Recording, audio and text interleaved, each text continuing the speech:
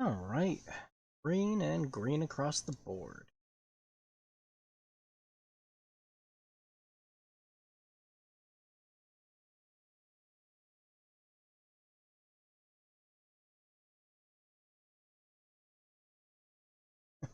Um, like I posted on Twitter, this is this might be a bit of an unstructured stream. I did a lot of prep work yesterday and a little more today. I got home a little later than I thought I was going. Um, so this might be just a little bit of a mess, but just a little.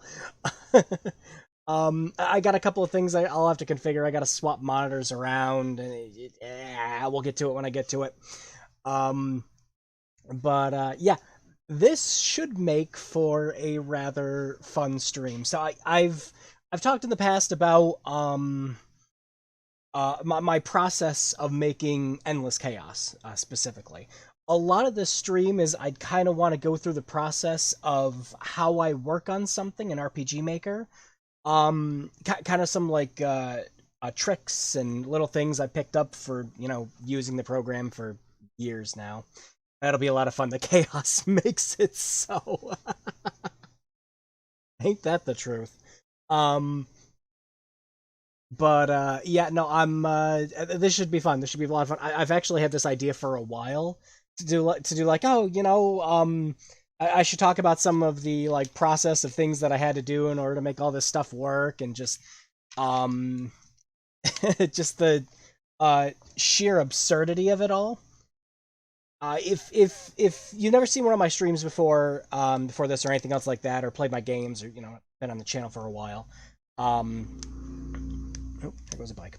Endless Chaos is the game I've been working on for the I don't know if I should say better or the worst part of a decade, in between, and a lot of that has come from just experience with using the program and learning things along the way. RPG Maker is insanely simple to get into.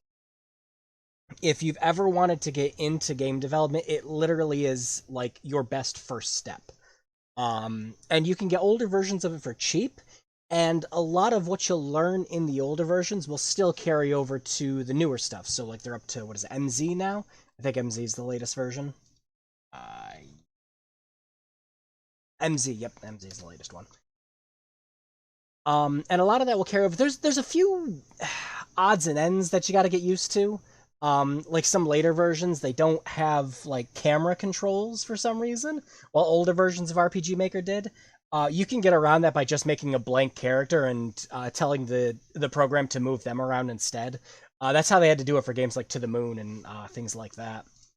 Um, but as someone who's made RPG Maker games and played a lot of RPG Maker games, there's always things that I notice when I go and play something. Like I remember like YouTubers like like freaking like PewDiePie and Markiplier and everything. People made fan games for them, and there's of course a lot of like odds and ends that you're learning when you first do it, and it's like, oh well, this is how you could fix this or things like that. And it's never as a discouragement because everyone's learning how to use the program. It's just like, so this is how you fix this. This is how you get around this. Here's an easier way to do this. Um, Variables, not switches. Oh my god.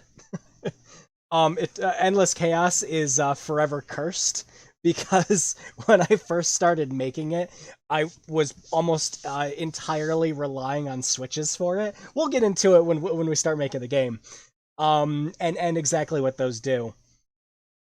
But yeah, it's it's a hassle. Um, but the meat and bones of Endless Chaos, the main reason I wanted to work on the project as much as I did is I wanted to make a game that just completely went against what RPG Maker is supposed to be about. Now, a lot of people already do something like that. A lot of horror games. You have stuff like Eve. You have The Witch's House. You have oh gosh, what was the name of the game? Mad Father. That was the other one. A lot of those games are horror based, and RPG Maker is a great base to make those kinds of games. Um, what was Choniki? That was the other one with the face. Um, and it's a great base for making games like that because you know you don't need to actually use any battle elements or anything else like that. It's like okay, but what if I wanted to remake ET in the Atari? What if I wanted to make a driving or a minecart section? There's all these things, and the current thing I'm doing right now for the final version of Endless Chaos is what if I wanted to make this a first person dungeon crawl? Now, later versions of RPG Maker have tools to do that with. But not so much the older ones, but it's like, but I still want to do it, and it's possible. It's very possible. But we're rambling right now. We should, we're kind of under a time limit for this, so we should get right into the game creation. So I'm gonna close out bubbles, and I'm going to black out the screen quick here while I switch over. I've got to move everything over, which isn't fun. I hope this doesn't mess up OBS too much.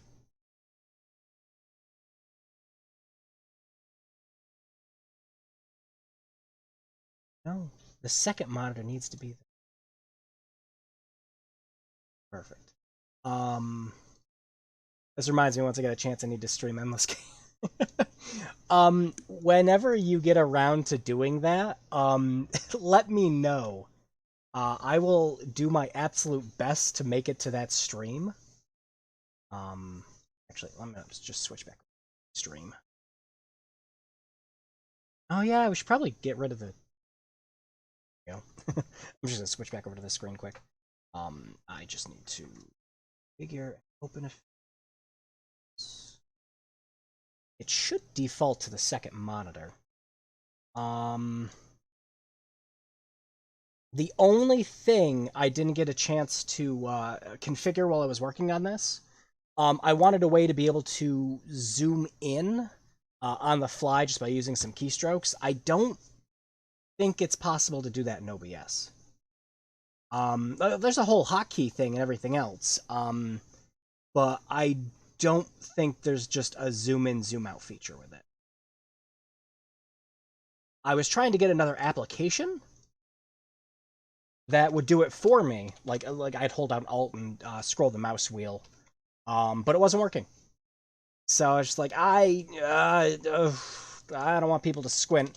The last thing this stream needs to be is those pixel remasters of Final Fantasy that are coming out.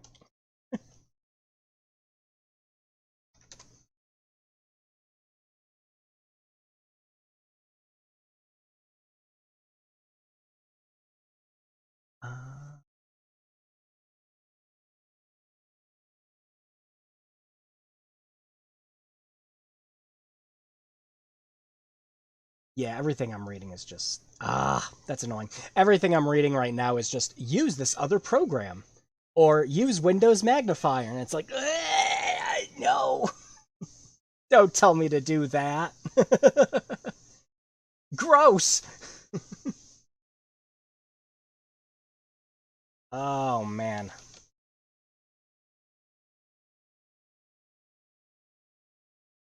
We might have to. We might have to use Magna. Oh god.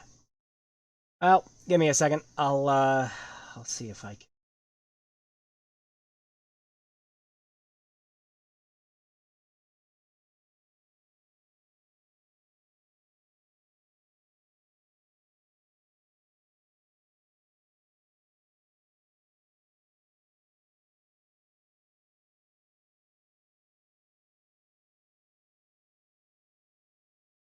Ah, okay. Oh no. Oh no, it's talking. Shh, shh, shh, shh, shh, shh, shh, shh, shh. No, we don't. No, no, no, no, no, no, no, no, no, no, no. What have you done?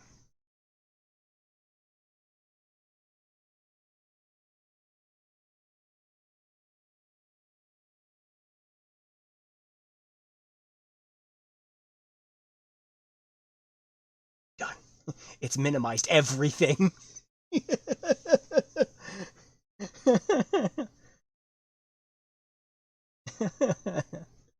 I forgot that it will talk. Okay, if I can just get the magnifier shortcuts working, this shouldn't be a problem. Shortcuts.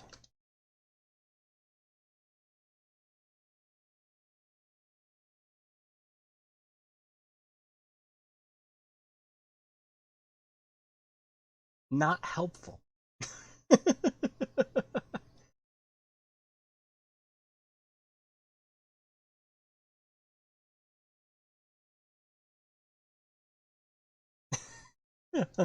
Oh, this is going to be a treat. Okay, well, we're going to keep it. Never mind. This is already turning out to be a great start. Oh, and music. I didn't just put the Freedom Planet music on for no reason. I just wanted it played. Save it to. Oh, there it is.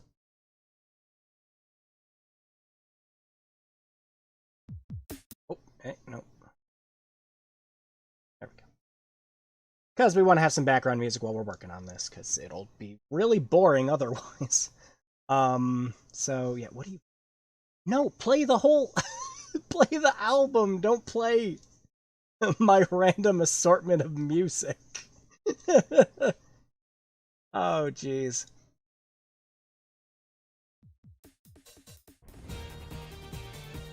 There we go. Okay.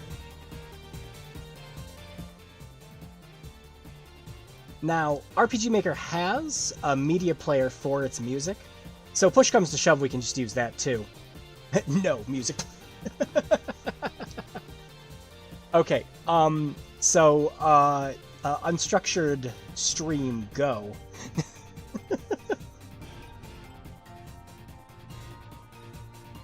Alright, we're gonna find out if it's on the right monitor. Hey, it is! Good, good, good, good. We can... Sweet! Okay. Here's where we're gonna start having problems with this. Okay. Now, my original plan for this was to put everything to a poll. We're gonna see if that still works. Hey, you don't need to tick. Ah, where are you going?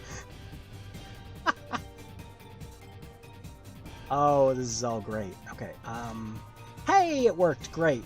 Awesome. Okay. Let's see. Sample numbers. Actually gonna change visual novel to puzzle. There we go. Sweet. There's gonna be like 13,000 different windows open. So I'm gonna be managing a bunch of stuff on the right-hand side. You guys aren't gonna see all the chaos, but needless to say, if I was a computer administrator and walked into someone with all these windows, I'd be questioning their methods.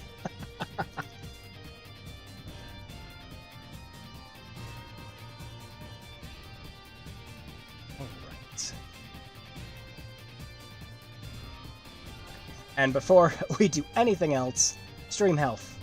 Good. Okay. Alright, so... it was really going to depend on the amount of people that came to the stream at the start, but I wanted to go ahead and get the genre out of the way. So I made 4 that we can pick from. Oh, BRB, this truck's coming. Alright. If we don't get enough votes for everything, I'm gonna go ahead and we're just gonna like default to probably just doing a simple RPG because it's RPG Maker. But this game we're making is not going to be long. It's going to be like I don't know, 5 to 10 minutes. But the whole purpose of this is I wanted to see if we could do it all in one stream. And if we can get the game made in one stream, I'm gonna try to pack it up, get it ready for download, and share a link in the description so that everyone watching can download it afterwards.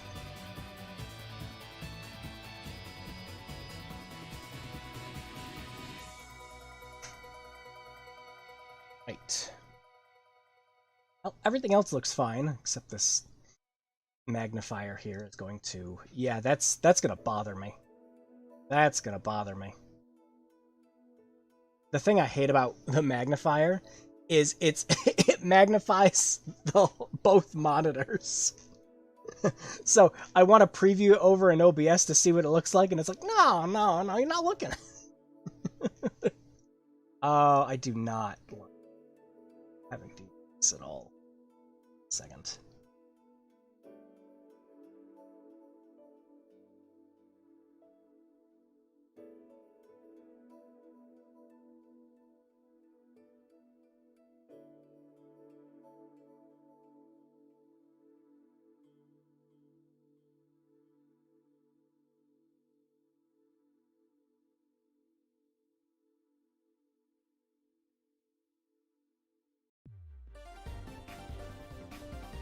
Oh, uh-oh.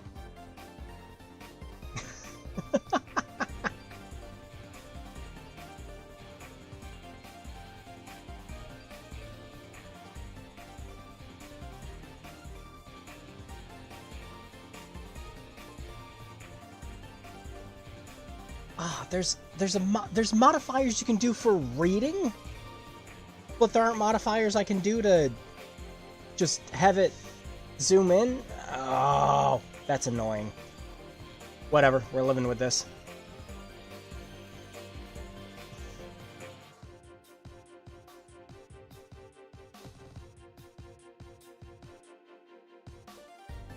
And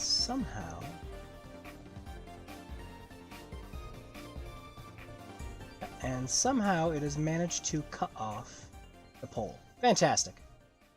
Oh, yeah, well, it was a hidden gem stream without problems, now what?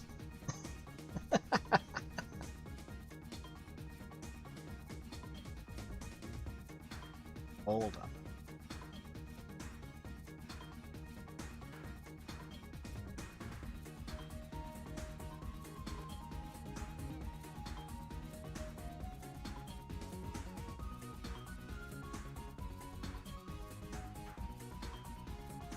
And fixed it.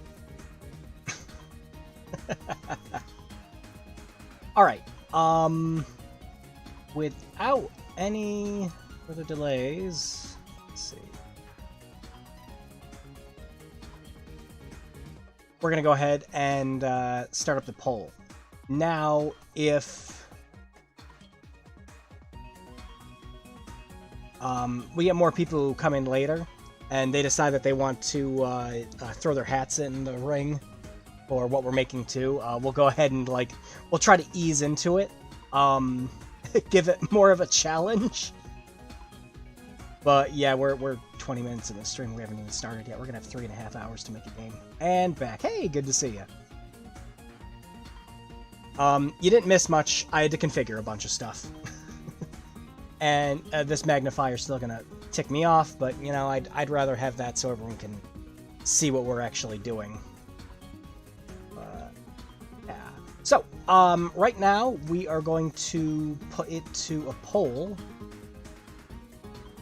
on what we're gonna work on. So we have 4 genres to choose from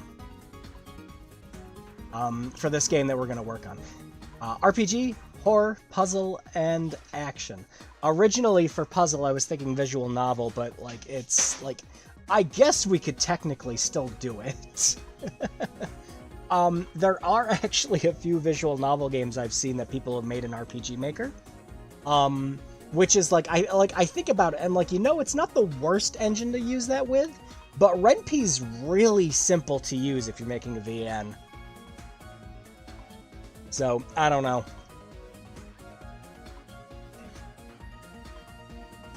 But, yeah, there's a good chance we're not going to have a bunch of people till later. This isn't also me just... This is also just, you know, it's going to be an oddball stream of me just working on something, so... It's, You know, not gonna be like, oh, hey, this guy's playing Dirge Cerberus, oh, cool, let me hop in and see what he's up to. Yeah. So yeah, go ahead and pick one of the genres that you would like to see. Type it in the chat, and I will pull it up for you. Provide tour. There we go.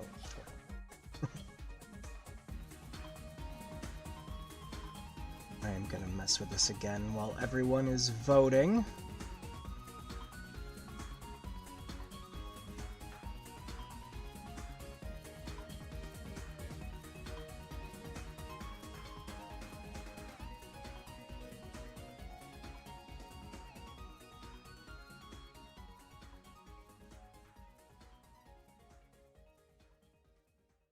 All right, we've got one for RPG.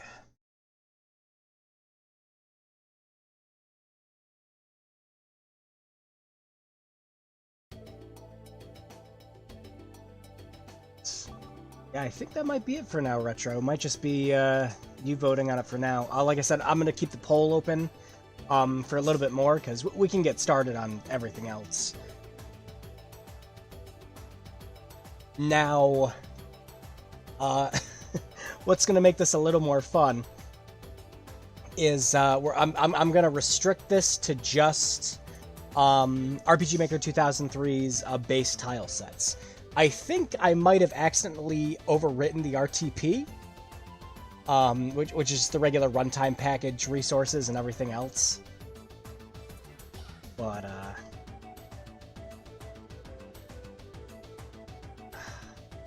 jeez. Alright, well, we gotta come up with a name for our game. I can't even see what that magnifier looks like. Is it magnifying properly?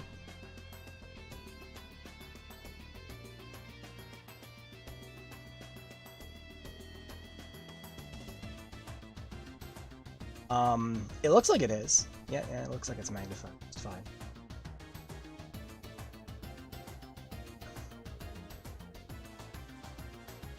But yeah, yeah, if more people come in later. Can't say so, no. Okay, yeah, I was looking at the replay on my end and it looked fun. Okay, so, oh, God.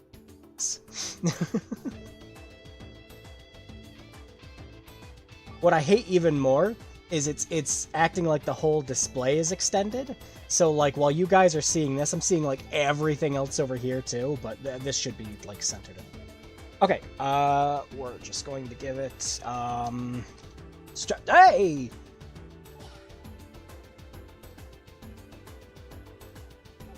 Like, I type and it moves. Why? Okay. This isn't working.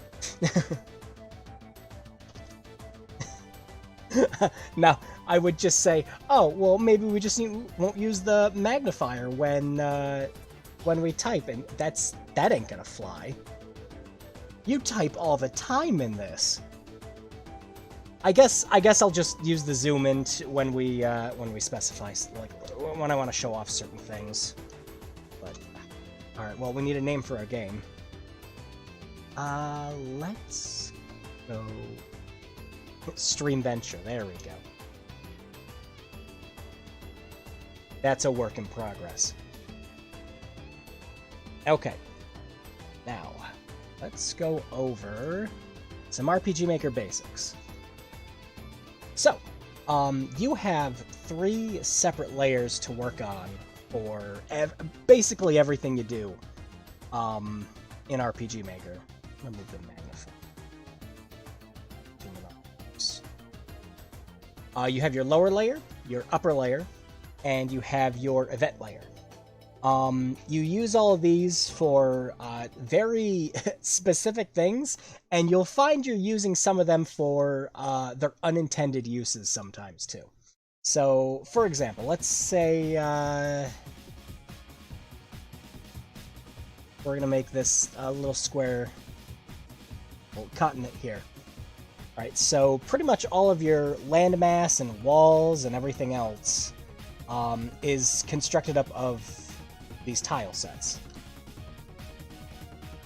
Now, the tile sets you're pretty much going to make in an image editing software. The easiest one, by far, is you can just use Paint for everything. I find myself using a paid program called Aseprite, which is fantastic when you're working on any kind of sprite work. But, for example, we'll... just trees here, like that. And so this is our lower layer here. We're going to move over to an upper layer now. This particular tile set that it defaults to is basically like an overworld. So let's say we put in, we'll put in a little town here, a castle down here, and oh, we making games today? Hey, how's it going, Chewbacca? Yeah. Nope, this was a fun project stream that I had going for a while, that I wanted to do. So I just kind of wanted to kind of go over the basics of RPG Maker and make a game for the whole stream.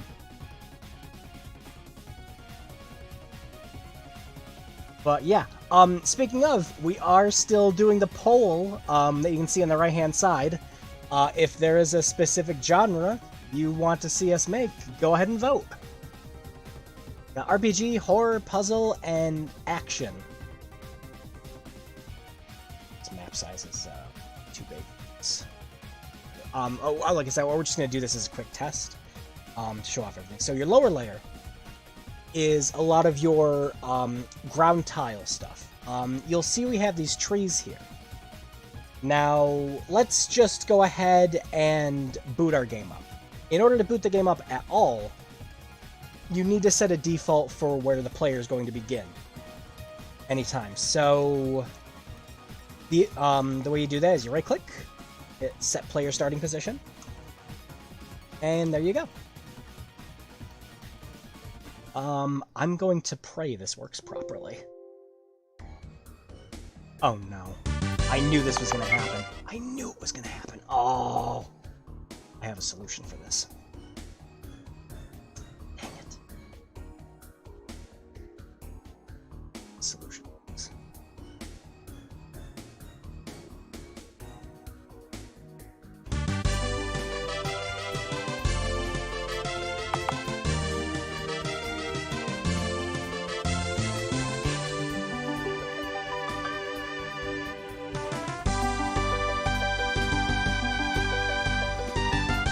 Oh god, it's loud. Hang on. I'm gonna lower that quick on your guys' end so I can adjust the volume, because hot damn.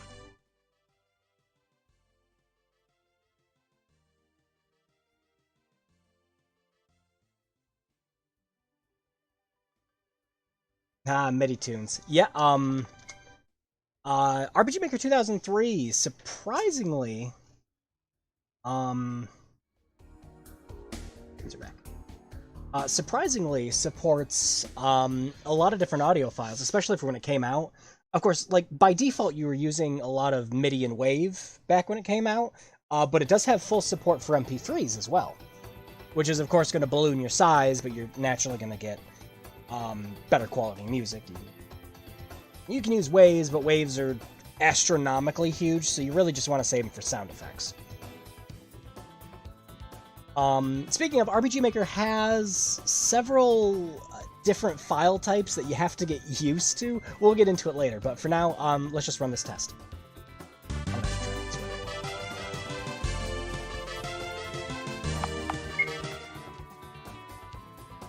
Yeah, so here's our game, and it's like, oh, we're walking over,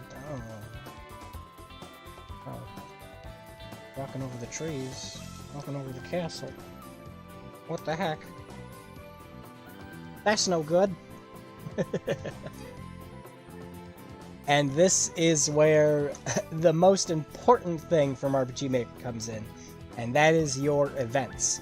Every single one of these squares can have an event pasted on it, and there's ways to do multiple events on the same one, but that's we won't even try to get into that. So let's say, for example, we wanted to make a treasure chest on the world map. So we're gonna, because blue hair lad on this epic stream venture. Yeah. Say we want to make a treasure chest. So we're gonna double click here and open up our event editor, and we'll name it something silly, just like.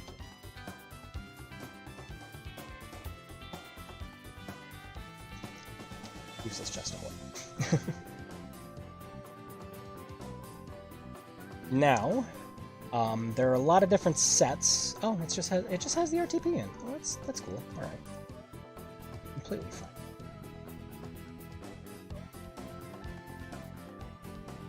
Now it's just like, oh, hey, this is a good looking chest. You know, I'll go with this one. This looks fine.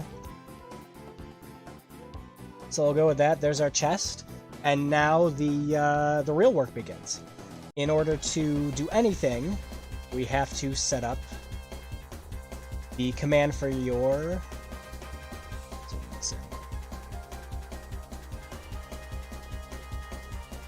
We have to do your event commands. The updated version on Steam for RPG Maker 2003... By the way, the Steam version was the first time we could ever legally have 2003.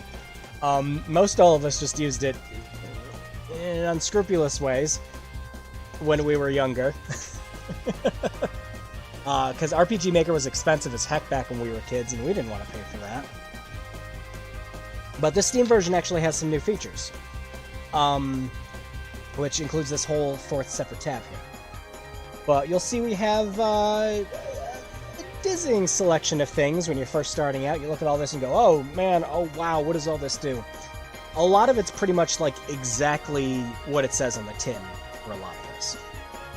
So, say we want this chest to have a potion in it. So, I believe it has some items by default. Let's see. Yep. So, yeah, it defaults right to potion. So, you know, change items from the player's inventory. And we're going to do increase, fixed item. The variable here is fun. We'll get into that later. But just for this example, we're going to do one potion, right? Easy as that. Simple as pie. But hold on. So every time we click on this potion, every time we click on this chest, it's just going to give us a potion, right? And it's not going to do anything else. It's like, oh, well, we should let the player know that, hey, you know, this is going to give us a potion, so, you know. Oh, God, I forgot about the text thing. This is taking me back. I used to mess with RPG Maker long ago. Yeah. See, I got a potion. I really don't like that I can barely see the text, actually. Let's click here. Yeah, it's fine. Yeah, I guess as long as you have it full screen, you're not watching it on a phone, you can see it. But yeah, so yeah, it'll give you an item and got a potion. Great! So, let's save it and test it out.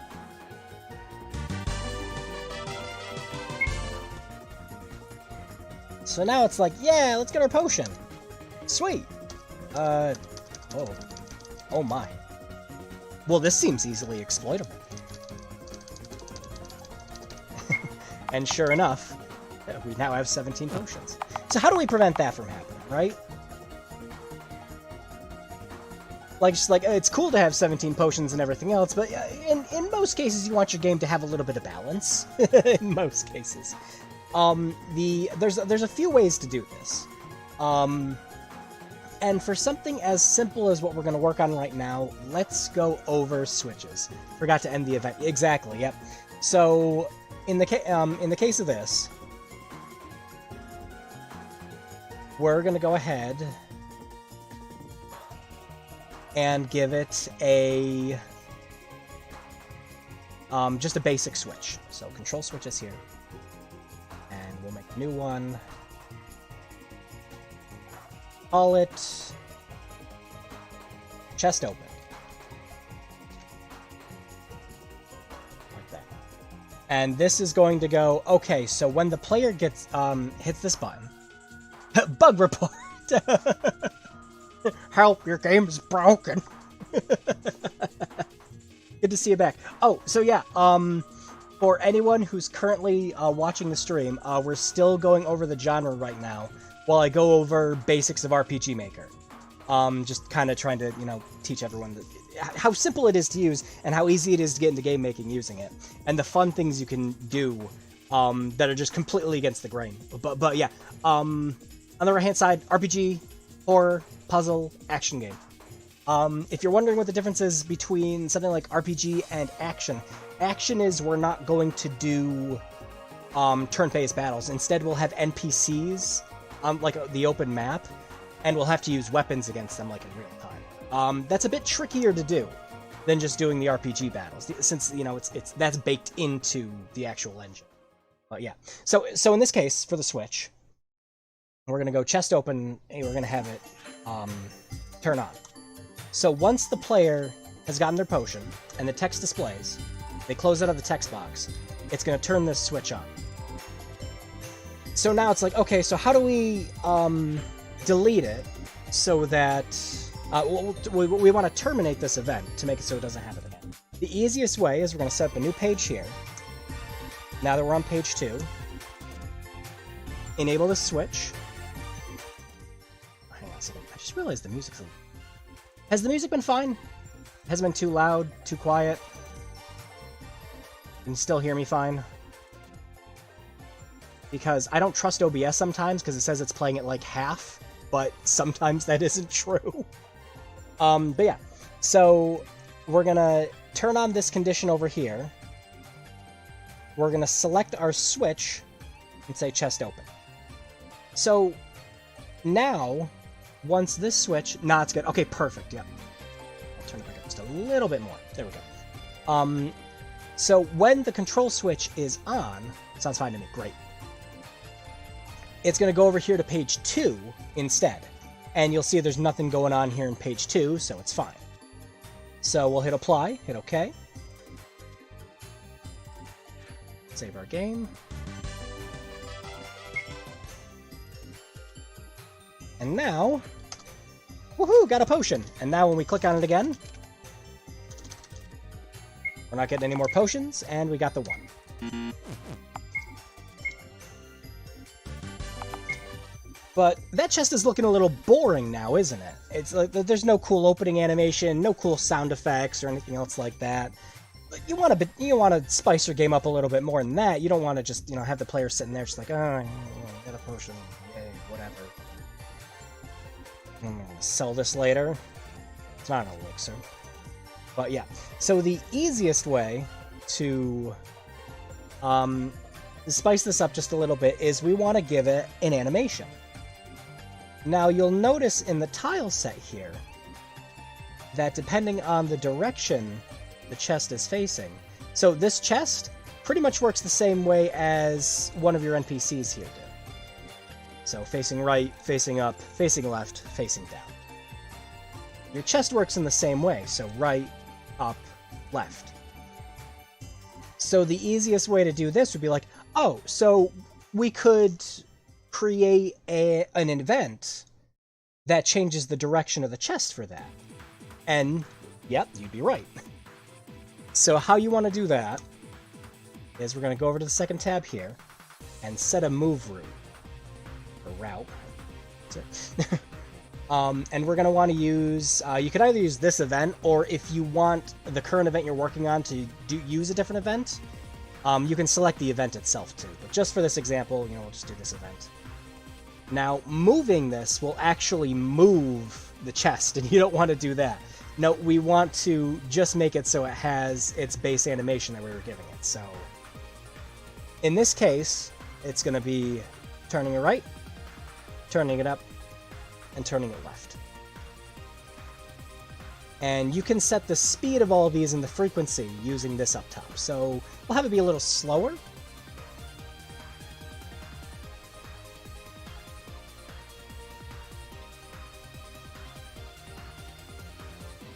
And so now it'll play out this animation when you open the chest.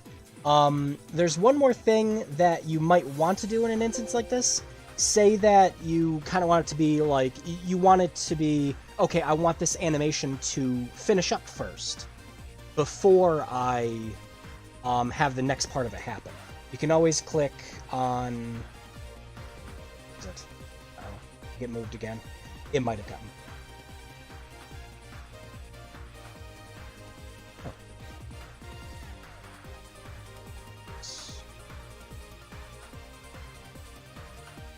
Wouldn't be one of the wait events. Weird. Oh, okay. They might have moved it again. There's a checkbox you can usually do, which will put it into wait mode to wait until the animation's done, but it might just do it by default. So that takes care of the animation, but now we want to have a nice, nice sound effect. So we're going to go over to our second page here. There's two ways you can do this. Our third page. You can go to the third page and English today. Hit play SC, and we have all sorts of things to choose from.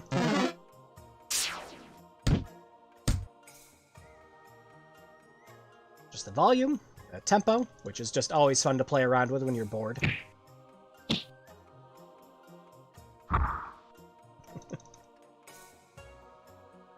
But for something like this, we want it to sound like, we're opening something. So what if we find... Well, that's not gonna...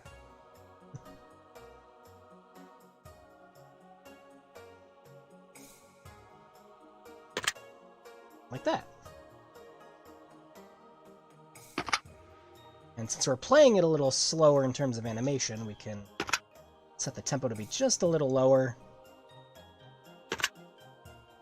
Yeah, that sounds good. Sounds good. There we go. And so now we have a very simple event going on right now. So we'll go through it step by step. When we come up to it and hit the action button, it's going to play our sound effect, play out our animation, give us a potion, tell the player in text we got a potion, and move on to our next control switch, which will take it over to page 2, where the chest now does nothing. So yeah, let's see it in action.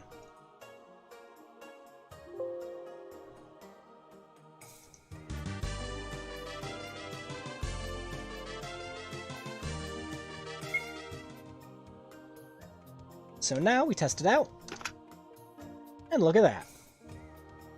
All works fine. Now, one more thing that you might not notice is that it won't always stay in this particular chest open sprite here. The reason for that is because it's set to be defaulted. We'll close this.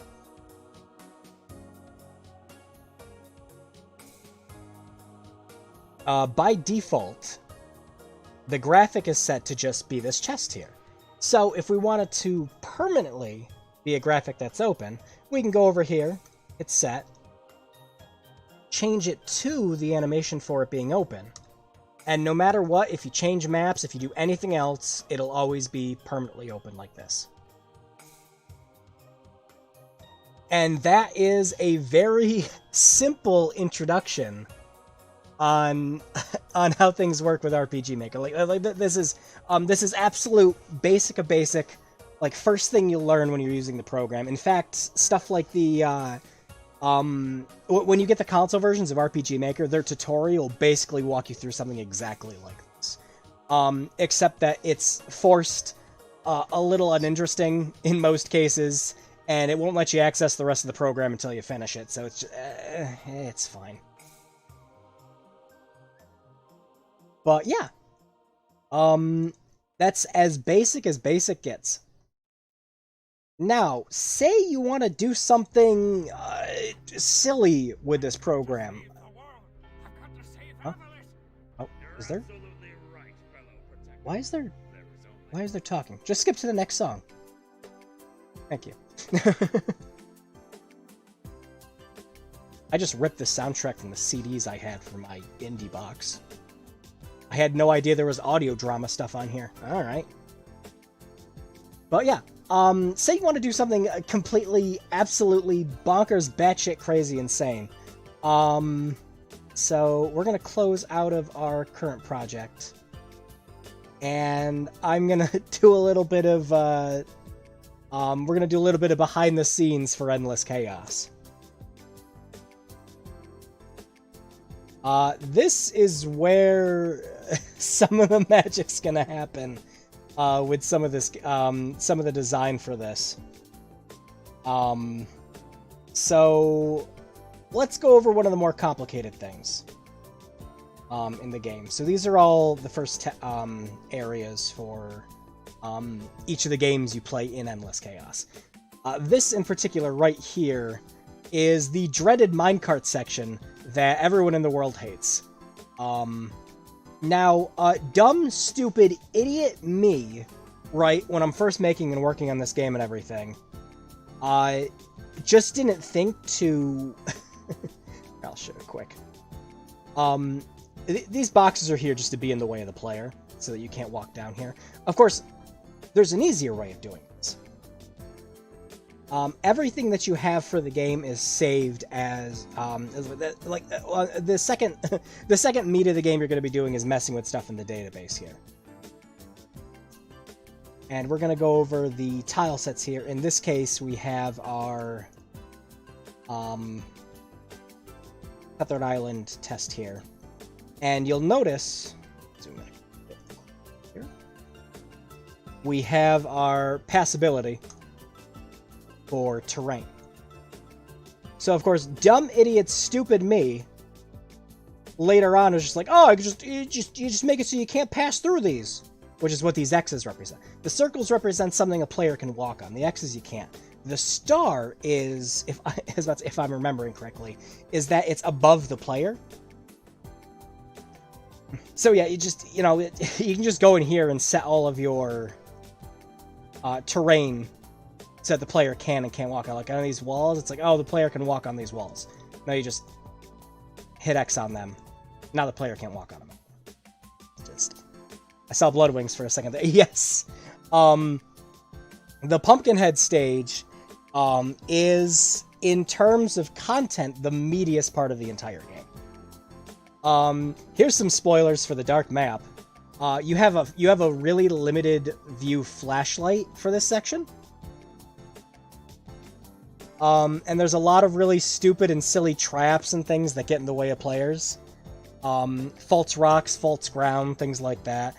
This map is incredibly simple. Like, you look at it, it's like, oh, it's just like some simple maze thing.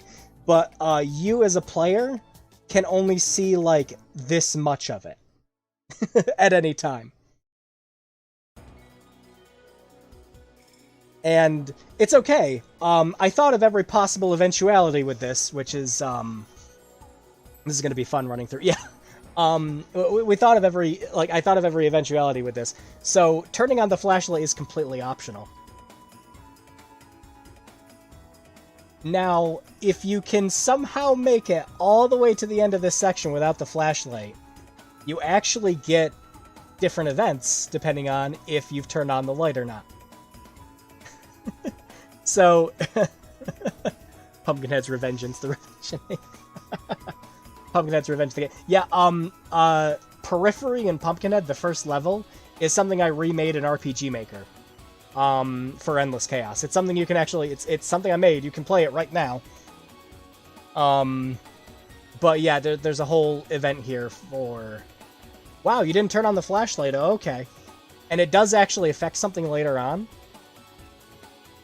For funsies. But yeah, let's do... What would be good to talk about before we work on the game? Oh, stuff like E.T. E.T. is also a lot of fun. Here's E.T. Now, you have to account for just about everything to make it feel as authentic as possible. So you need to make it so that when the player steps on one of these spaces here, there's all these things for getting chased down that it's got to reset, but it's got to transfer the player to the exact position that you would be on the next map. Things like that. So you'll see there are a lot of event spaces everywhere here. And they're all to account for where the player is going to be at any given moment. And up here you have your icons depending on what you're hovering over, items you have, things like that. There is the life counter down here, which just stores all those. This is your counter for your run energy. And just a bunch of random stuff. Now, let me show you one of the more complicated things for the game, which is great. This alone took me a week to do when I was first working on the game. Just stupid stuff, okay? So, you can design your enemies. There's only a few, you'll see. There's 3 different versions of the Xenotropes that you fight with their own stats. There's this one here for Pumpkinhead, which this literally, the only reason this exists is just to set his HP to max. And I'll show you why in a minute. And then I have an Undead Knight here. The only purpose for this sprite, you don't actually see this in the game, this is so that I can get the positioning for fighting animations better. So you'll see that I have it here. So any animations that you work on for the game,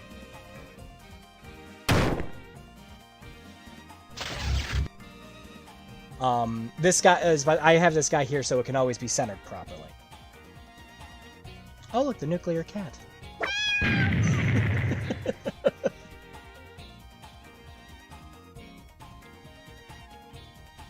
Yep, and these animations aren't just used for combat, you can also use them for the overworld and everything else like that. The stuff here. Oh hey, some spoilery stuff. But here's where, this was one of the most complicated things for the whole game. Just to show you how involved some of this stuff gets. Well, what? Yeah, Joe from Job Corps, he playtested the crap out of this game, so I told him, alright, you've done so much for me, I want you to think of one item you want in the game, and I will put it in for you. He's like, I want an exploding cat. I'm like, you got it.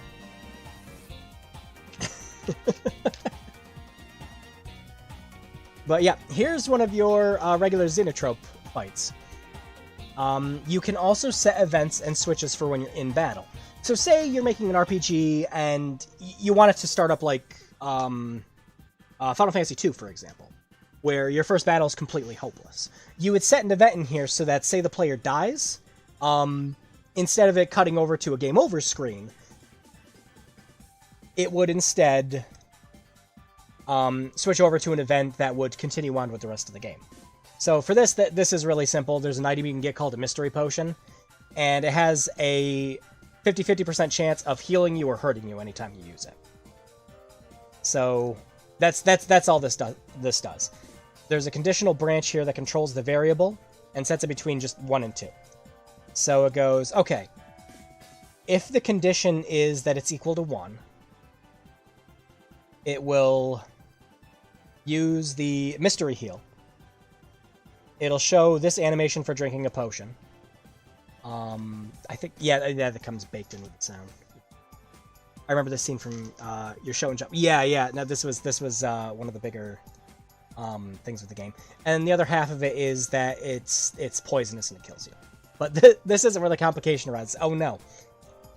This is the Pumpkinhead fight. It's not going to have the picture here for it. Don't worry about that. The picture's set in the game itself. So for the Pumpkinhead fight, you have to beat him the same way that you do in the game. You have to use the correct item on him that you see in the little movie scene in order to beat it properly. But now, you gotta be thinking, well, crap, now you gotta set up all these events and everything like that, right? You know, you're gonna have all these variables where it's like, okay, what if the player tries using the fight command? It's like, alright, well, you get a little scene where, you know, Pumpkinhead beats the ever-loving shit out of you. You attempt to get up. Pumpkinhead slams his massive claws into you and rips out what you're sure is your small intestines before you start losing consciousness. One of my friends found a exploit where if you use the auto command on Pumpkinhead, it'll try to use the best moves possible and kill him. Thing is any of the commands you're supposed to select is supposed to just, you know, go to these. You attack them, you get killed. Use a skill, you get killed. You use defend, you get killed. So it's just like, okay, wait. So auto skips all this. It just ignores every single event. So it's like, well, crap, what the heck do I do? So in the event of that, I had to set it so that if, or worse, Pumpkinhead dances at you pure. Yeah, you can get both endings in this. It'll play the one where he flips you off if you die. And if you win, you get the one where he dances. So, for this, if the only way you can get this is to do damage to him, and the only way to actually do damage to him intentionally is to use auto. So I was like, oh my god, I'm gonna throw in one of my favorite gaming Easter eggs, like, ever, which is from Phantasy Star 3, where the king's like, you used your escape pipe, he's like, in that, he's like, you used your escape pipe. Normally a smart move, but I'm afraid you can't beat the game. But in this, it's like, you used your auto. Normally a smart move, but I'm afraid Pumpkinhead is invincible. Here comes the complicated bit. This is the item usage. This plays out an entire event where you have to use the proper item on him. This accounts for everything. And I mean everything. This accounts for if you have the item and you use it properly, which means you win. If you have the item but you use the wrong one. If you don't have the item but you choose it correctly. If you don't have the item and you choose it incorrectly. And that has to account for all 4 of the items. This was a pain in the ass and was buggy as shit. It took forever to get this event running properly. Now, you see all this text, you see all this shit here, and it's just like, oh god, what is this controlling? Let me show you.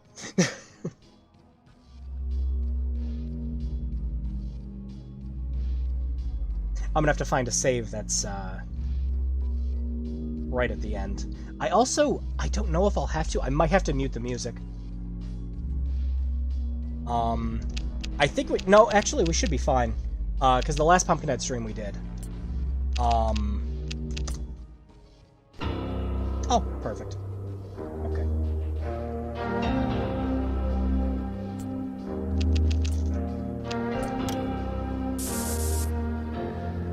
Oh boy, spoiler, yeah.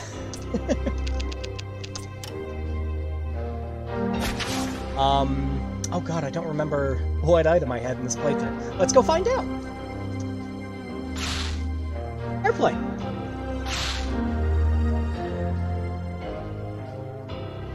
There we go. So yeah, I'm gonna show you just like all that text, all that work, everything else like that. Like, what you're not even going to notice.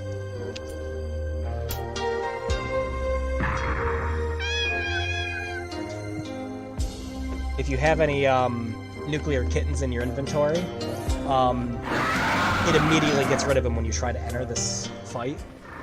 It's to make it so you can't cheese it, because they're considered their own event. By the way, Bloodwings now costs $46 just for the CD, and $189 with the box. Jesus! Someone's boosting that. So yeah. Let's do the event. So that whole event is, we're going to click item. And for this fight, it blocks out everything except the watch. Hey all, many tears were shed this morning, but how are y'all doing? Great, it's good to see you, Spectre.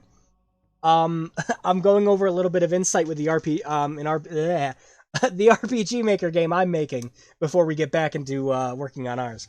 So this whole scene, like as a player, you're barely gonna last. This whole thing barely lasts like a minute. But of course, in the background, it doesn't look like it's going to.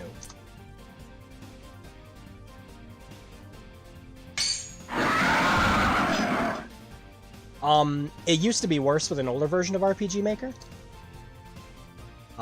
Let's not torture ourselves today. All that happens there is you see the ending for the game.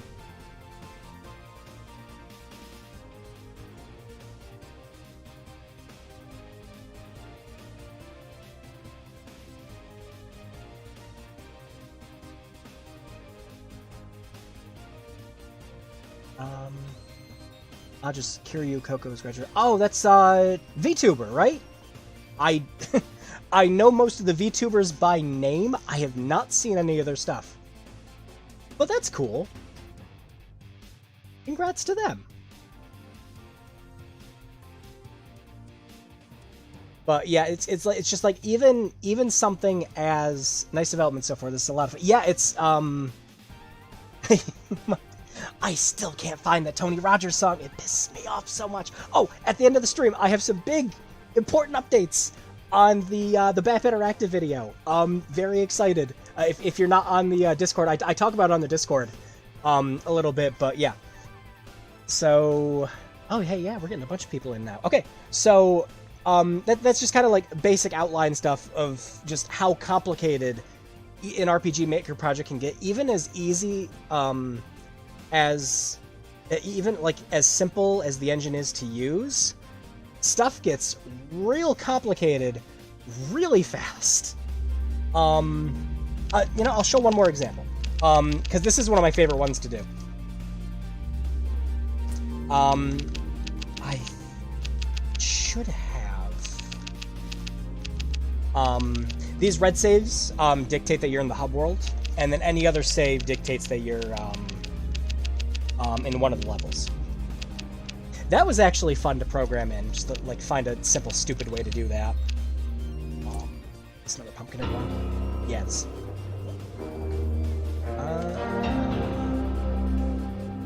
Time to,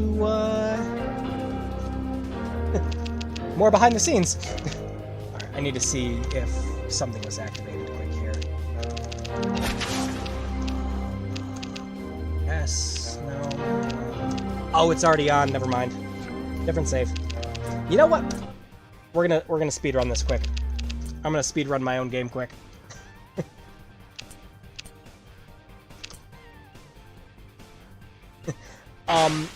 There's gonna be one more costume that you can get in the game.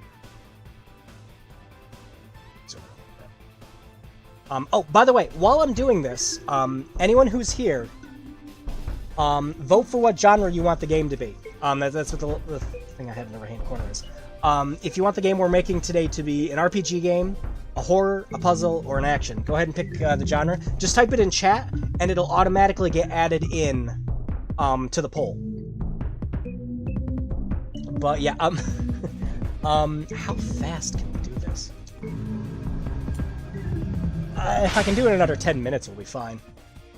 Hidden, did you recreate the incomprehensible mess that is Bloodwings? I did. It's only the first level, but I did. I'm gonna quick skip the text. The thing is, though, is like you got limits of everything you can do with RPG Maker. So while I did, here's something in the tunnel. Faint, but is that? Oh no!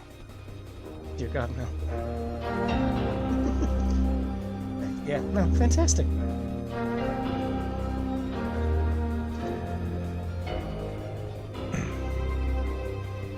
So yeah, let's speedrun this quick.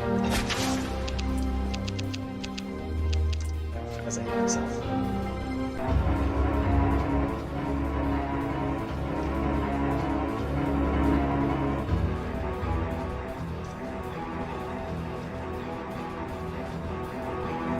Why on God's green earth did you recreate this abomination?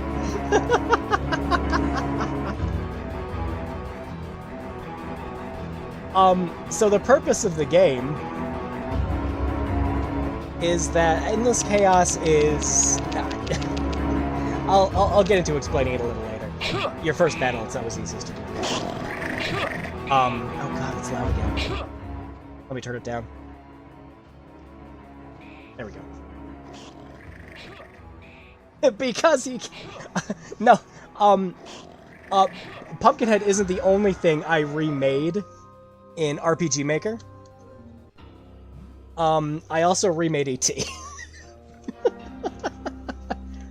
Somebody had to do it.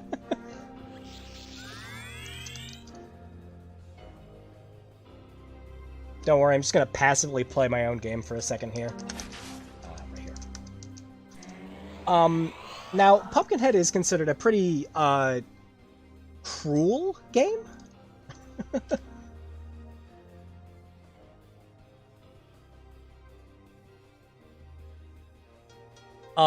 So there's no real way to do a lot of the stuff it did, you know, as a first-person game and everything else like that. But that doesn't mean we can't be awful with the traps. Like this one that sets you on fire when you, step on the wrong tile. Well, I'm gonna spoil the solution. Oh yeah. We need to go get the key that we don't have yet.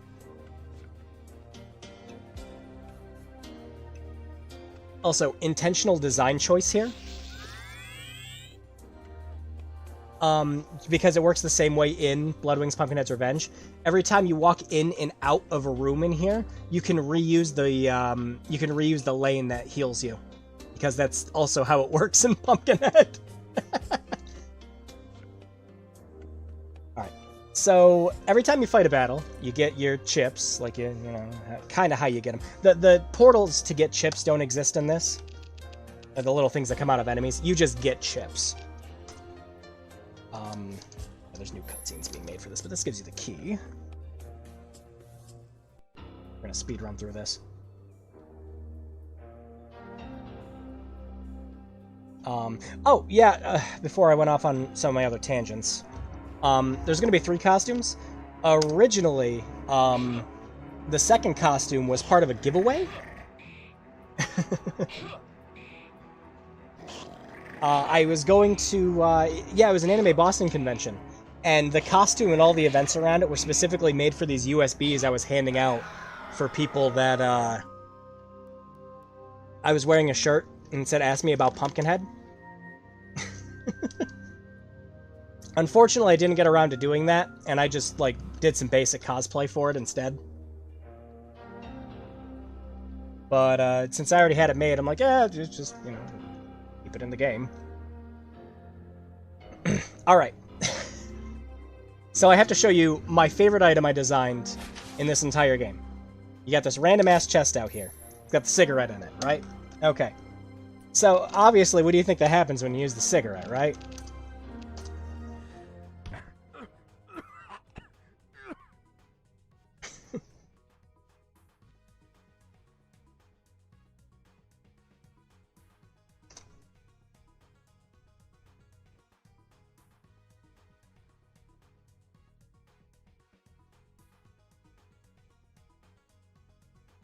It's more like a Sierra game and less like a LucasArts one. To make a long story short... You have failed. The game over music, specifically for that level, is unique to Pumpkinhead. Every single game over track has a hidden Easter egg in it, actually. If you sit on the screen for long enough, you hear some hidden audio that I've packed in. Each and every single one does that. But yeah, so we got Cigarette. I'm gonna go ahead and finish up the rest of this quick. It's so cheesy.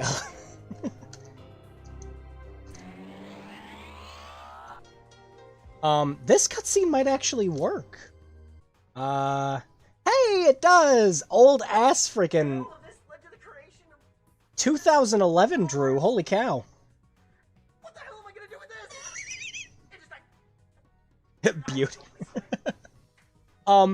So when you leave the level, you lose, I believe it's called Action 52 owns. Actually, there was an unofficial project of remaking Action 52. Oh, wow, that's cool.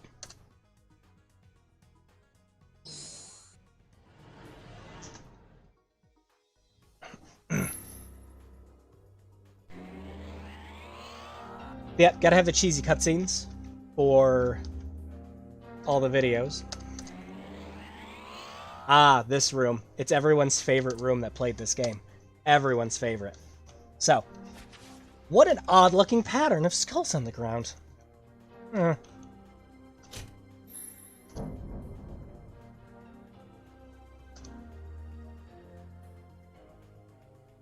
Now...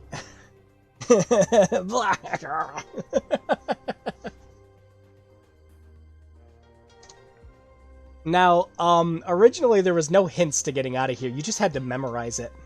But now when you hit the action key, if there's one of the skulls in front of you, you will kick it instead.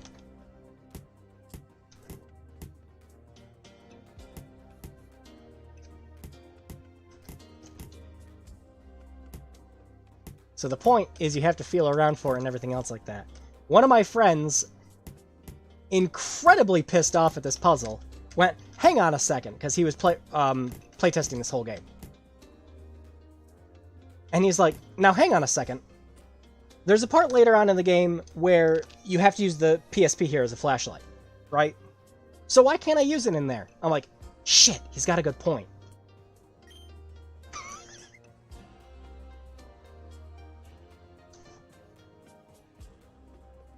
So I told him to fuck you, have a Pokemon reference.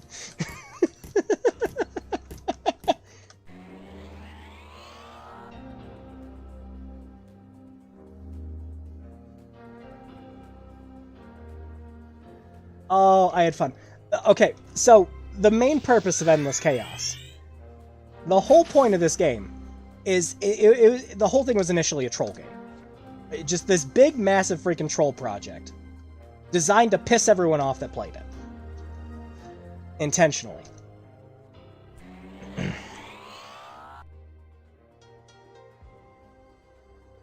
Every single level was based on a game I despised.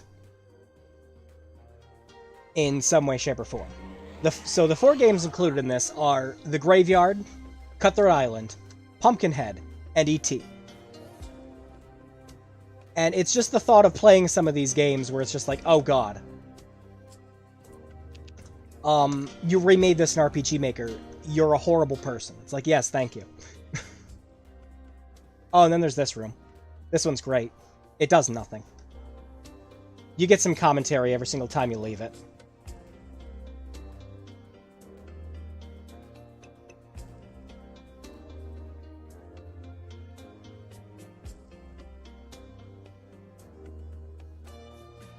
Oh wow, I'm forgetting where stuff is in my own game. Good job. Oh yeah, and this is the Hell Room. As I explained in Pumpkinhead 2... In Pumpkinhead 2... in Pumpkinhead 2, the Bloodwing... fucking... Bloodwing's Pumpkinhead's Revenge, jeez Louise.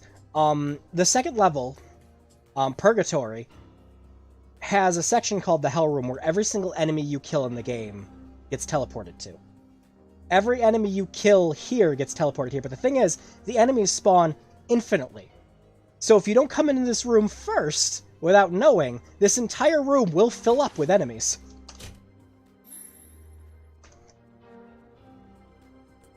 But this room is also where you get one of the best weapons if you know that ahead of time. Hidden, how dare you disrespect the soul of Bloodwings by putting in player-friendly gameplay. Depending on the outfit you're wearing, you get a different special weapon in here. So wearing the Persona 3 outfit gets you the Evoker. Dreamt I was a butterfly. First one. And of course you have the main character outfit.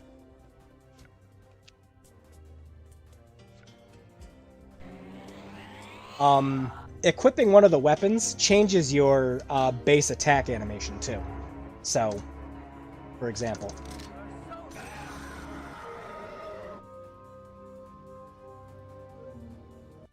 You can also level up in this. It's practically worthless to do it once you have the special weapon.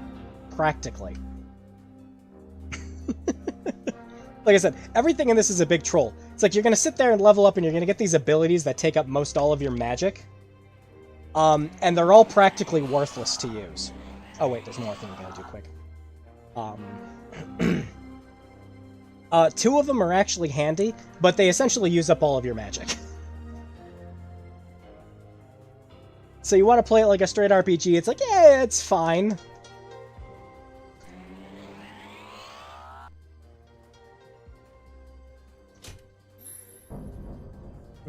The trick with this room is that it's like, alright, I'm gonna make a beeline for the chest and then leave.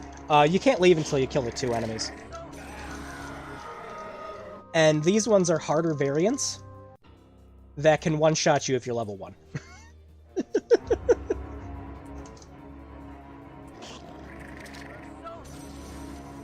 Missed. I missed again. Oh, it's terrible. Yeah, it opens back up once you kill him.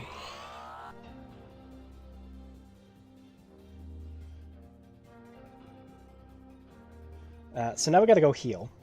There are a few ways you can heal. These used to heal a whole lot less. But again, I figured, like, oh, that's kind of cruel and everything else like that, so, you know, maybe it should be a little less cruel. This is gonna be fun to stream. But the two other ways to heal is when you hit the last level, you finally unlock a healing spell that you don't need anymore. Because when you're maxed out level, you don't take any damage. Oh, and this is the quiz room. This is everyone else's favorite hate room also. But here's the other thing with this room. This is how you unlock 2 of the secrets for the main hub. The thing is, you have to answer questions about either the Pumpkinhead movies, BAP Interactive, or the game Pumpkinhead 2. So question, I've seen a ton of RPG Maker games on Steam. What's the best one to get? Ooh, I guess it depends on what you're looking for. If you're looking for horror titles, I always recommend Mad Father, Ebe, and Witch's House to everyone. Those are great games. If you're looking for a straight-up RPG,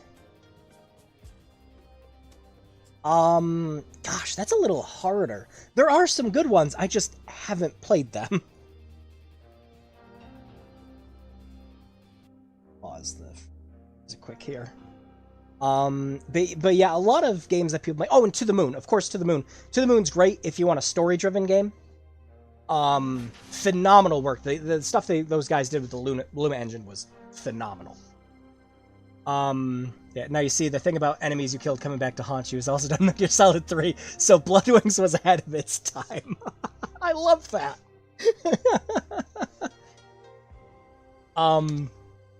But yeah, here's the thing. With these, you'll notice every single one of the questions, like, you'll like, why is the that's weird. It's obviously the incorrect answer, but we're gonna pick it. Oh, the Crooked Man! Holy cow! The Witch's House, if you hate yourself. I know the original version of Witch's House is free. Witch's House MV is actually a pretty decent update to the game. So yeah, by the time you get to the second question, you're gonna notice a pattern with them. So this one is a quiz about the game itself. And it's just like, oh, what?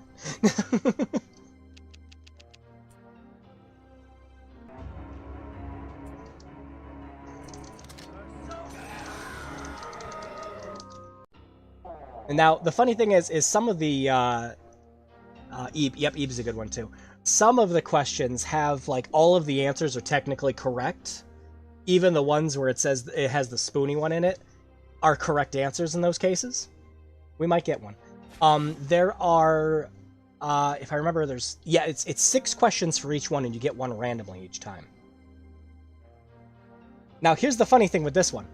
This is one of those ones where it's technically correct. This is about BAP Interactive. It's like, all right, which of these companies did not work for Bruce Austin Productions or Bruce Austin Productions Interactive? This is a question where everyone's just like, oh, how the fuck am I supposed to know the answer to that? And you're not. It's a troll. No one's supposed to know the answer but me. The correct answer is actually Warner Brothers.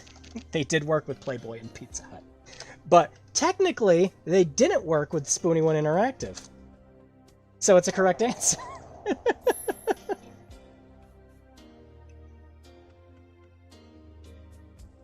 Now, if you answer all 3 of those questions with the Spoony One, you unlock a secret here. If you do not answer all of them with it, you don't unlock this room.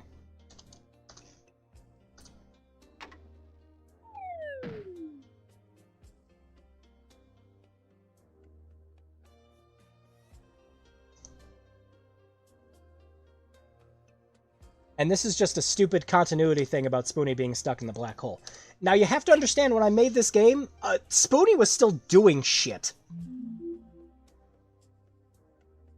And I made a couple of changes to dialogue to reflect that later on. But after you get him out of here, he shows up in your hub world and you can go talk to him. There's also another secret in here, but yeah, we'll leave that alone. Can't spoil everything, can we?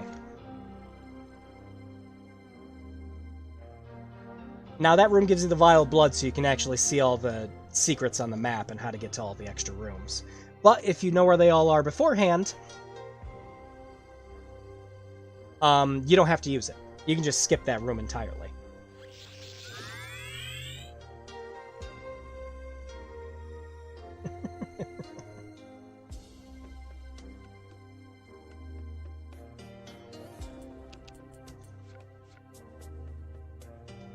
A lot of the sound effects and everything that I make for the that I use for the game, some of them are RPG Maker ones. All the menu noises I made myself, though. A lot of other sound effects too. Is there something I needed back here? Oh yeah. Here's a fun little Easter egg thing that a bunch of people didn't actually get. There is a secret in this room. It's something I show off in the trailer for the game, and nobody figured it out.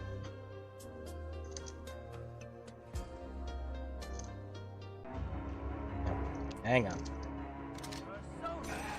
Rudely interrupted. Turns out he might even stop doing live. Really? Why? Click that 30 times.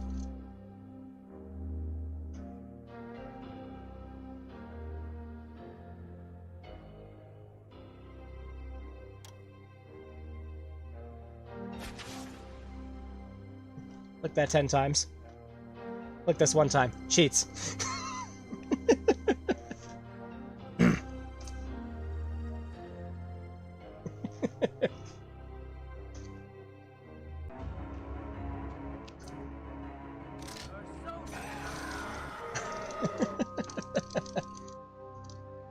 There is a hidden cheat mode in this, and the cheat mode, as well, is also a troll, okay?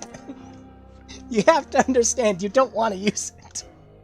To activate it, you hit shift 5 times. So, this unlocks a special gun, and it maxes out your Titanic chips. The cheat gun does this. This is mine.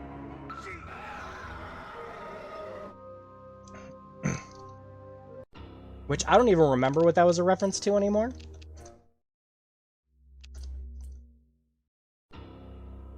But when I was testing out the game, that's what I used to test out damage values for each level.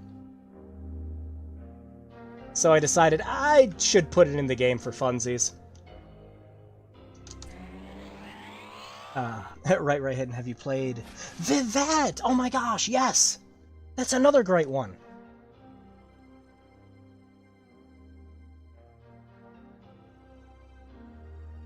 Vivet was that the cutesy looking one? Where it's like all like really chibi and cute and everything, and then it goes like all horrible later? The name sounds familiar.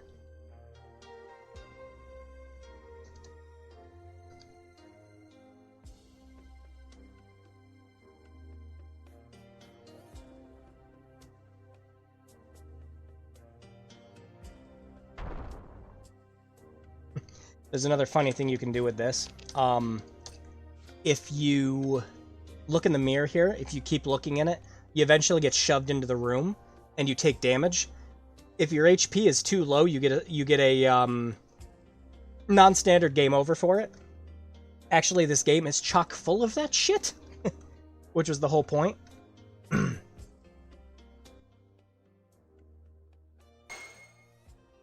wow! Whoops. I forgot.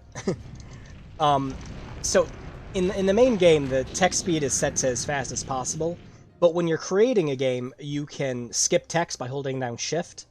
Unfortunately, I completely forgot that I have the cheat mode on. If it makes him happier, I hope he does stop streaming. A lot of people just haven't get. Yeah, it's like I know I've talked about it several times on stream before and everything else. But Spoony he's in a very unique position for a content creator, where if he ever came back, like say randomly out of the blue one day, he uploaded a new video. Because it happened when he did his Last Jedi video. If he uploaded a new video, people would come back. Definitely. People would come back and watch him again and support him, and people still love Spoony to pieces. Like, I just, like, I fell out of it after a while just because it's just, I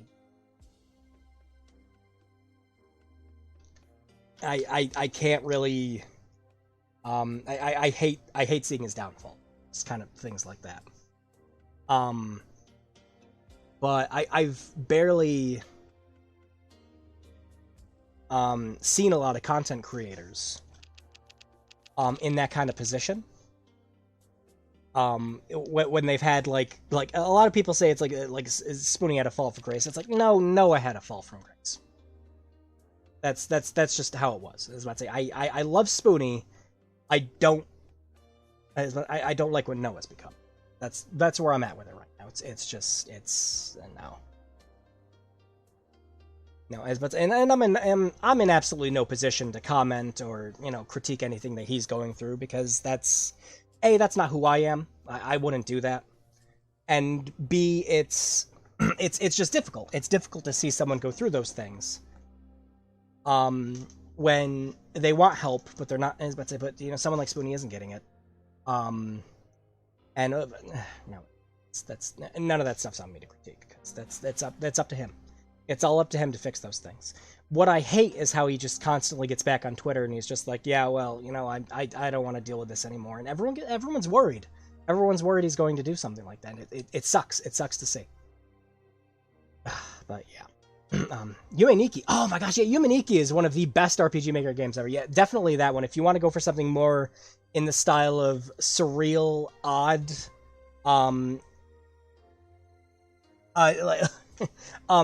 make sure you get the original RPG Maker version.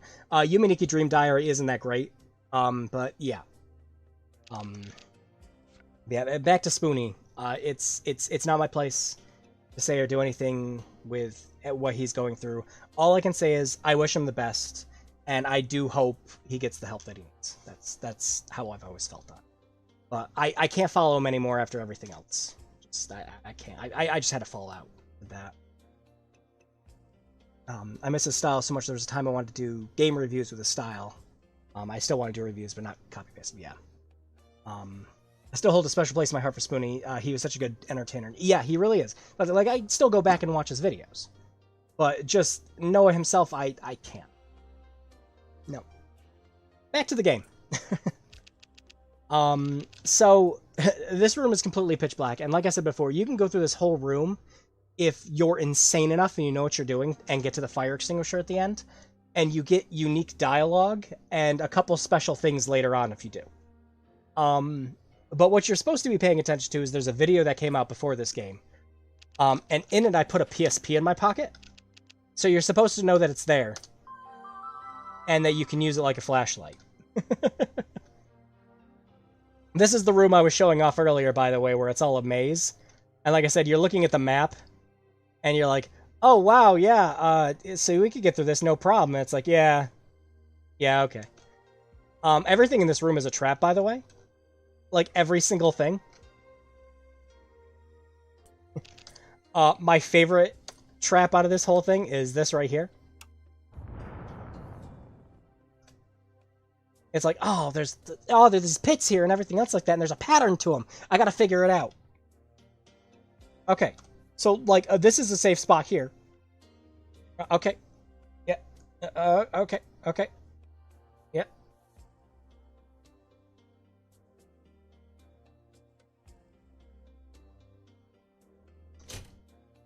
And there's nothing in it.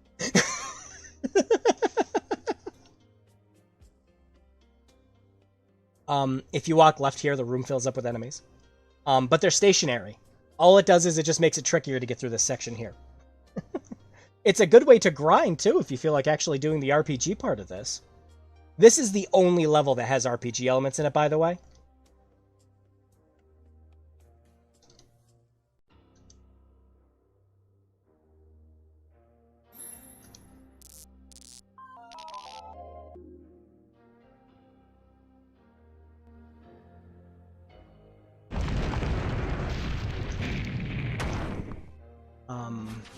Well, not an RPG Maker game, Count Lucanor. You know? There's a great horror game that's of RPG Maker. I have not played that. I'm back. Roll with it. So, we got all the items. Airplane, generator. Missing an item. We're missing the football? We're missing the football.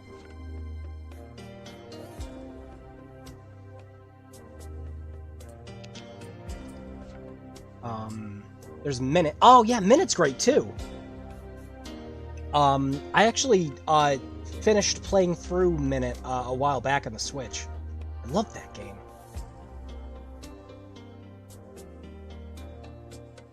Hang on. What room am I missing? I did all the rooms. Did I not? No?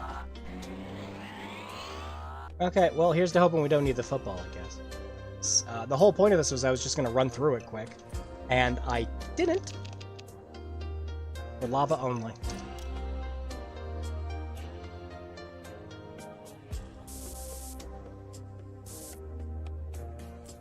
There is a unique death that you get if you decide to unequip the fire extinguisher while on the lava. If you're right at the edge of it and you unequip it,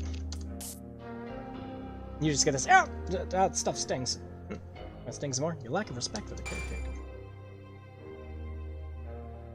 As stupid as it is, it's an actual feature. But if you're two spaces...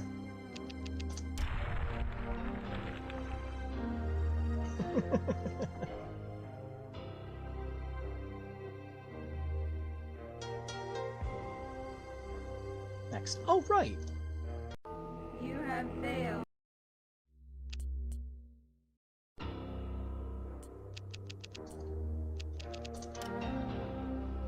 Trying to find Earthworm Jim 3D for a decent price sucks. Yeah, and it's like... Is there... Okay, good. Is there a good way to get it digitally? Like, is it on GOG?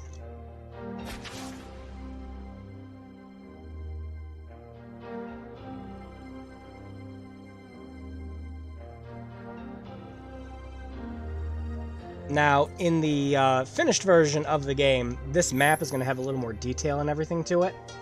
But for right now, it's just kind of this big, open, empty space. And I never thought to really improve on it, because it's just like, oh, it's the finale room. Yeah, it's got to have this big, stupid, empty, open space on it.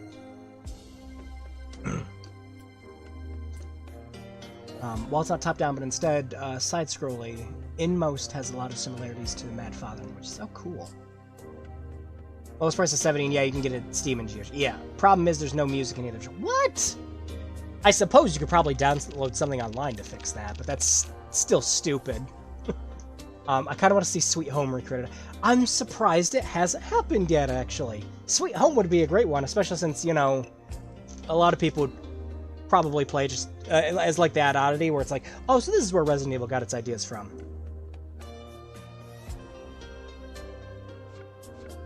Yeah, let's we'll do the Pumpkinhead. Who wants to see the ending of Pumpkinhead?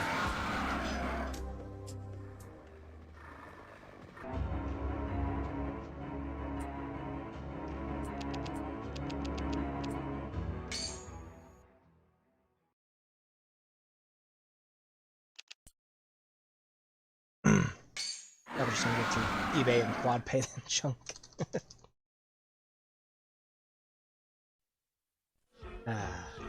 Oh, it's not playing.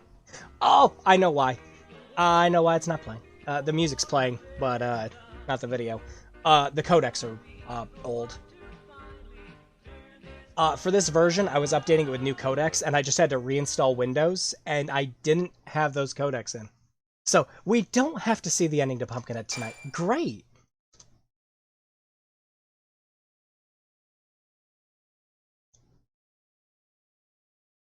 So, yeah, the cigarette, right? Going back a little bit. There are 2 unlockable characters that you can get from that stage. I'm not going to delve into the other, because that is secrets.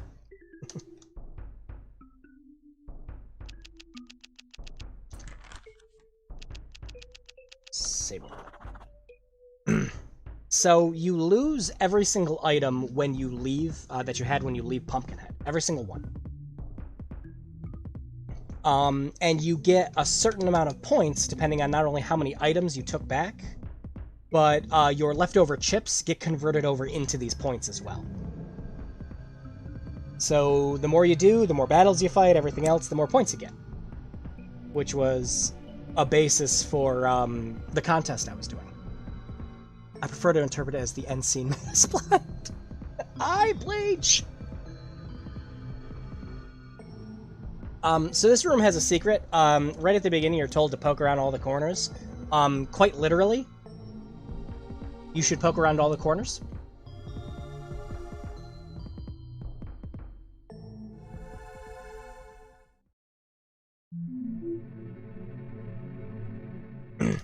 Now, here's how far I went with predicting what players would do in this game. Because it's so much fun. After all the playtesting and everything else you do when working on an RPG Maker game, it's fun to see what people will try to do, and how much you can think ahead of them. And this is one of my favorite things about working on a game. So, the cigarette is the only item you keep with you when you leave Pumpkinhead. The only one. And it's the kind of detail where it's like, okay, so I should do Pumpkinhead first. And it's like, yes, you should. But you can also see different things on multiple playthroughs depending on which levels you complete first, too. Different secrets, different surprises, things like that. But every single level has a unique death with the cigarette attached to it.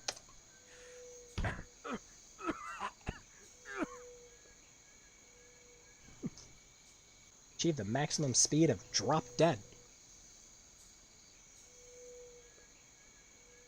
Talking about body, aren't I? Hang on, I think we have a screen for this.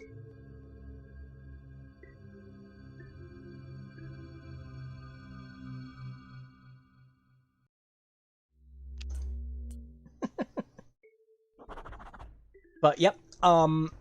So, here's where the predicting everything a player is going to do thing comes in.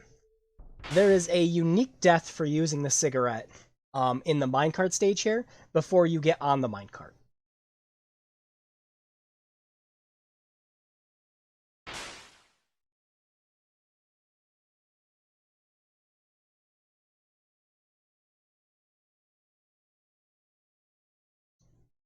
Just be fine, put me in the cart already.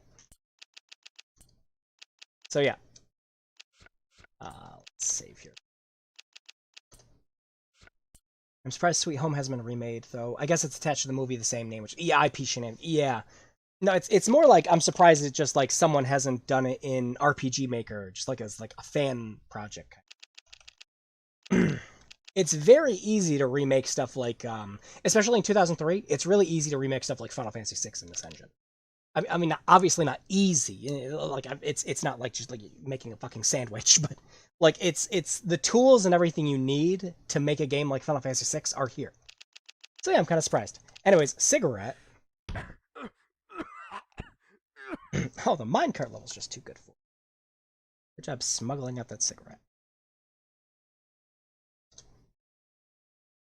And definitely multiple deaths. So you don't get a oh wow, the music didn't play. What the heck? Well, that's a bug that needs to be fixed. Huh. The game over music's supposed to play here. This game over is fake. It makes it look like it brings you back.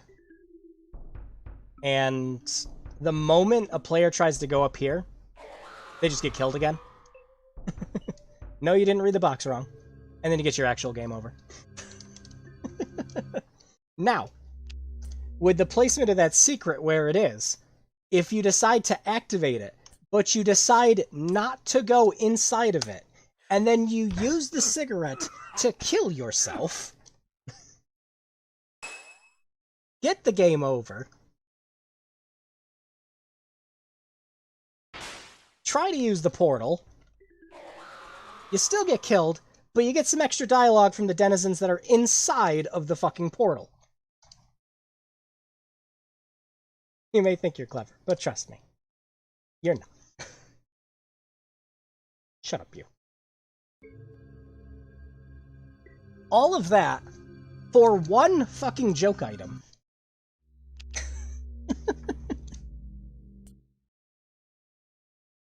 Because I have too much fun with this shit. No, but seriously, Hidden, you should play Inmost sometime. Really good. I'll have to give it a look. I have not played it.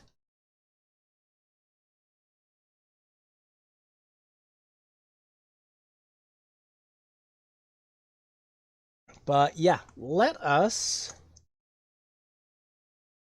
go back to our game we were making. Oh, and music.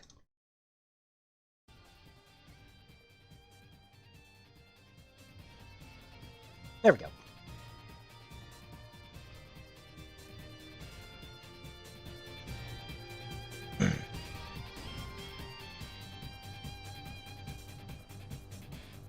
Okay. And we're back to Stream Venture. Okay. Our poll results are in. We have RPG and puzzle are tied together. No votes for action. And horror's got a vote. So we're sitting at, 2 votes on each of those and 1 for that on action. Alright, so I guess we're making an RPG puzzle game? Alright, fuck it, let's go!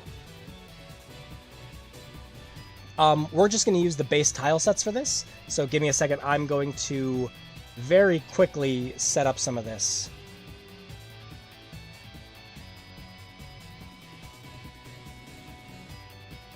So that we have more to use.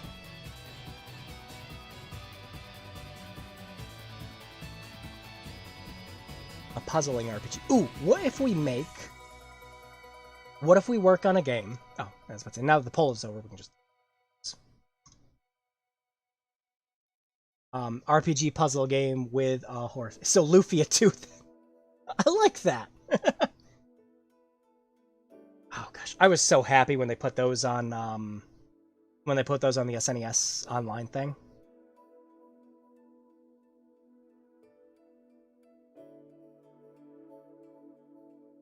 Wow, this song's just really quiet. I thought the music stopped for a second. Any other? No, it just has the 5 defaults, okay. So Lufia 2 then minus the horror. There are some, like, horror things in Lufia 2. The intro to that game always stands out to me. Because you just have that whole section where it's like, oh, we're going through this dark cave, and then suddenly just dragon. It's like, oh, fuck!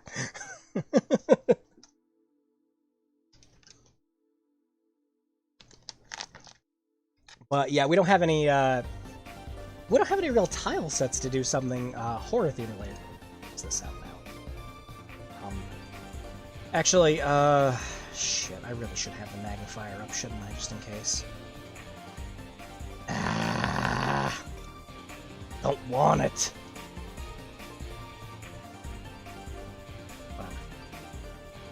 True though, yeah.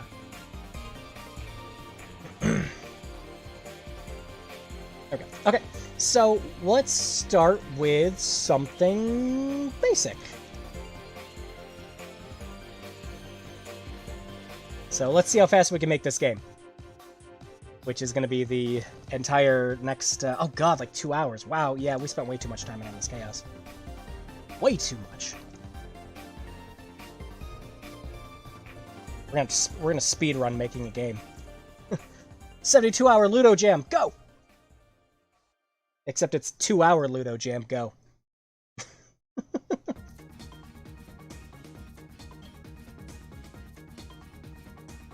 I only played Lufia Curse of the Shoals, but didn't finish the second playthrough to get the, I assume, good ending. I also never finished. I actually never finished the first game. I played the second one right alongside playing Chrono Trigger. They were some of the first games I ever emulated. Way back when we were still regularly using ZSNES.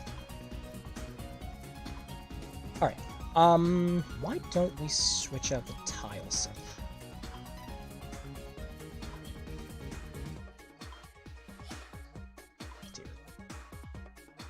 We're gonna make a small town. Slam those Red Bulls. Okay, so here's some interesting facts to kind of get into with how RPG Maker does sprites, because it's really cool. There's a lot of stuff that'll work in tandem with other sprites when you're setting up the sheets properly. So let me open up one as an example. ZSNES was my shit. Yeah, I was about to say ZSNES all the time. Then you put on the freaking the rain or the snow filters and shit like that, and it was the coolest thing ever. And you made it red or black because you were an edgy teenager and you didn't give a shit. The correct way to use ZSNES. Okay, where is the RTP saved on? Oh, I know where.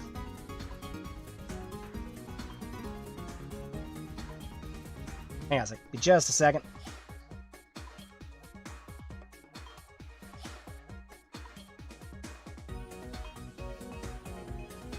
No, just give me my... Thank you. That's the soundtrack. No. Is that desktop background for more? Yes, it is. Oh. While I'm looking for this. Perfect.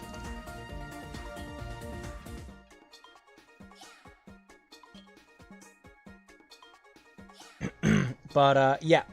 So, how it handles things like this is actually pretty genius.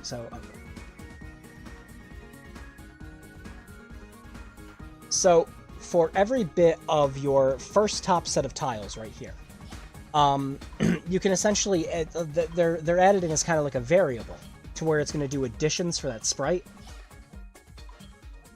And it can constantly make those things on the fly as long as you have them edited in properly. So there's all these like different water textures down here, or when you're placing water either above or below certain tile sets and things like that. It's always the first set of sprites up here that'll do that. This 3x3, and it's 3x4. And you can make some really inventive. You can get like really creative with this if you try. Like you can do whole entire roads just using 3x4 squares if you know what you're doing. It's pretty neat, and you can have this account for each and every tile set, all the dirts, everything else. It's cool. Recognize the tree move. Yeah, the one of the wallpapers. I was about to say the first wallpaper. This one's actually usually on my second screen. This one's the Spirit Tree from the first game, and the other wallpaper is the Spirit Willow from the second game. Okay, let's make a game. So we are in puzzle RPG territory. Gotcha. So, we gotta have an intro. So the intro for our game should be...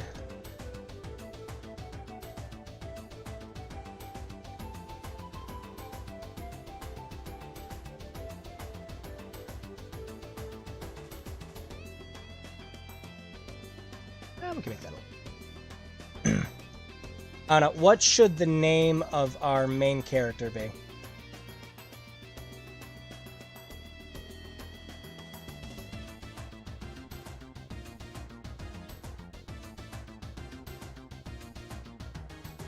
I'm thinking...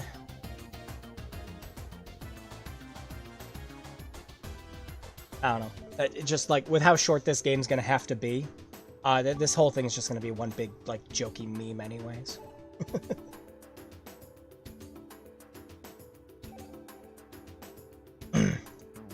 And unfortunately, one of the things that we're not gonna have with 2003 is I think it's like from XP and beyond.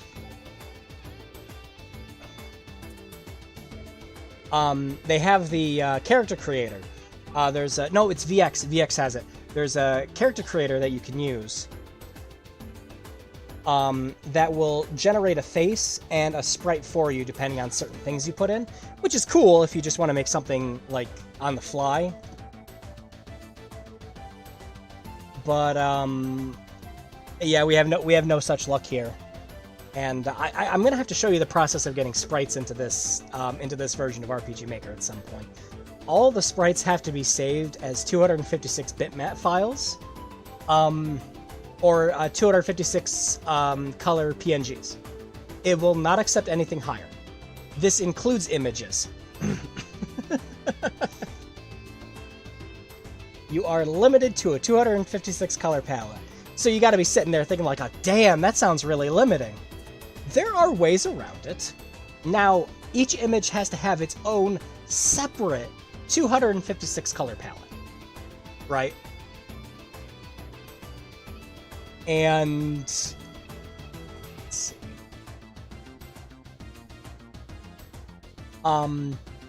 If you use a program, if you could use a program like PaintNet, will really easily create a color gradient palette for you when you go to save it, and it'll try to use the best colors possible. So it's actually very easy to get around that restriction. You're just doing a lot of sprite editing in other programs. Stepwrite will do it as well by default.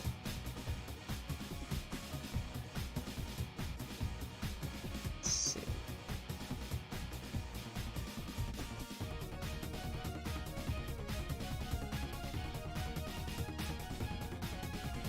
All right, so we got our house that your character's gonna start out in.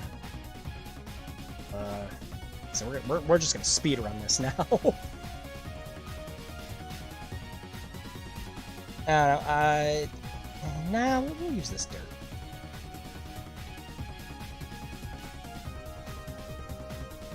All right, so names: Rumpy, Pumpy, and Higure.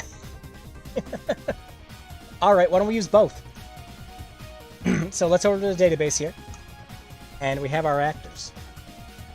So we have our characters we can name. So yeah, we're gonna have to name our main character, Higure,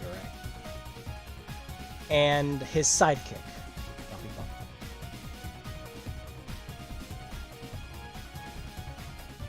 Perfect. Piggy, and the Rumpster. Figure out Hidden Gems reviews. I thought that's what you were going for with that. And I was like, oh, that's clever, I like it.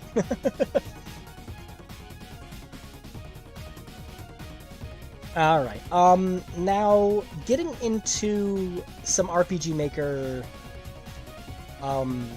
like, standoffs here with how the leveling and RPG mechanics and everything else goes. You can set curves for everything. And this is the easiest way to set up the RPG, so it's yours. It's like you can stick with the defaults, but sticking with the defaults is boring to say the least when you're making characters, or just making an RPG in general.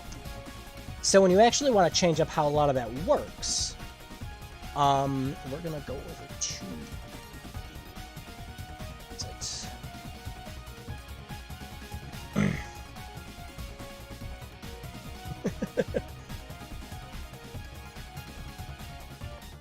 Oh yeah, experience, as about to say. We have all your curves here. These will tell you specifically what you're going to need to not only get to the next levels, but the cumulative amount of experience, just like the total experience you need to get to those set levels as well. You can change this on the fly, and completely change up how easy or how hard it is to level up in your game with it. So say you want to make something that's like, where all your values are closer to something like Earthbound. where like you're not getting into the hundreds of HP until you're later on in the game. Or you'll want to make something like a Disgaea game, where you just want to have thousands of levels and thousands of like tens of thousands of HP and stats and everything else like that. You can't go into millions like you can in something like Disgaea. But you can get pretty high. Oh, maybe not as high as I thought. I thought there was one more digit to that. Excellent. But yeah, just for this test, we're not going to mess with too much. So, Higure.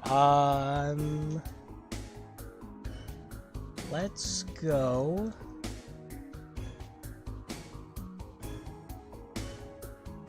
with this guy who doesn't look like he gives a shit. And then Rumpy Pumpy needs to be the happy go-getting angry lumberjack.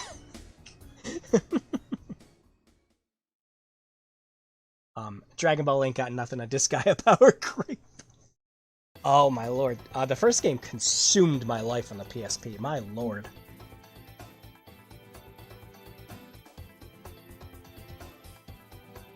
Yeah. I don't know. We don't have too much with just the base RPG. It's just going to be a bunch of pretty boys and pretty girls, unfortunately. Oh no, wait. Actually, yeah. There's one of the people we can use. Yeah.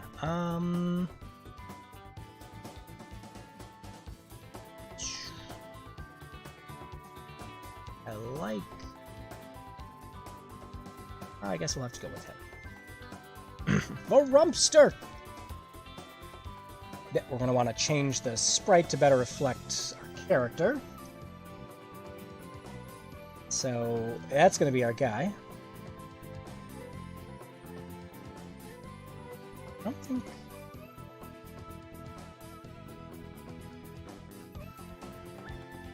Oh, he does. Okay. So, RPG, the difference between RPG Maker 2000 and 2003, there really isn't many, like, at all. The big difference, though, is 2000 uses first-person battles, and 2003 uses side-by-side battles, akin to, you know, like your Final Fantasies. So, I guess naturally the question a lot of people would have then, when they saw the Pumpkinhead level is like, okay, but why are they first-person in that, then? It's like, well, I made some changes to the engine to turn it back. 2003 has a couple other features that I really want to make sure got used to, like being able to name your character and things like that. And I really liked having him there, and I wanted to keep it. Also, 2003 at the time, there was no way to get a legal copy of it. And that's what I already started making all my games in, and I'm just like, oh shit, never mind. Now, the problem we're going to have with Rumpy Pumpy here is that he's not technically a hero. That's part of our regular actor set here. So he's not going to get a great battle animation that's going to fit him. So we're just going to have to pick something that vaguely works. Oh, wait. Oh, hey, look. No, that's perfect. I'll go back. That's good. That's pretty good. That'll work just fine. Okay. So, the Rumpster. This will be a short game. We're going to make everyone level 10. I had a weird pattern with Disgaea games. Every single time I start one of them, I end up stopping from getting too involved in leveling jump. Yeah, item dungeons are what ruin those games for me. It's like, oh man, maybe I'll get that effect I need, and then I can put it on this, and this, and this, and what the hell am I doing with my life?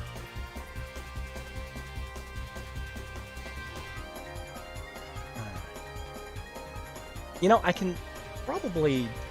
something stupid. I can zoom some of this in while we're working on this.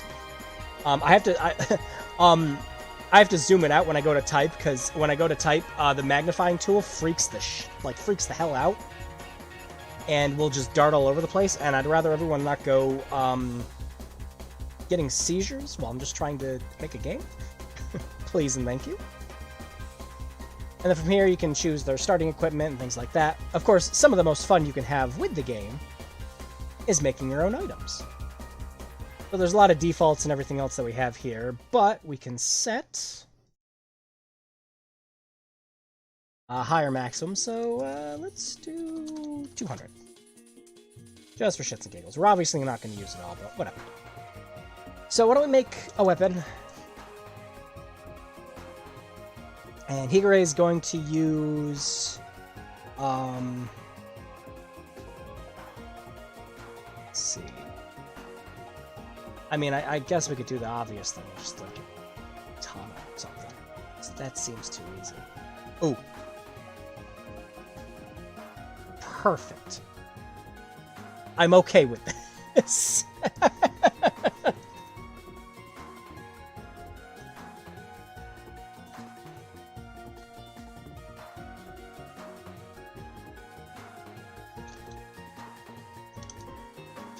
Okay.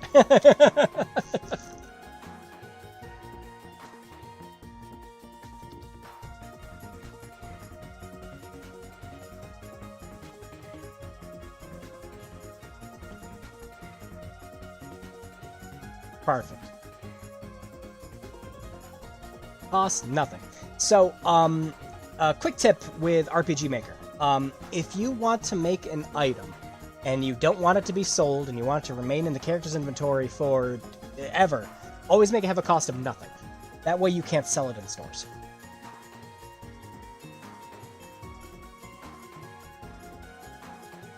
Okay. Item animation. Yeah.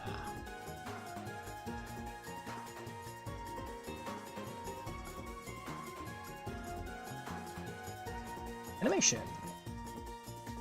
A basic sword hit. We can also make our own different animations and everything else too.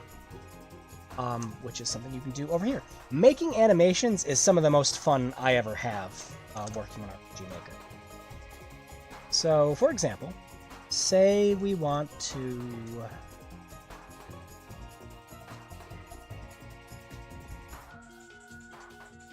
and you can import your own textures and everything else in here. I'll have to show some of like the Endless Chaos project files and everything to kind of get a good glimpse of this. But these are fairly simple to follow along with, especially the base ones you get. There isn't a real good tutorial per se for using RPG Maker 2003, but it's really simple to get into. Hey, Rennie, how you doing? You, all right. So what you missed, I played through a bit of Endless Chaos just to kind of show the process of how I make RPG Maker games. We ran a poll for the kind of game we're going to make. It turns out we're making an RPG puzzle game, and that's it. I've just kind of basically been explaining stuff since then. Well, it's good to see you, man. But yeah, animations are a lot of fun to work on in this, because it's very simple, very effective, and there's multi-use for everything. So, like, say we want to do like a dual slash for our cool sword guy.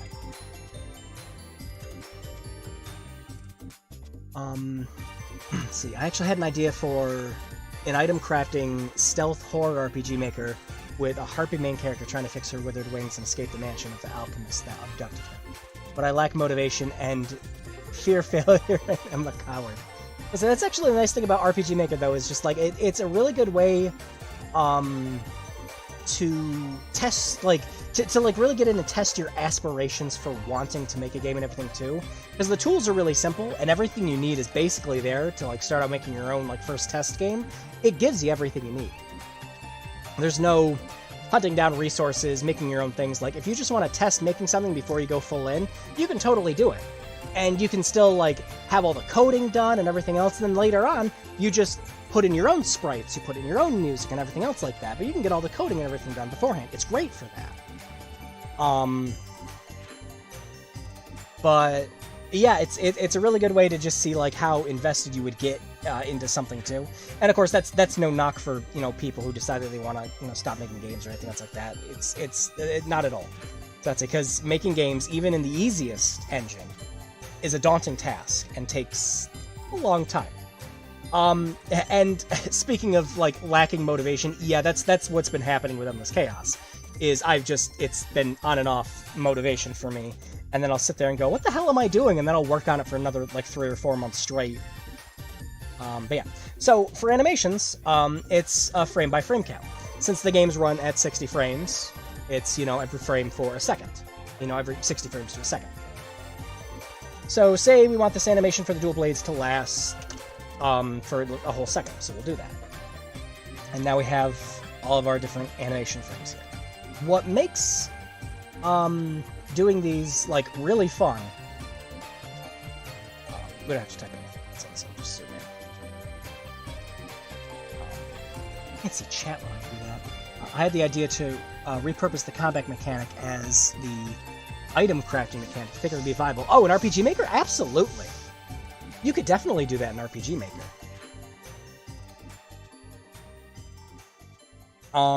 And since we're kind of like doing a RPG puzzle, I mean, maybe we might be able to do it. Huh.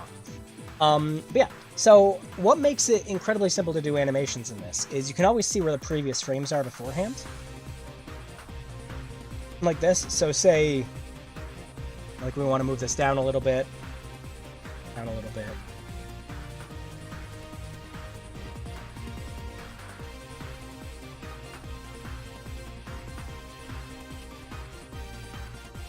Oh gosh, it's flashing. Why?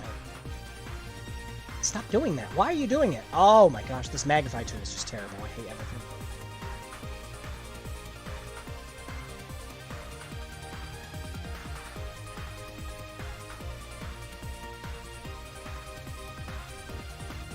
So, yeah, like I said, this is very simple, very effective way. This is a little stupid, but what was the last song that was playing? Like, this is the whole... yeah, this is the first part of the Freedom Planet OST. I think I only ripped the one disc. The last song that was playing was Relic Maze 2. But yeah, this is the whole first disc, so it's like the first 20, 30 songs. I was going to rip the rest of them and ran out of time before the stream.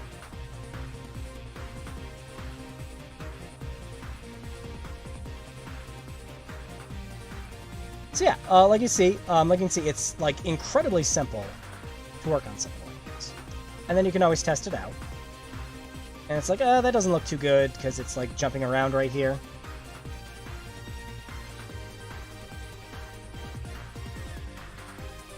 And so we can look through these and go like, all right, well, where am I noticing? Oh yeah, this slash is like really out of place with that. Yeah, let's put it down here.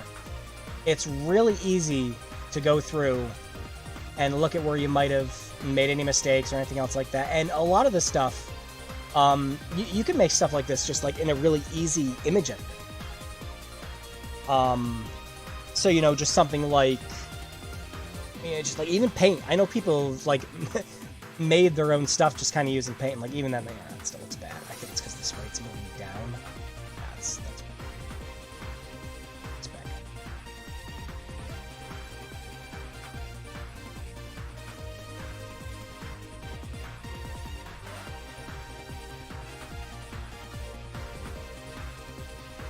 Okay. That looks a lot better. I just need to play the damn game. I've been sitting on my Steam for years. Yeah, I was such a big fan of Freedom Planet when it first came out. I got the indie box version of it. And I don't know how much they go for on eBay, but it was absurd the last time I checked. I couldn't believe it. Because they're just like, oh, I love this game and everything else like that. And I'm like, oh yeah, I have all these indie box things. I wonder how... Oh my god. Well, I'm not completing this collection. Why on earth hasn't Freedom Planet gotten more attention? We had tons of people complaining about things like Sonic Force, and no one talks about Freedom Planet. But we did at the time, like when it came out, but like it's been out for... when did it come out? Like that was like 2013? 2014, I think? Hang on. I've got the box here. Ah! Stuff's falling. Quick! Stuff falling on my desk is gonna make a game for me. The soundtrack CD does not have... Oh, it does have dates. 2015. Okay, so a couple more years. But yeah, there's supposed to be a sequel coming out. I have no idea what happened to it.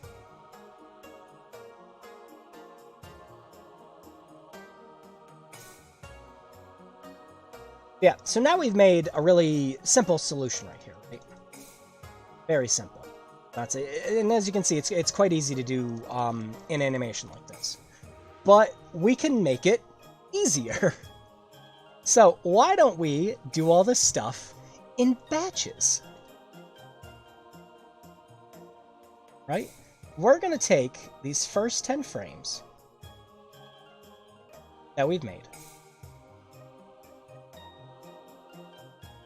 We're going to make it a pattern. We're going to increase the magnification. And to make it fancy, let's make it like a blue. There we go. Okay, so now, what did that do, right? So, what we have here is we have a set pattern that we've now made for this.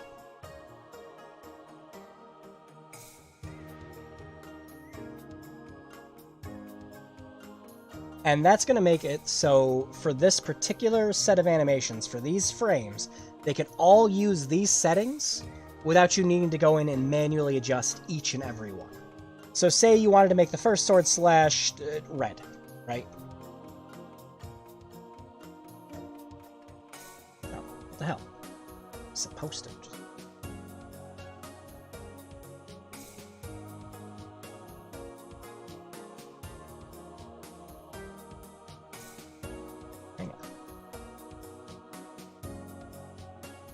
Why aren't you doing it then?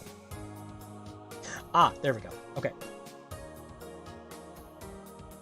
So this will make it so that you don't have to manually go into each and every one of these and set the zoom, set the frame, everything else like that. Very, very easy animation tool. Like I said, I love this to pieces. I get stuck here making animations for like hours on certain things. It's great. So yeah, now we just have a simple like red slash. But what if we wanted to give it like a little more finesse? We wanted to do more with it, like make it have like a cool, you know, slashing sound effect. Maybe make it so that like the oh yeah, I cell batched it, so now it's every single one is at the first cell. Yep. Yep. Well, that's my bad. Oh well. We won't use this one then. Instead, it's like, oh wow, look at all this. What's going on here? Oh, that's neat. Well, how do I do that? It's like, well, we're gonna have to. What's this? I've got to save the world. It's talking again. Shut up.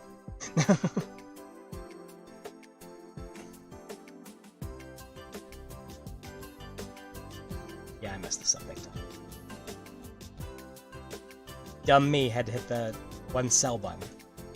That's fine. It's fine. Fix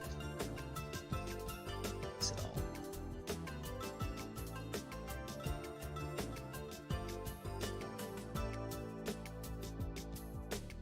Let's keep it at 20. Just for this simple one. Okay. So let's keep this baby simple.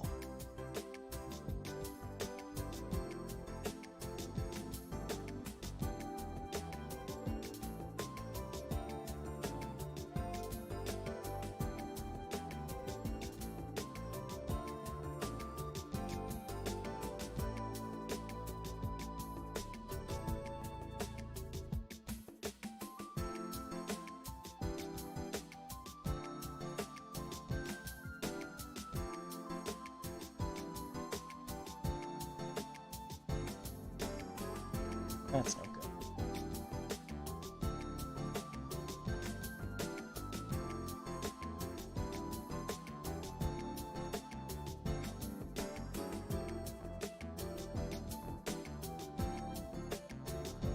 There we go. Looks a little better. Feels like we're... Oh, I see. We're missing a frame. That's my bad.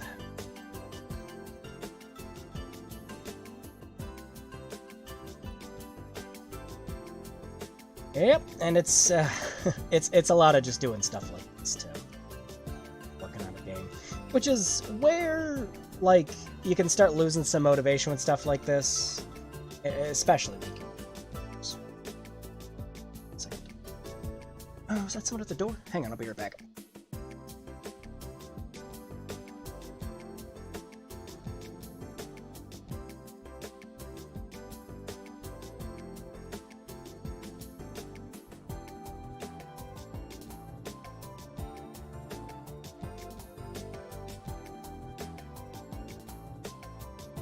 Nope, it wasn't. Okay. Where were we? Animations and time-consuming things like making a video game. Yeah, I was about to say, even in something as simple as this, it can still take a while.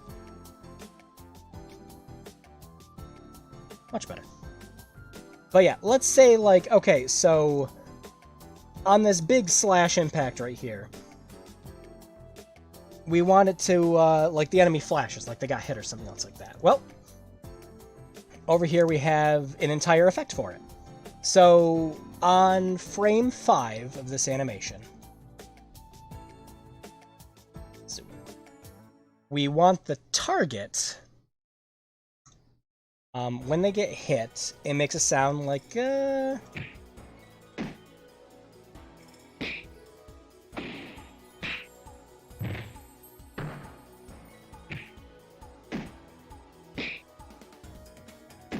we'll go with that one.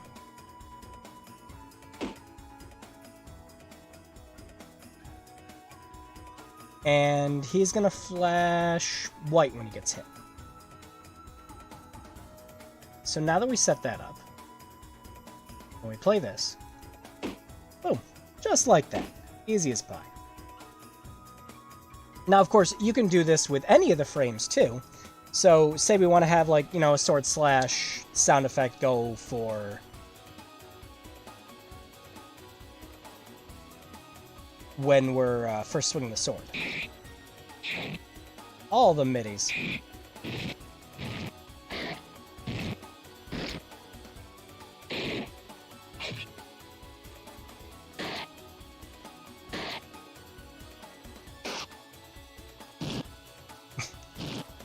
I like that some of these just sound like silly explosions instead of like slashes.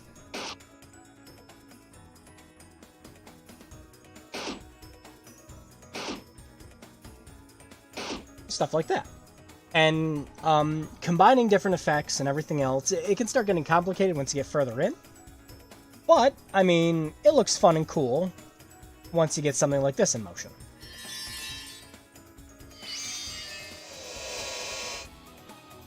Just good fun shit.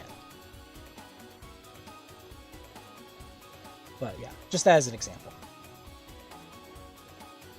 So yeah, we've got our two main characters. We got Higure and Rumpe Pumpe. And we're gonna set it so that they are in the party right from the get-go. Oh yeah, and RPG Maker 2003 also has a class system. So you can give all of your characters different, you know, it essentially works the same way as like jobs from Final Fantasy 3 or Final Fantasy 5. It's pretty fun. You can change up all your battle commands, what skills you learn, if you keep those skills, if you decide to switch to another job, you know, just fun things like that. Things your characters are capable of, if they're more resistant to certain status or elements, things like that. There's a lot of cool stuff you can customize in here. Even down to say, like, you want to make a special class that just, like, doubles your experience gain when you're using that class. Like, say it does nothing else, but it gives you double experience. You can do it. Lots of just fun little things. Yeah, let us customize our party. Rumpe Pumpe, the fat, blithering idiot coward is only good at being a punching bag for the enemy. Oh, so, like, we set him to be, like, high HP. All of his skills are, like, he starts crying.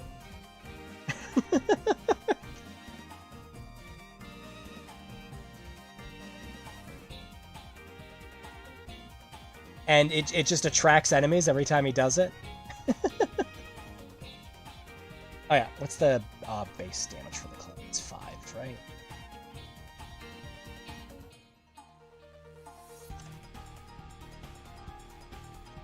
So only Higure is capable of wielding the Daikatana.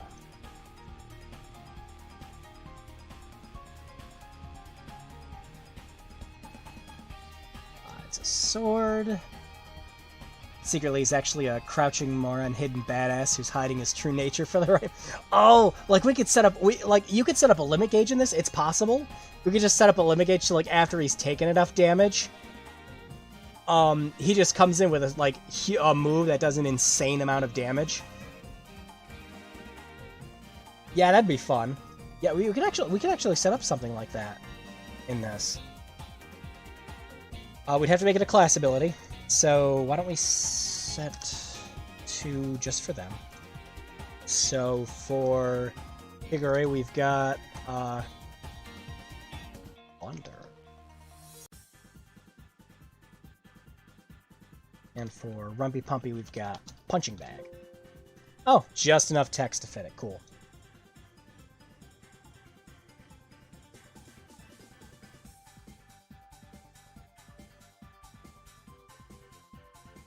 Nice.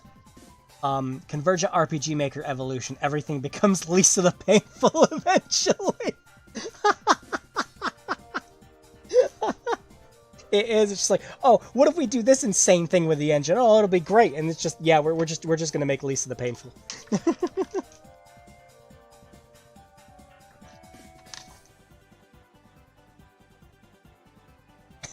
I like it.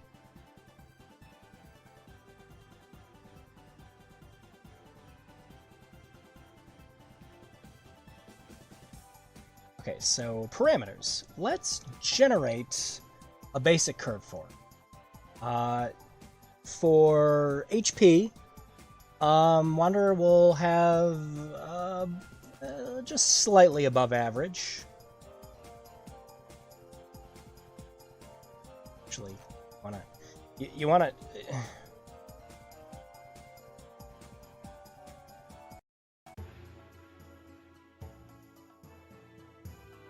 There we go. Canon Rumpy Puppy's voice actor is the same guy that does Jar Jar Binks. And the boss is the Pain from Metal Gear. Beats.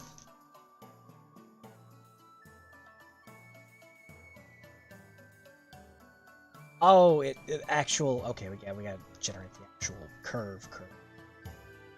So, some basic MP. Have 50 to start, and when we hit level 90, and 4,500. 4,500. 4,000. Oh, it only goes up to 999. Yeah, okay, so it's friggin' 600. When Rumpy does one of those powerful moves from taking enough damage, his voice suddenly changes into Dio's from JoJo. There we go.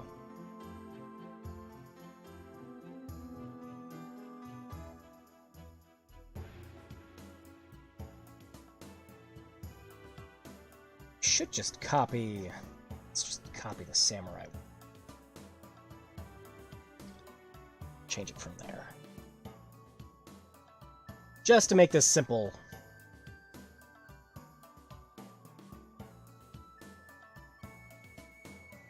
You know what? We're probably not going to have time to do a lot of the base stuff, so we'll do that. And then let's make... You're approaching me?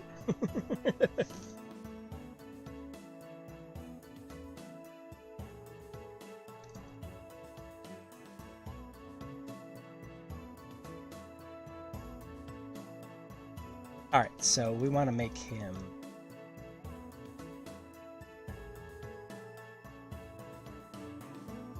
The highest HP stat was the pirates. Yeah, it was the pirates that had base stat HP.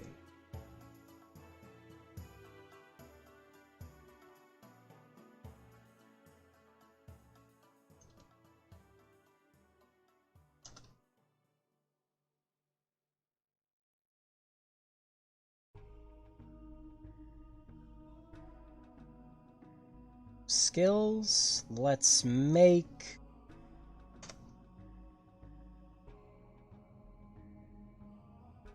Let's see. We're just going to use some of the base animations and everything too, because we've only got a little bit of time left to try to work. So we spent way too long on everything else.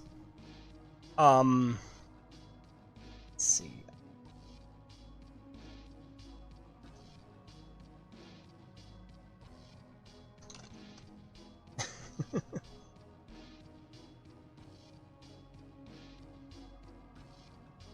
Oh, we should have that be his skill type. Yeah. Set that up.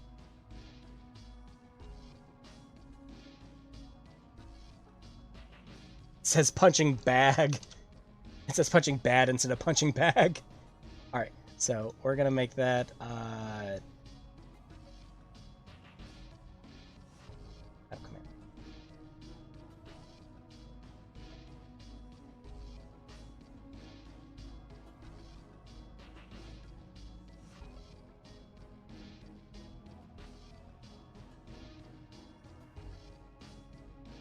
Let's see,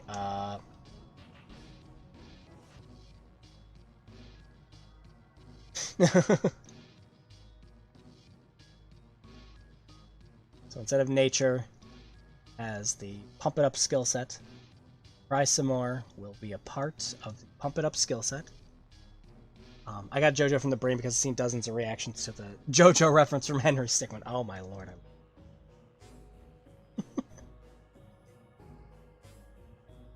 God, I played those all the time when I was in freaking school. Let's see. High success rate. All enemies. I think we might have to make a new status for it. Yeah, let me, I believe there's one in here that makes it so that, it will have the enemies focus on that character instead. Let me see.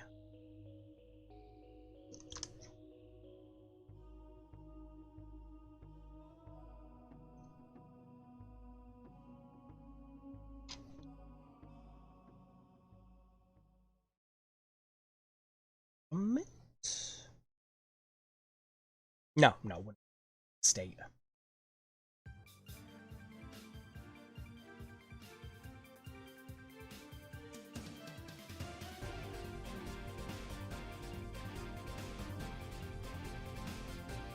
I thought there was...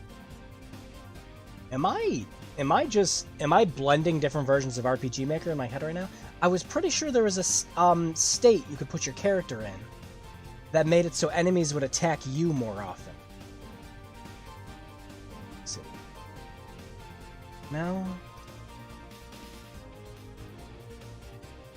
Huh. Well, we might not be able to do that for him then, which is a shame.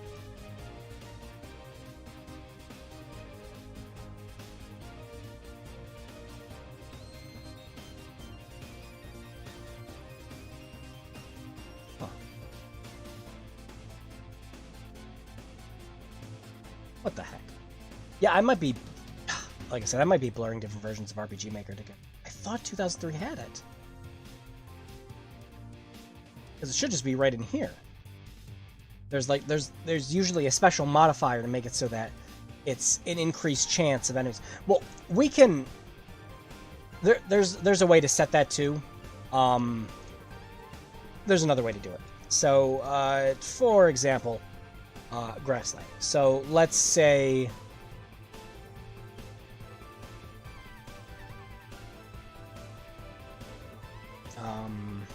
let's see, there should be initial range. Battle command.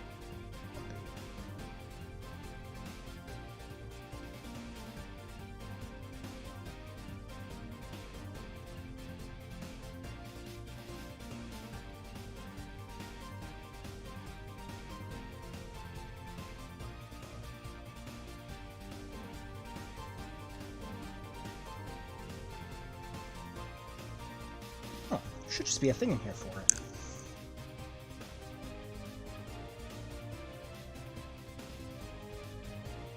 Oh, hang on, gotta adjust my headset. Alright. Unfortunately, I thought there was a thing for it in here, and we're once again spent too much time.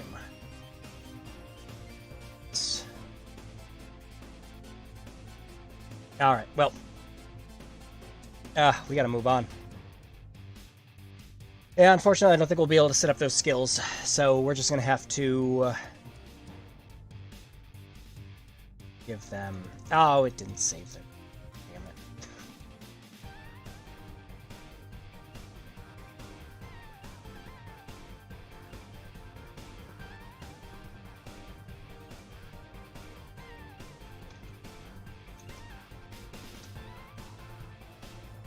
Yeah.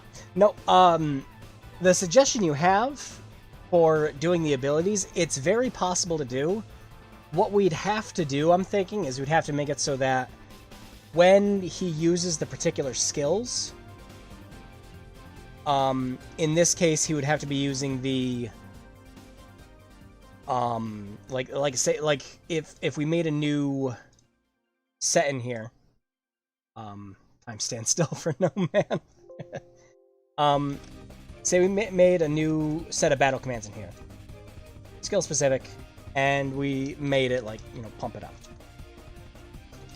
So essentially, we can make it in the battle commands, but we'd have to do it for every enemy in RPG Maker 2003, for all their troops, so that if the character uses that command, so conditional branch, if Rumpy Puppy has selected pump it up, then it's going to need to change them to a state where the enemies are going to focus more on them. So, essentially, with the state, the enemy would have to see that they're weakened and go after them instead. So, in that case, probably something like poison or shock. But that would be how we have to do that. But regardless, we're wasting too much time just on character creation. So, yeah. Let's finish up with some basics then. Let's do the sword.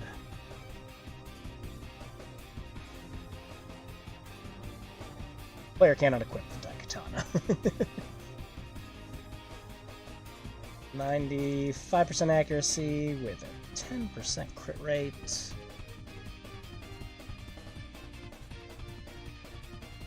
That looks good.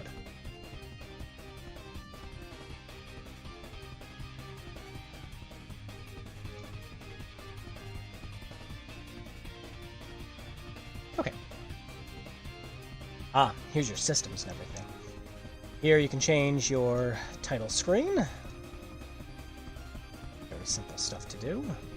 Change your window graphic.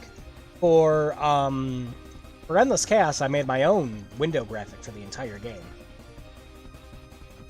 With new colors and everything else like that. There's a lot of sprite work that had to get done for Endless Chaos. Extrapolate the things you have delayed making this game to a AAA game, and you'll understand better what the hell happened to Cyberpunk. Oh my lord. Yeah, exactly. It's just like, every little thing can go wrong here, and it's just like, oh, we have all this ambition to do all this, and it's like, no. No.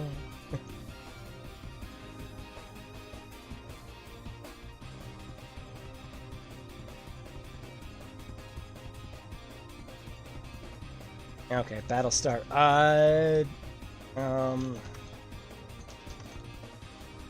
Perfect.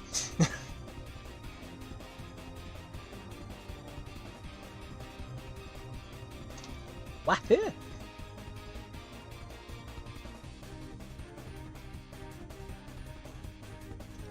Ground beef.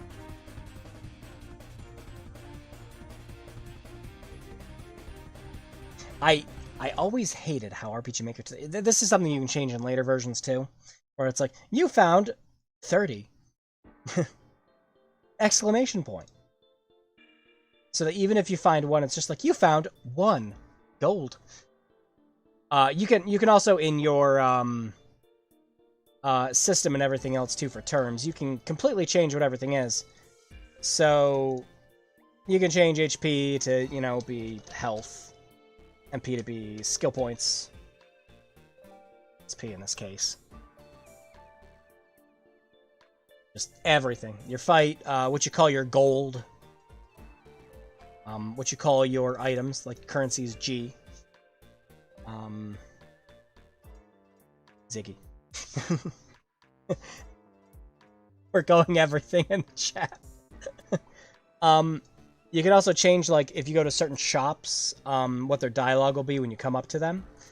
Same thing with inns, too. Since I don't use any of those things in Endless Chaos, if you open the game up with an RPG Maker, with RPG Maker 2003, there's just a bunch of hidden dialogue in there. From one day when I was bored and I just started typing stuff in. There's actually, funnily enough, I was waiting for people who couldn't figure out how to get through certain parts of the game. I was waiting for them to open it up with the engine, and I set up a couple of specific events and areas that just have descriptions for people who decided they wanted to go through the game and open it up, explaining how certain things work. Just for the fun of it.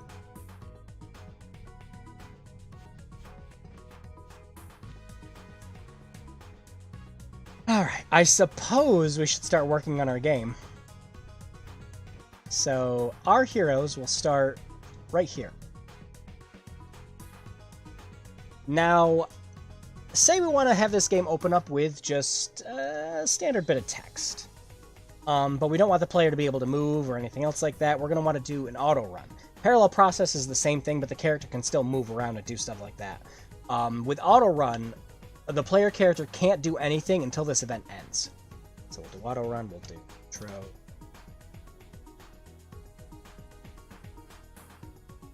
Let's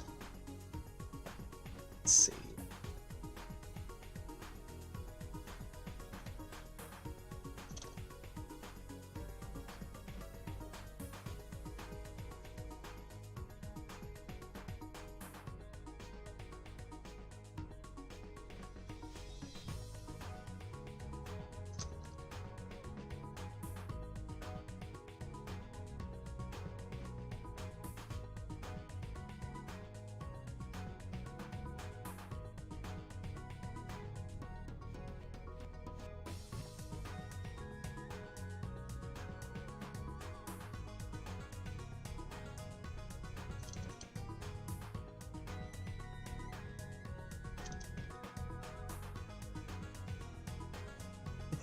Enjoy the odd episode of Fairly Odd Parents.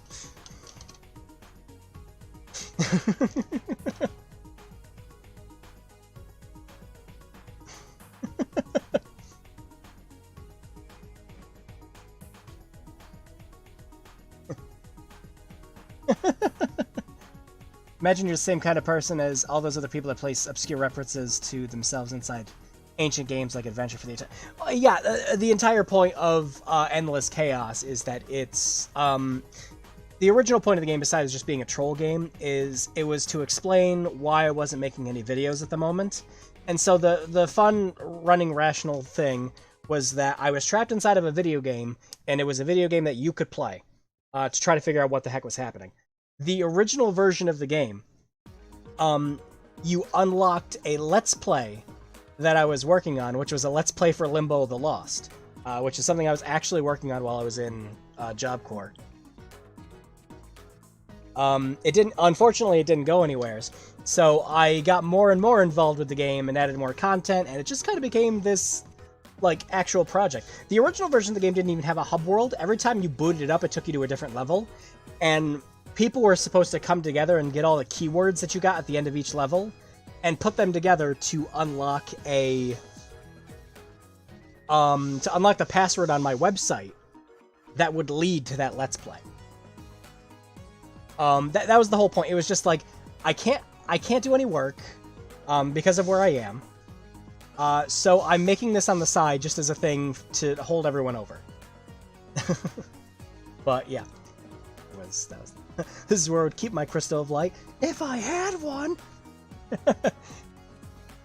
We find our heroes in the town humbly called Dinkelberg. When do we get to the ride? This is the ride. Old school OP was... Yeah, man.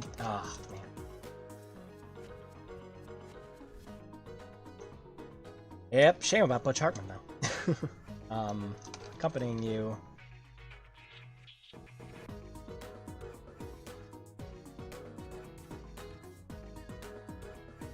I wish I could zoom this in, but I guess I'll show an example. Every time I go to type, it does that. Oh, you want to go over to the other monitor? No. So yeah, I wish I got Zoom working before I did this. But whatever. Grand Crybaby Master.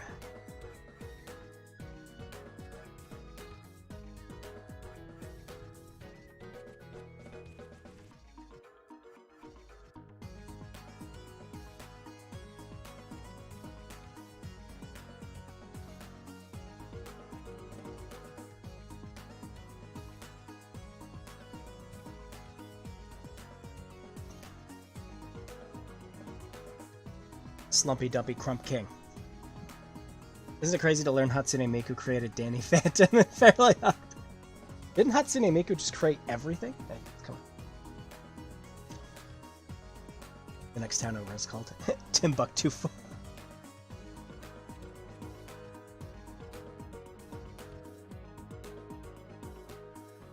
Quest begins. Rather.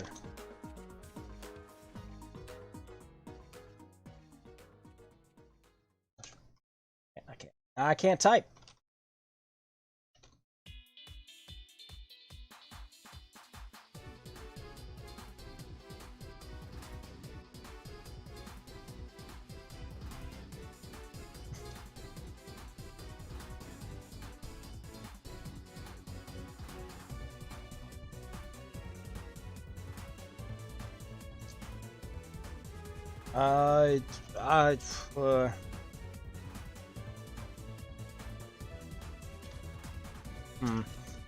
It's a rather splendid day. Here in... I guess we're gonna have to go with Dinkelberg, yep. Here in Dinkelberg. It's tradition to solve.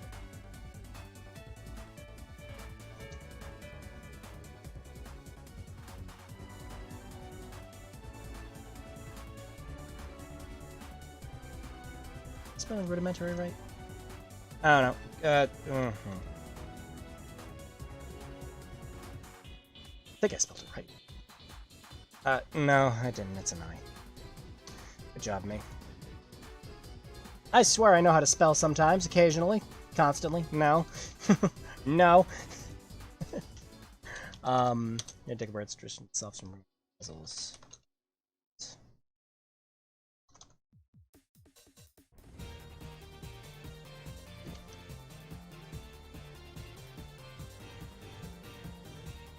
Right, get away with the fourth text box in this one. Coming of age smiting yeah.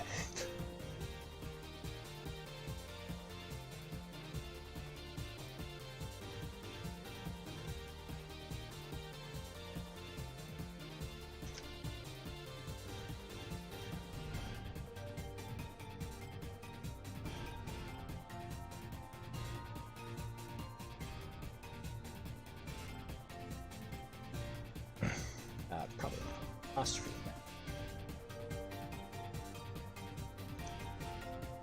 Fresh lands, peaceful monsters, with no remorse. Coming of age smiting ceremony, as is tradition.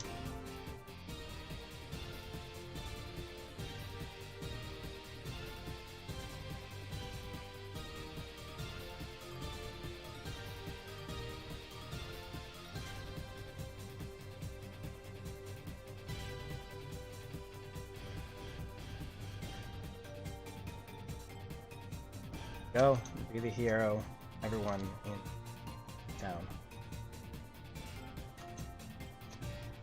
It's going to tell you.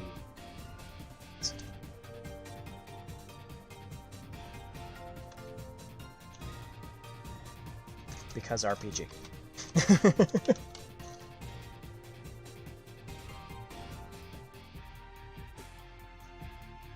Perfect.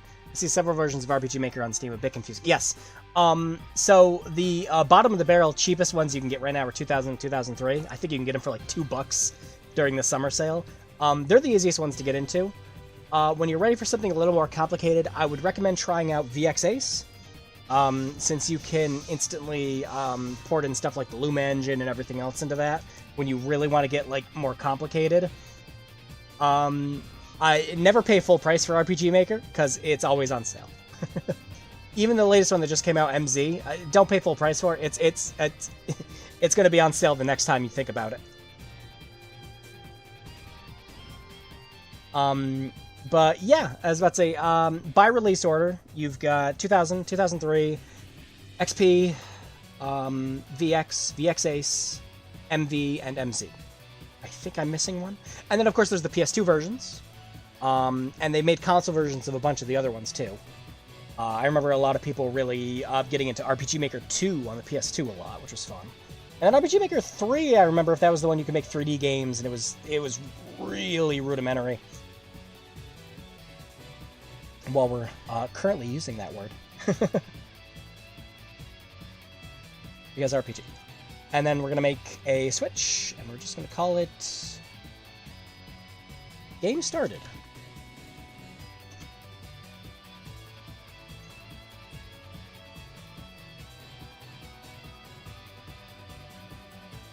Game Started's on. This does nothing.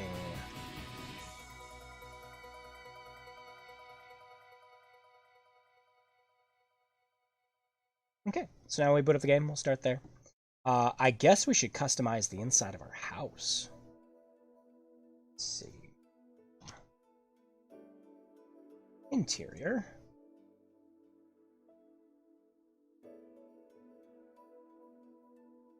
And let's make up something quick. I got VX Ace. Yeah, VX Ace is also pretty easy to get into.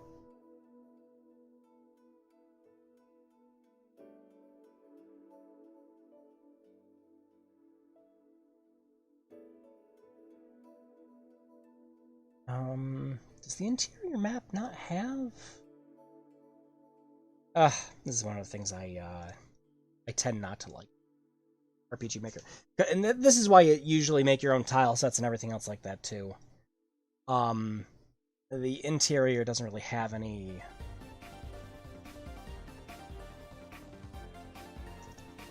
blank segments to fill in. So, I'm just going to use this.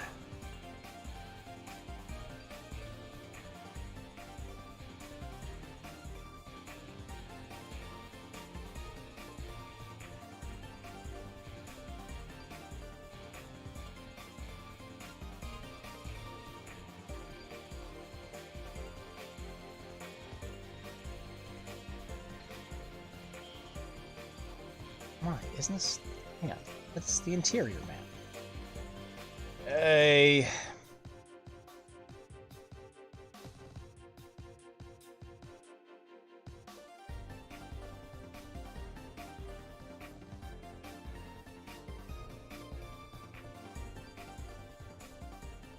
There we go. We're making Misty's... Probably.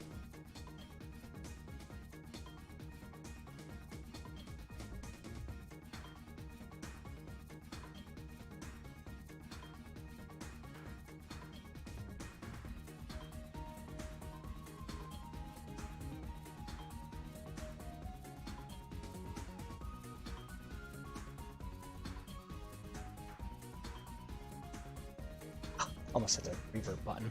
That would have been bad.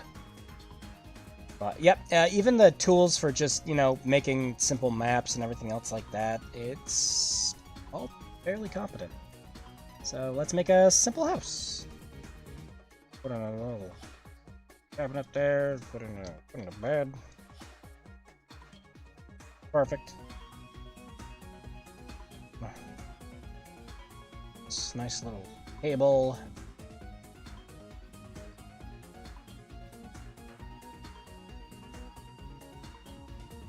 Oh, this set didn't have the round table. Yeah, whatever. Yeah.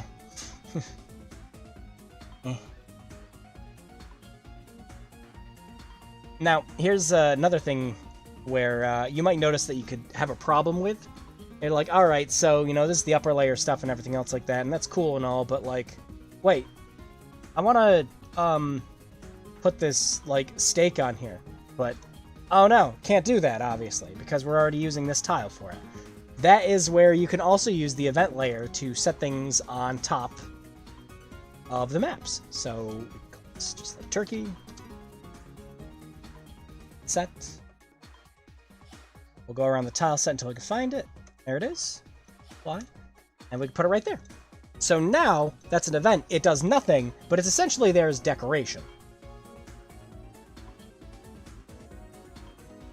It's a table. I could put things at this table. Grumpy didn't break it. Yeah, we can set events and everything to do that. So every time we look at it, let's say we'll look at the bed. So time to sleep.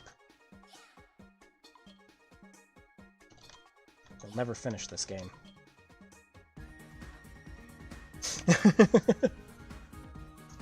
Now, another thing that we can set up for this. Say we want a specific character to be talking to it. Well, change face set. Set. Find our guy's face. We can set so if he's going to be on the left or the right-hand side, if he's going to be flipped horizontally or vertically. Simple stuff. Now, I am going to introduce you to something that RPG Maker 2003 does not tell you about at all, and that is text commands. Now, for some reason, all the text commands for 2000 work just fine, but for reasons that will always be a mystery to me, they decided to not include them in the walkthrough, the tutorial, or any of the guides that came out with 2003. So it's just like, yeah, whatever. It wasn't until the Steam version that they did. So what do text commands do? Text commands will tell the text that you wanted to do something specific. Say I want the text color for our main character to be orange every time he talks. Well, in order to do that with this specific tile set, this specific freaking sprite set for the colors, we're going to want to do a -C and make it... I had the command list here. 2 or 3... 2. And this is going to depend on how you actually customize the palette when you're making your window graphics here. So, let me zoom in a bit. All these colors and everything are the numbers for that C, going from 0 to... It's 20, isn't it, right? Yeah, 20. Going from 0 to 20 for changing the color sets.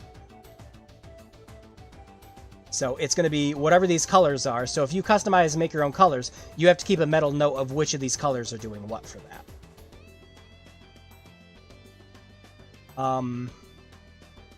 Later, when we get the tubbier teammate, we remove the turkey from the plate as our little secret joke.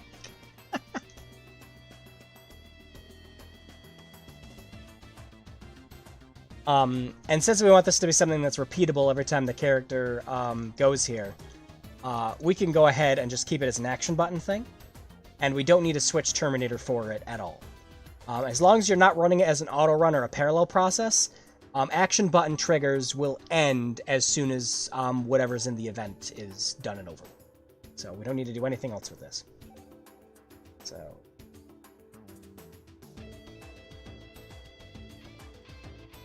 Goddamn. And then for... Oh, another thing too. You can set the priority for all the events as well. God damn it, Rumpy. So say, so same as characters. This will set where the event is parallel to the characters. Say you want the player to be able to step on the event and have something happen. You want it to set below it so that they can actually walk on top of it. If you set it for same as characters, it'll be the same as them and they can't pass through it. And then above is, you know, same as that, it's above them. I'm heading off for the night. It was fun, guys. See you next week. Yep, see you, Spectre. Thanks for coming around as always. I'm surprised and saddened at hearing this game doesn't need Terminators.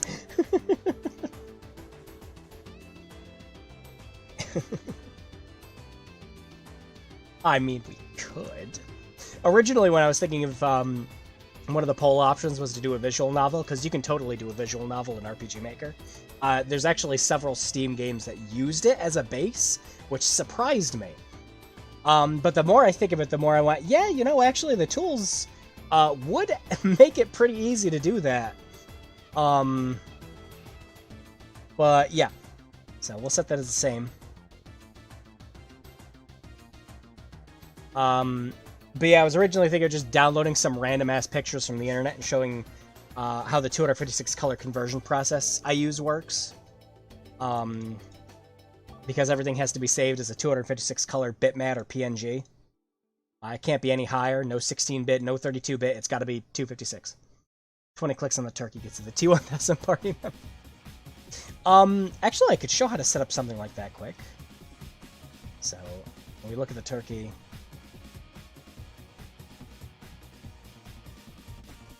this will show how to do variables very quickly. So we can put I'm not hungry.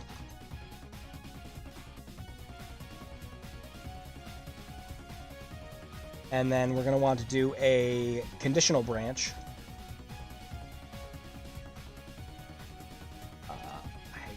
Conditional branch is that. And we'll make a new variable, and we'll call it turkey inspect. And we're going to make it so that it's equal to 1.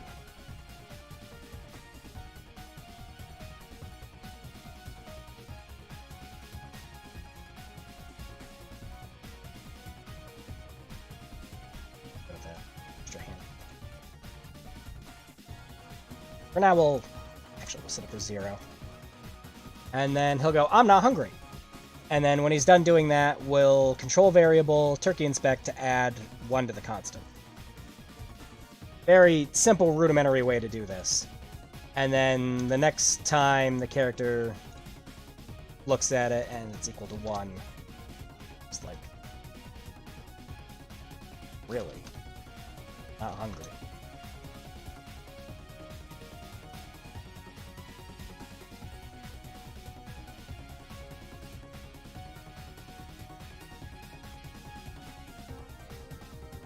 Please stop.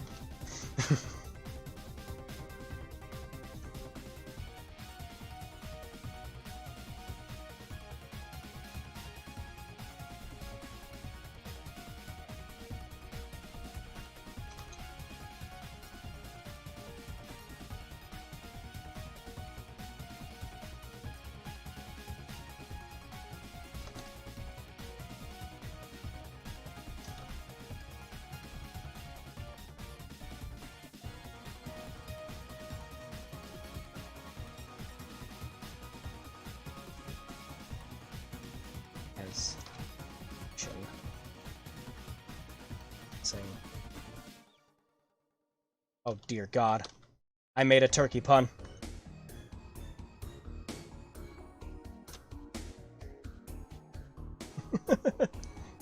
And we'll make him legally distinct by calling him the Turkinator.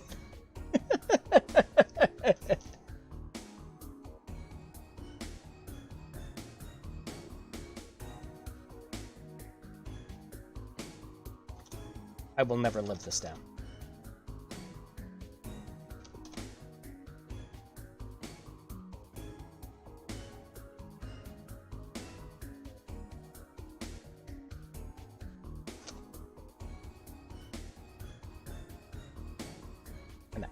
Now we won't have it go any higher. So, why don't we do a little bit of testing? First off, we're going to want to do a teleport event. Now, one of the cool things that they added in with the Steam version of this is they made it so it's really easy to just set up the teleports by right-clicking, transfer event, and selecting where you want to go.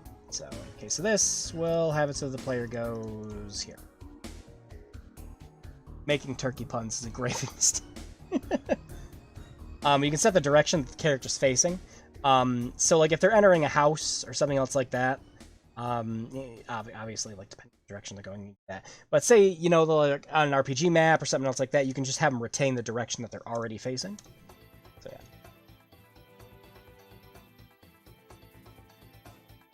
Well, I made a mistake, but I'm about to make fun of it. Here we go.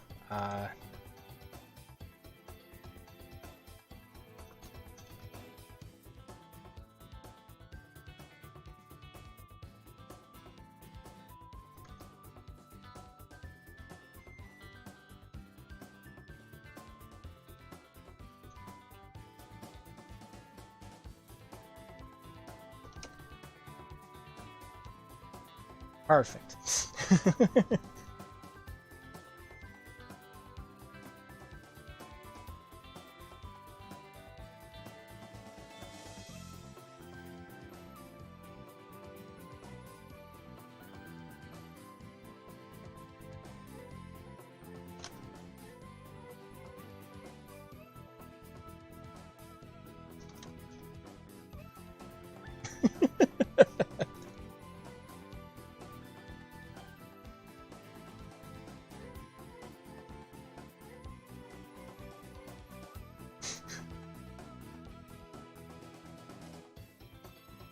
Sprite. It would be Sprite, yeah, instead of Pixel. Let's do Sprite.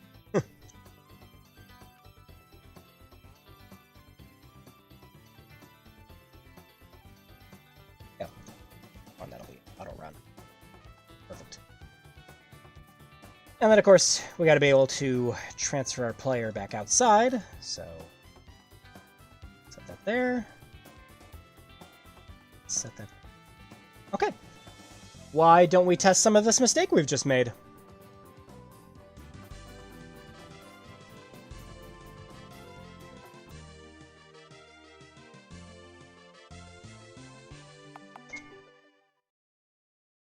Alright. Slam and Samurai sent down from the heavens to smite evil, kiss babies, and enjoy an odd episode of Failure Up here. And the Slumpy Dumpy Crump King.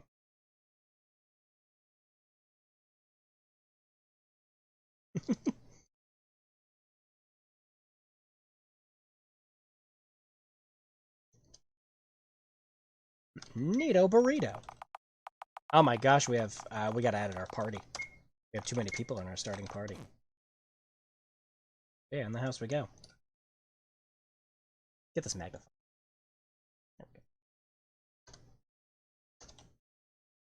That's it. Let's test everything to make sure it's working. So, what time? Yep. Okay, so I'll have to show you another trick to avoid this from happening in RPG Maker. It's very common for it too. Oh, did I not put that in the same? Yeah, I didn't put it on the same layer. Fix that. We're gonna fix some stuff. Of course we got. Let's see. Yep, not the same layer. What's that? So, RPG Maker very handily comes with this little line right here. These lines were... Let me zoom in so you can actually see it. These lines are actually a little broken in the original release of 2003. But they show exactly where your text should be. The first line is if your character has a portrait, then it should be... Then your text should stop here. If your character doesn't have a portrait, it should stop here. And that's all that is. We expect 50 Crush Weasel larynxes by the afternoon, or you don't get any cake, young man.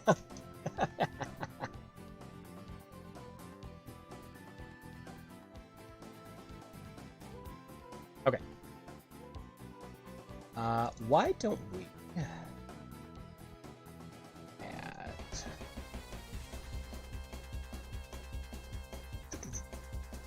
Let's see. Chest. And let's go over everything that we learned earlier. And do our move route.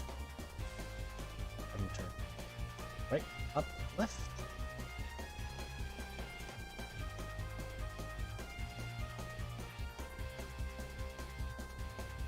That will wait half a second. We're gonna have it play.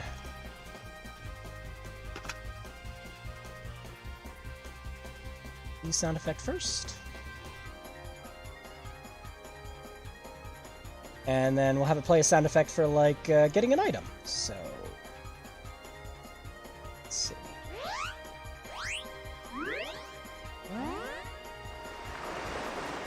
Stop.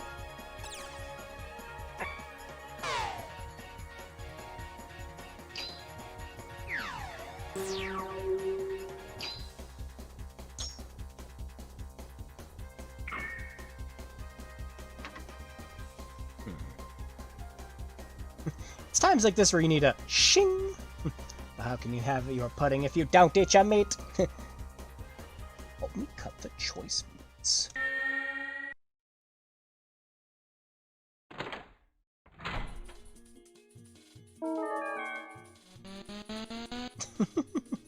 We need you to harvest the vegetables. He's picking the tongs and your enchanted shield onto it. Boy, the carrots are restless.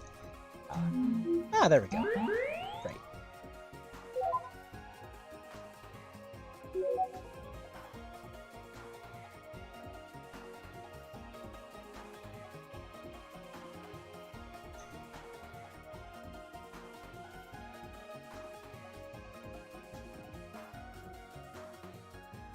You got a potion. Lucky you.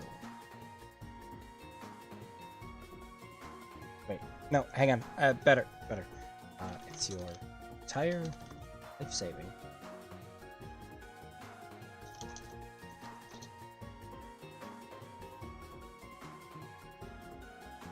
Saving up.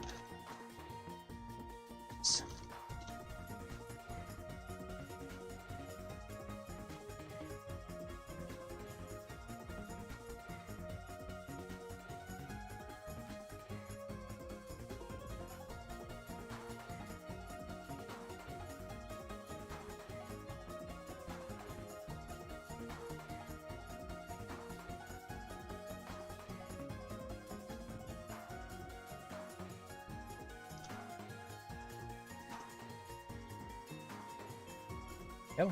And then item, increase potion, 20.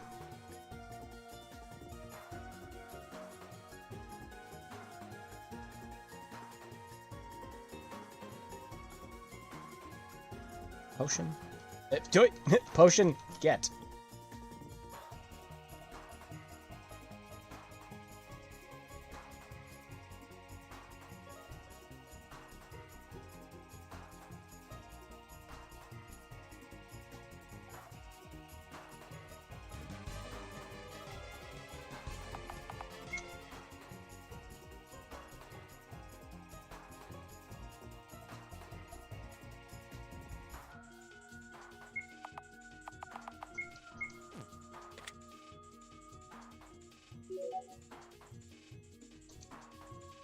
Other.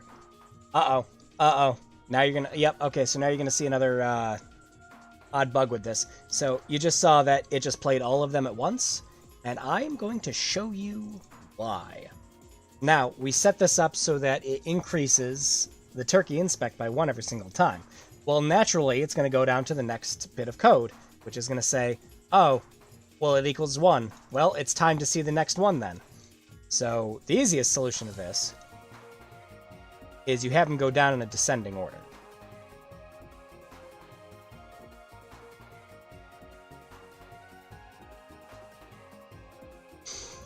Oh gosh. Not enough carrots make Dinklebinkle very angry. So yeah, this will solve that issue.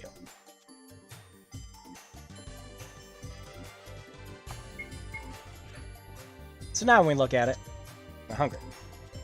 Really, I'm not hungry. Please stop. Say its only function as decoration dressing. Oh dear God, I'm in turkey pump. I'll never live this down.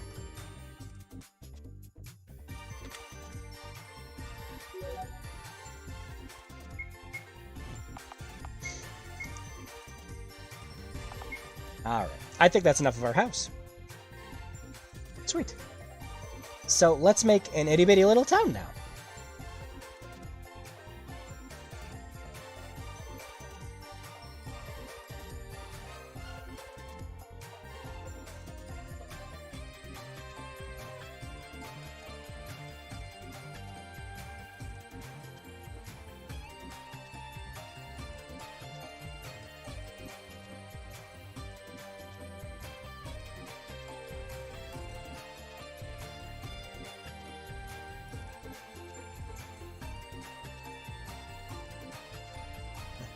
Headcanon potions are just Mountain Dew Red Alert Nagrisk.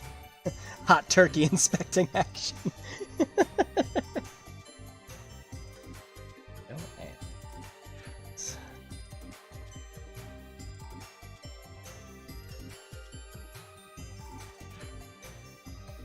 Now, we gotta make this place, we're gonna have to make this place just, like, really tiny.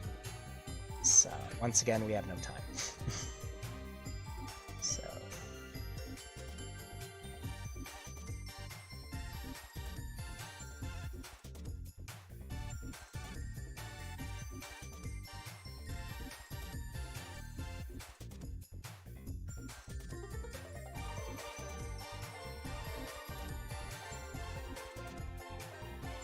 Whoop. Control C saves lives.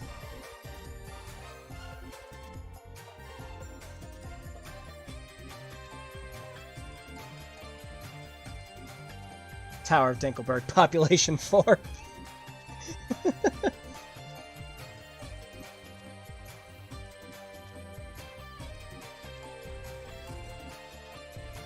Tactical turkey action. I made a video game, Kojima. I hope you can be proud of me.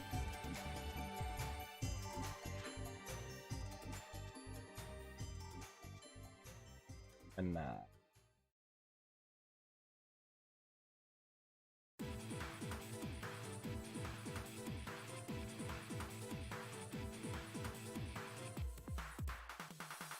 turkeys are just gonna be the slimes of this RPG Underworld is.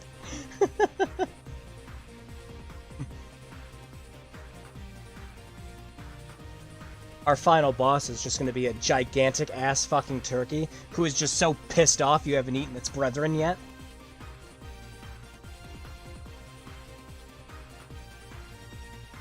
Ooh, hang on.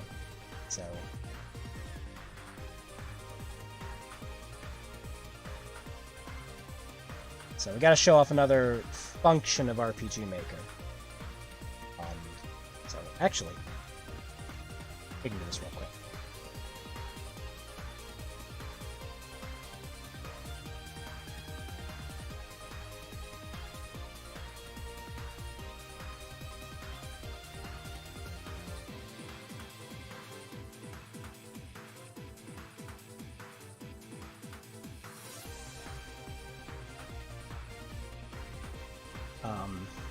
He shall be called the Turking.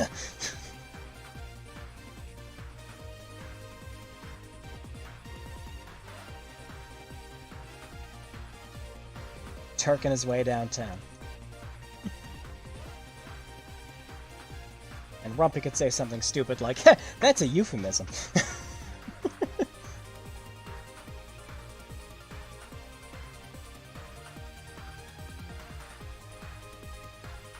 Language they speak, Turkish. I was waiting for you to say Belgium or something like that.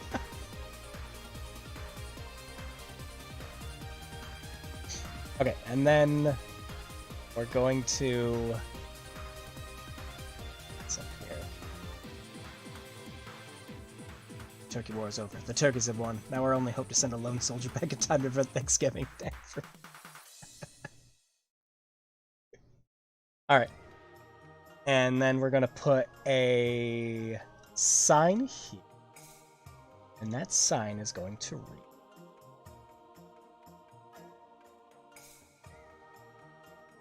read. Oh, I get it. I like jokes.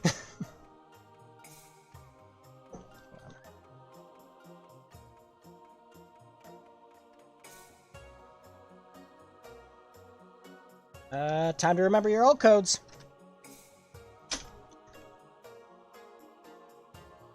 Nope. Not today, I guess.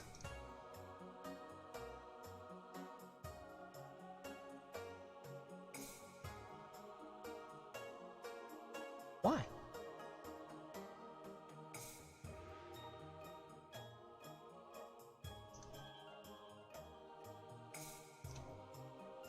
Uh-oh. The arrow isn't working. Why isn't the arrow working? We might just have to do the 2 dashes. Might work. Ah, forget it. stream. The entire stream has been quite the lore run.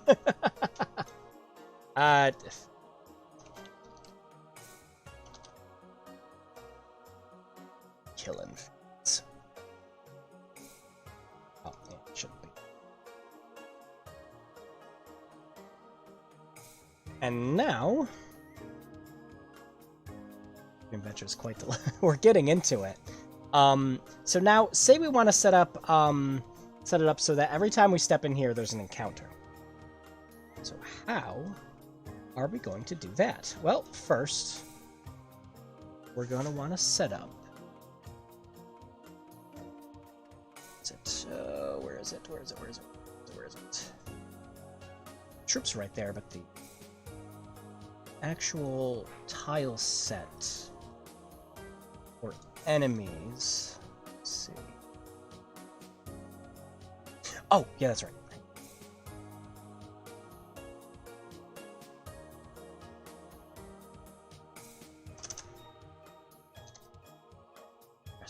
Percent. Why is that set as the default? What?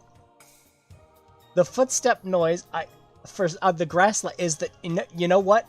Why was that the default? We're keeping it. I don't care. That's great. What? Why was that?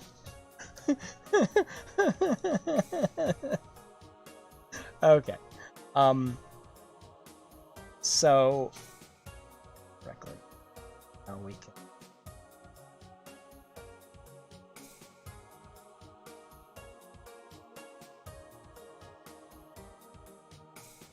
Wait, no. There should be. It's been a while since I've done any like actual RPG shit in RPG Maker. But we should be able to set because it's a field of glass. Yes, the glass land. We've already looped back to them. While I was waiting, I should have put the rest of the soundtrack on here. But yeah, okay, so that'll set that up, and then troops. I'll do glass land. So instead of field of grass, field of glass. Rain. Glass land. And then should be able to do tile sets, exterior, and then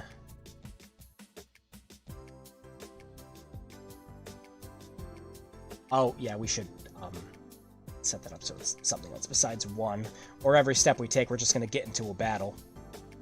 So terrain,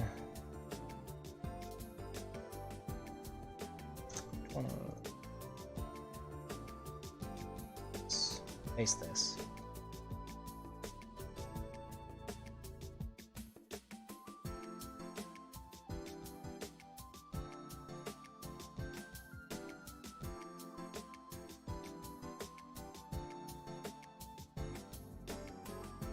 Because that would have been bad.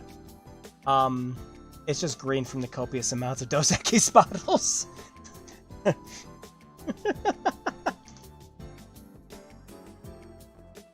don't always injure myself, but when I do, oh god, oh fuck, oh shit, oh god, oh fuck, Dos Equis.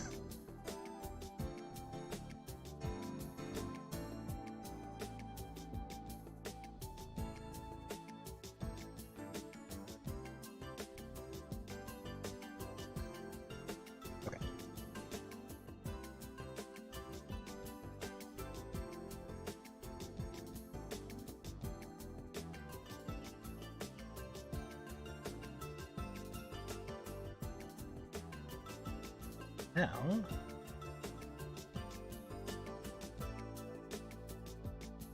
perfect. Okay, so now, if everything's working as should,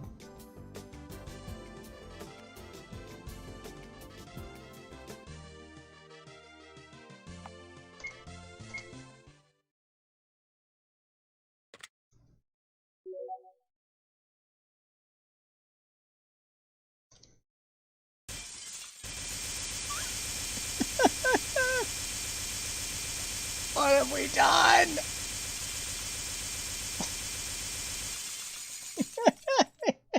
God damn it. Why? No. No.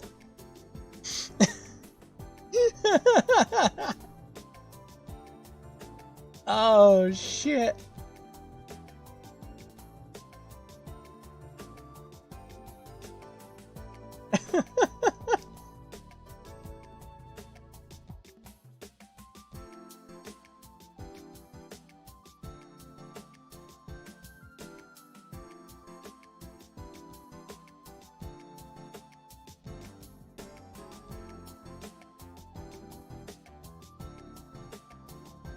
Just gotta put down little trap tiles of occasional stream.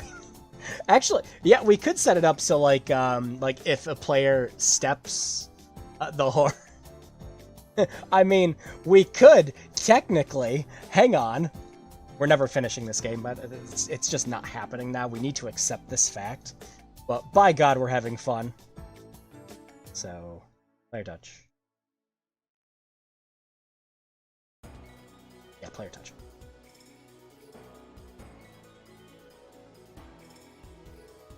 We'll make it a variable of...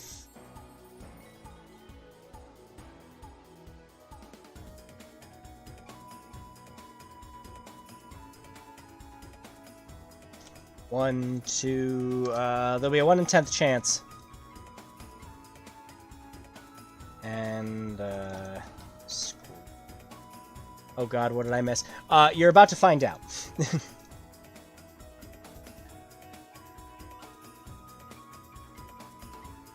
This will be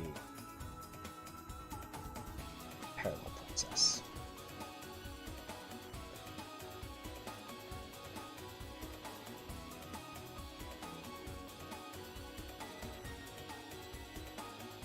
Screamsville. So now, we can totally finish this game. The end boss is your neighbor who just keeps making up these stories about your turkey business and just slap him upside the jaw once. Did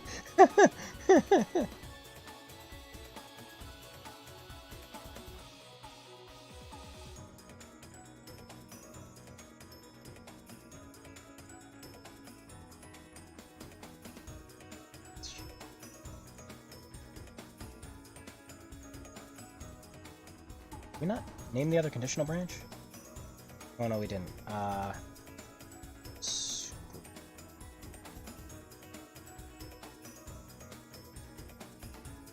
No, this is the problem that we always have with making RPG Maker games. We get too sidetracked with stupid shit, which is exactly what I like doing. Actually, okay, so that would be an actual fun thing to set up in an RPG, right? Because, like, I've only ever played one other RPG that did something like it, where it's just, like, it's rumpy. It's like, so, like, we should go through this, like making a full game, and when we make a full game, it's just like, okay, so you're training up Rumpy, you're getting him all this equipment and everything else like that, you know, you train him up to be this badass, he can take all this damage and everything else like that, and then at the end of the game, he turns on you with all this cool shit that you've gotten him throughout the whole game.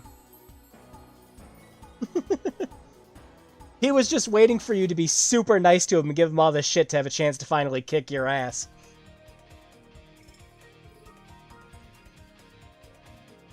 For the last time, my name isn't Dinkle Binkle, it's... Oh yeah, we'll want to set a handle in this case. Alright, is there just like a scream? That's not what I'm looking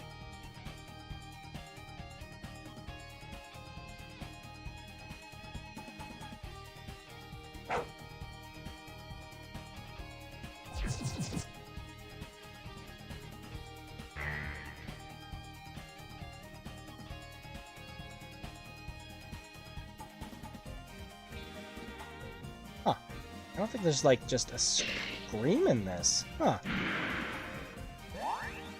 I remember the old version of the program had, like, sneezes and other stuff.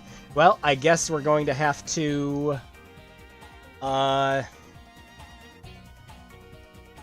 finally do our first imported sound effect, so hang on. Let's go find a good scream online, I guess, huh?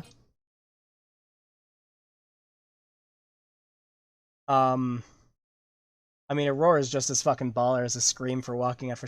Yeah, but like a silly scream would just make it funnier.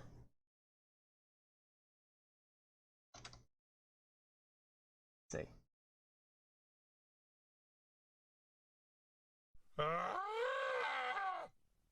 Perfect. All right.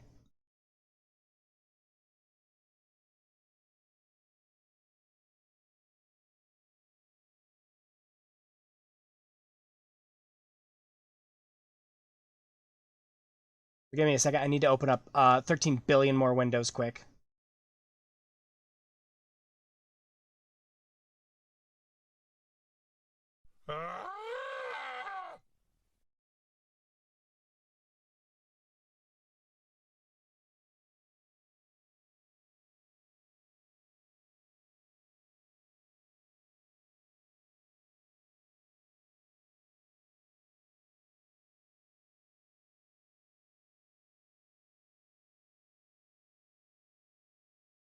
I was going to suggest a scream, but that one cut me off guard.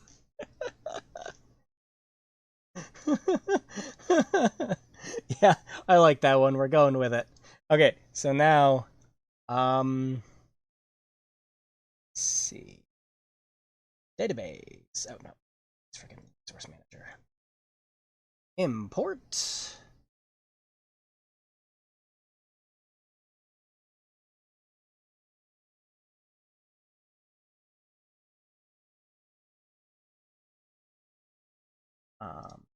Nuts. It's got to be a wave for a sound, doesn't it?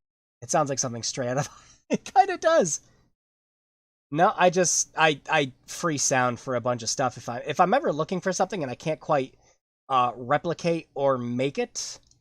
I will just I'll like use free sound and like edit my own stuff and things like that because you never know. So that was one of the first ones to pop up. Let's see.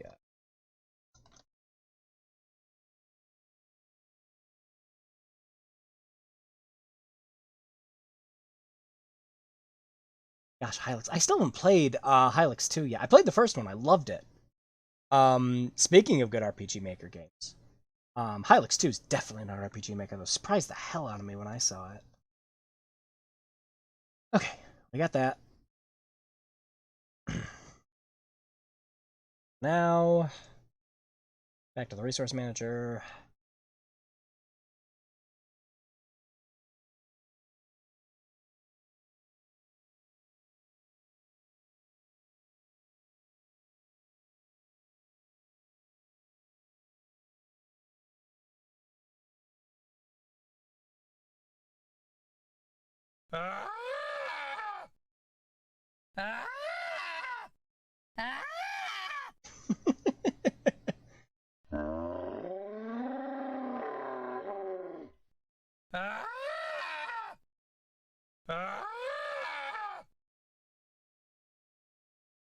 Perfect. Now, say we want to do different pitches for it. There's a way we can do that too. Let's get it going again. There we go. There's a way we can do that too, just for funsies. Let's see, screen pitch. But yeah, you'll see what I mean with like variables and switches, and they're just this is essentially everything you do in RPG Maker. So do random 1 through 5.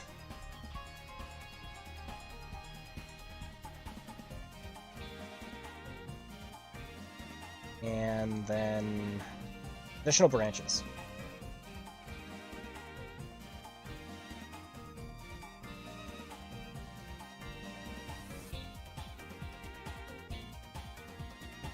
Wait, that sounds like it's familiar at 200%. Does it? It's 150. That?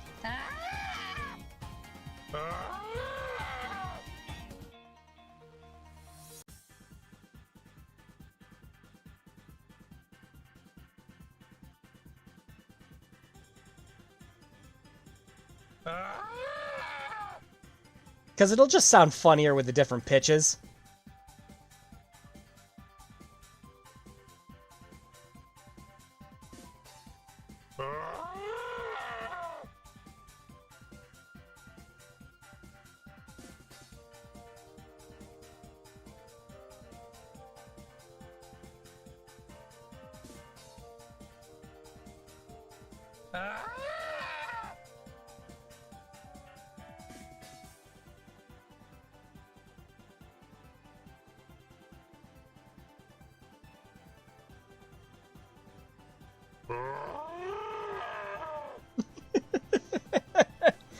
Oh, this is too stupid.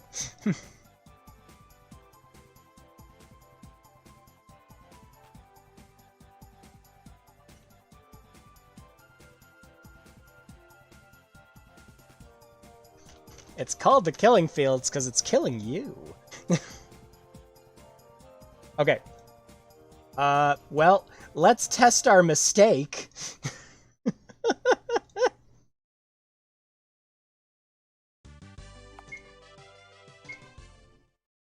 Maybe not. It just sounds like if you put it up higher, it would sound like an over... It might. Like I said, it's just something I picked up on Free Sounds. Oh gosh, here we go.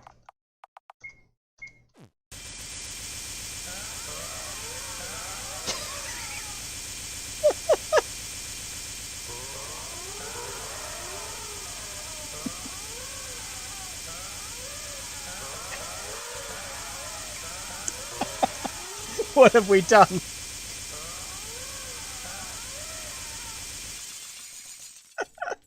What have we created?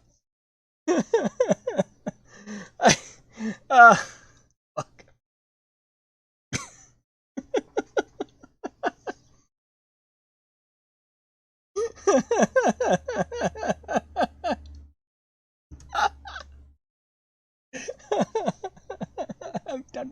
I'm done with this stupid idea.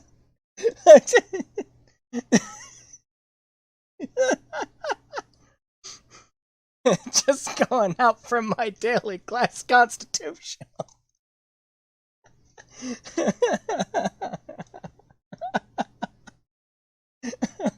Oh my fucking god. I'm gonna fucking puke. Jesus.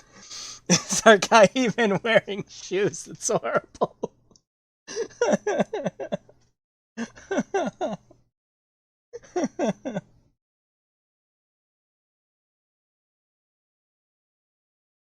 No, those are just cheap water shoes.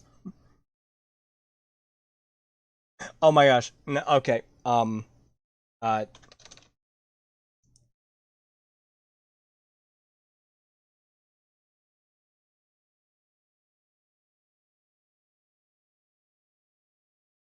Alright, hang on.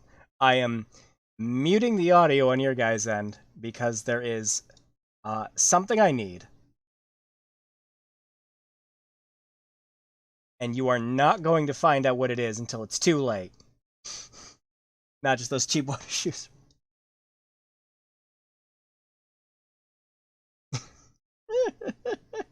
Shoes are for... Uh-oh. Uh-oh.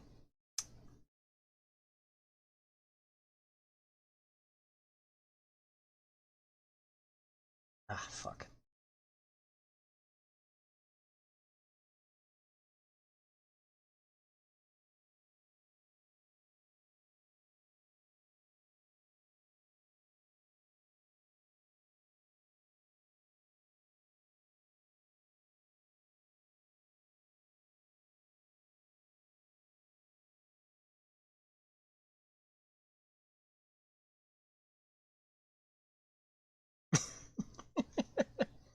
This is gonna be the one, like, big surprise you guys aren't going to get.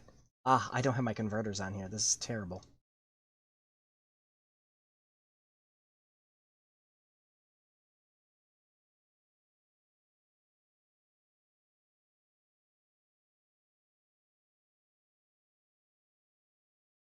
Perfect. Okay.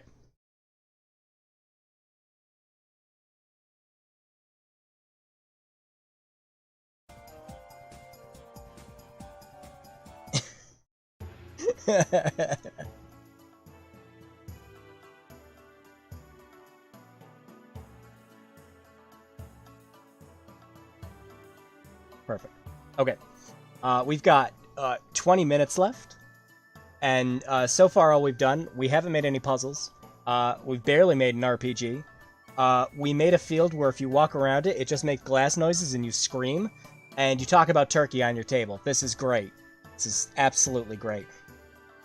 As per the norm with RPG Maker, once I start, like, fucking around with stuff, I don't want to stop. I have too much fun. I have way too much fun. Oh, so to offset this house being 2x1 sprite, this one should just be a single hallway going in, just to fuck with you.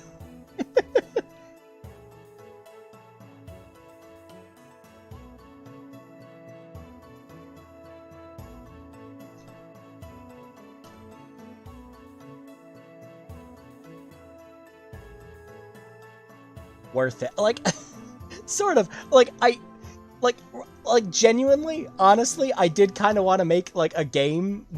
Like, obviously it would be, like, jokey and stuff like that and everything, but I wanted to make something, like, short and fun and... Because the whole point of it was once we were done, I wanted everyone to be able to play this. You know, I was going to make a download available for it so we could all play it. Wrong dimension. But, yeah, it's probably not happening. We should send this to Nintendo. Make it a door coming from the right. Or it's just over the top's like, wait, what the hell? Send this to Nintendo. I mean, we probably could get it on the eShop. We just gotta sell it for 1 cent, like those other guys who always have theirs on sale. How do they make money? How do they make money? Okay, but this is hella short and hella... I mean, we barely have a game. This is more of, like, a traumatic feat experience more than it is an actual game. Oh, man. I thought I did interior. Oh, I did, okay. So...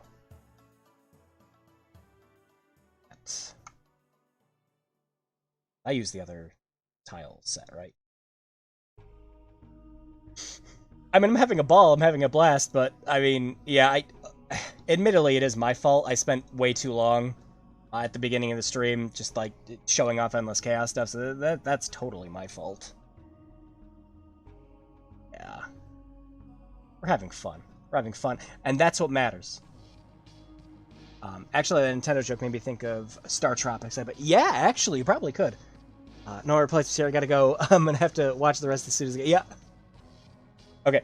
So, we're just gonna have this empty house. All right. See you guys later. See you, Retro. And standing in the middle.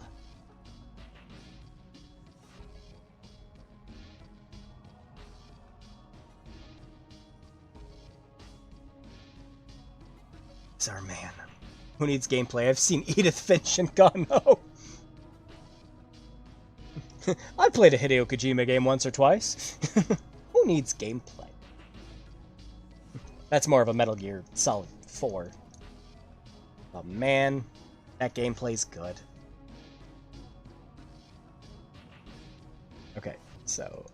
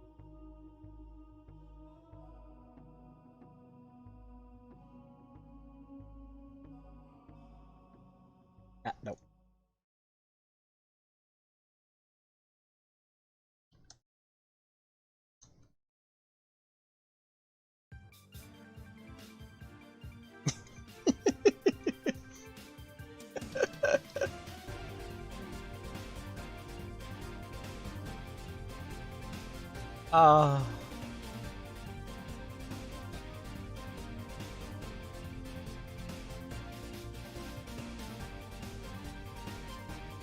Oh, one more thing we actually didn't fix for this yet. Hang on. Anytime your character looks at something else, so we set the face set here, right? We're also going to want to set it so that it's blank afterwards. That way that face set doesn't. The Tomb of Annihilation.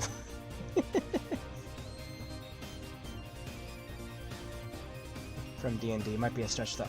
Yeah, that one's unfamiliar to me.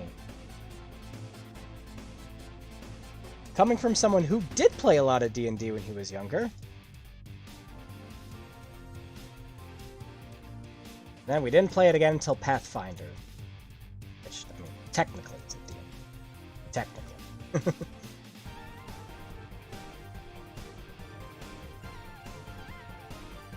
For dramatic effect, in between text boxes and everything else like that, you always want to put slight wait events. I usually always put half a second in. It's normal.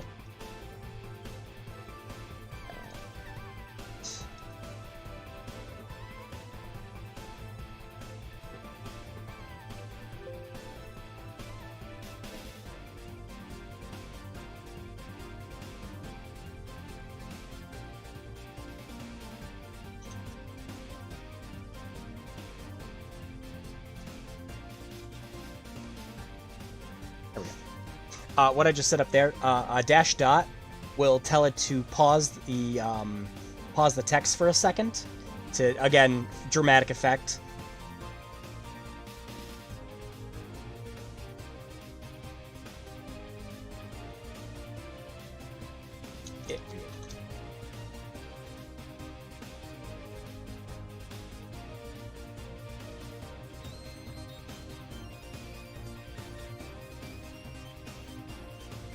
I am the trash mob.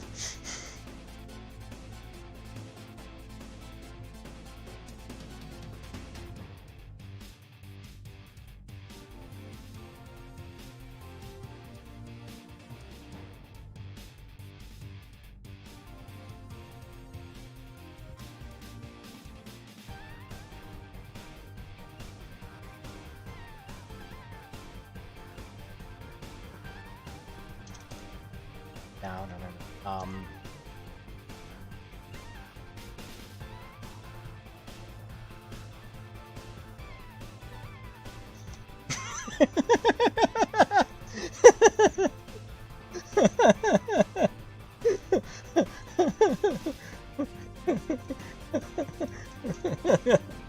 Relatable.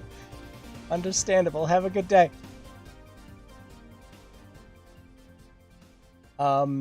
And then we're gonna make the fight against him. We got a monster or something.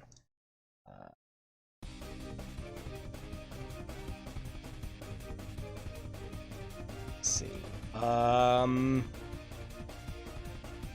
He is single goblin. You were looking for Dio, but it was me, Trash.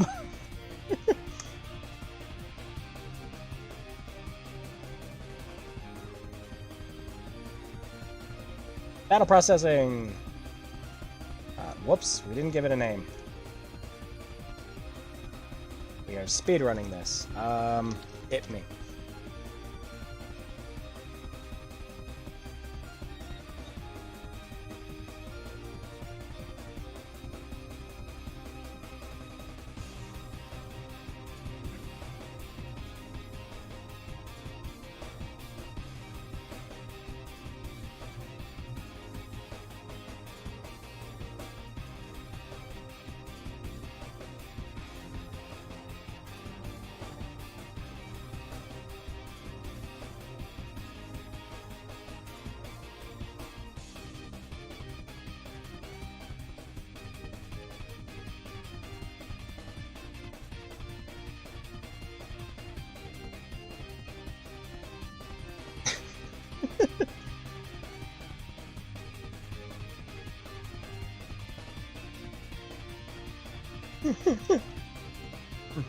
Put on the AGDQ RPG Maker Ace VX 100% completion.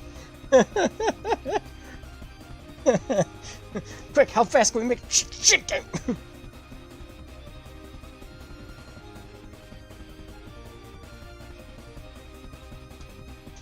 You lose. Wow, you really are relatable to me. Guess this means that we can still just friends.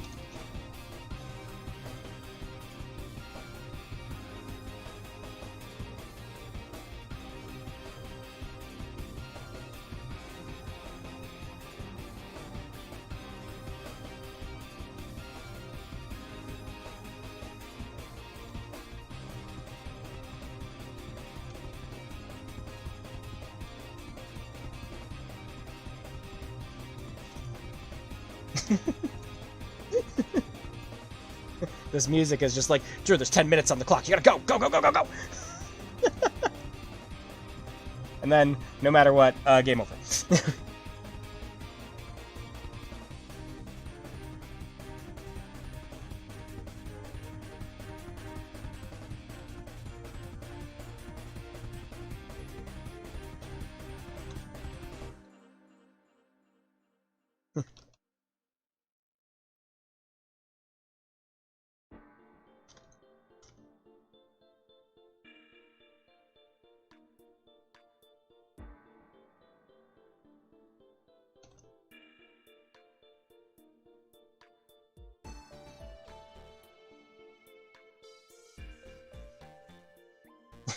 Jesus. Bonus points, bad game block, speedrun the results. Oh my lord.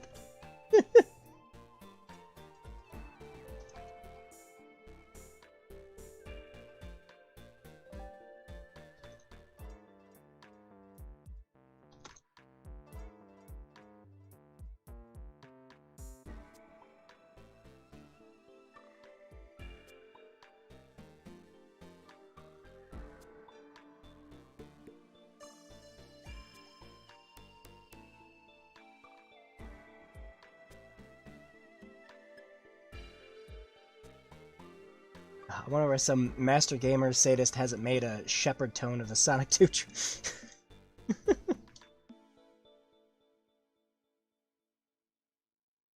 Just always spinning. Oh, like that, kind of like that Yoshi's Island theme, where it's just the long fucking pitch at the beginning.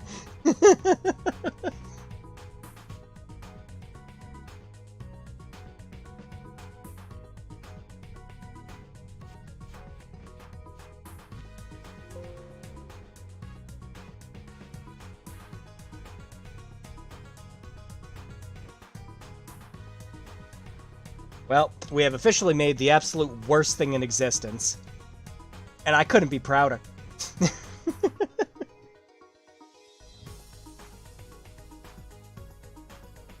Okay.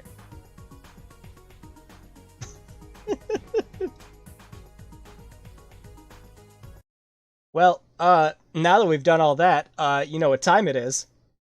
We gotta test this bad boy out.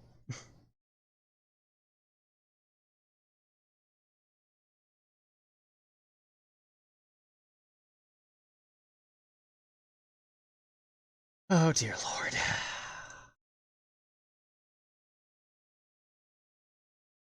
No, stop. Transfer event. Thank you.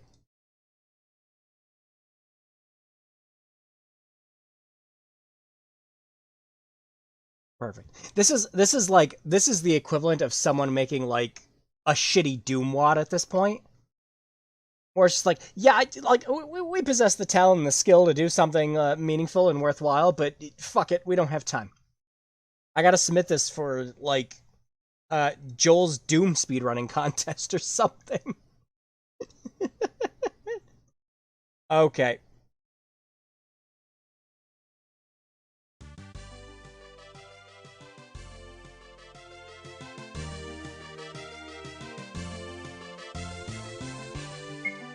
Alright, let's start it up. Slam Samurai sent down from the heavens to smite evil, kiss babies, and enjoy the odd episode of Fairly Odd Parents. Accompanying you is the Grand Crybaby Master, Rumpy Pumpy, the Slumpy Dumpy Crump King. Your quest begins in a rather splendid day. Here in Dinkelberg, it's tradition to solve some rudimentary puzzles and crush the land's peaceful monsters with no remorse. Now go, and be the hero everyone in town is going to tell you that you are anyways, because RPG. Wahoo.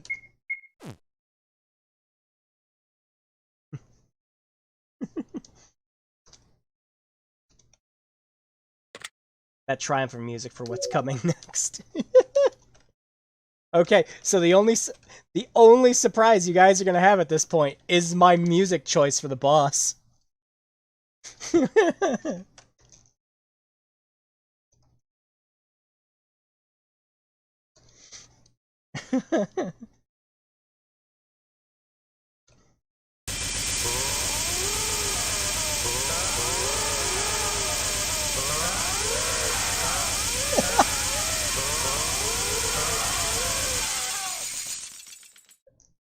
Rennie.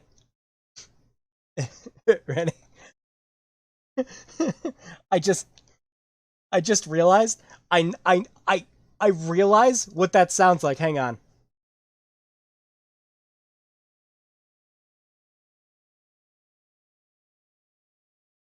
Hang on. Okay, so yeah. Okay, are you ready? Because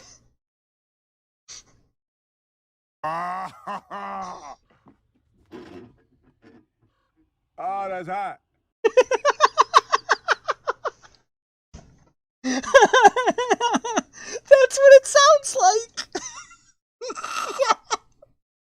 It sounds like the fucking Will Smith rewind.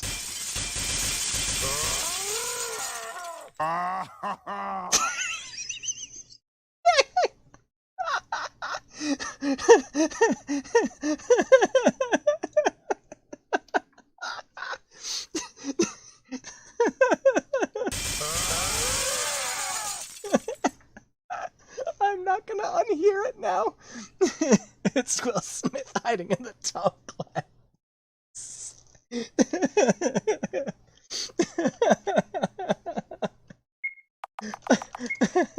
Oh, shit. Okay. Rumpy, no, it can't be. I'm supposed to be killing trash mobs and screaming to the endless void about murdering my feet worse than John McClane. Why are you here? Because me. I am the trash mob. Relatable.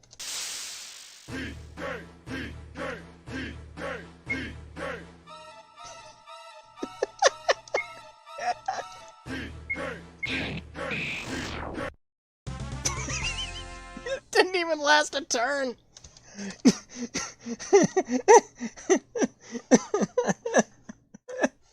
We barely got it.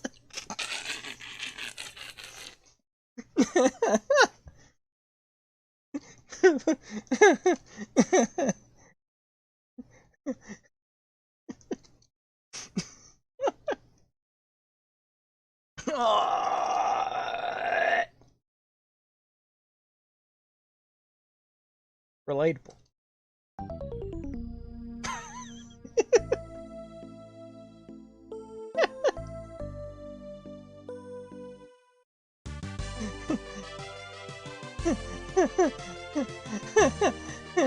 Yes, one uppercut to the Jotic Venture.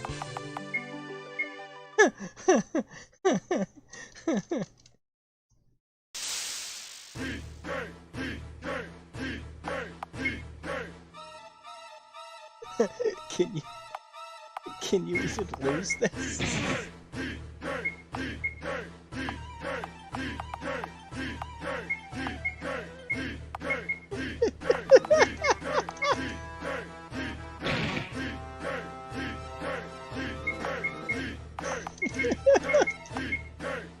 The one calm angel.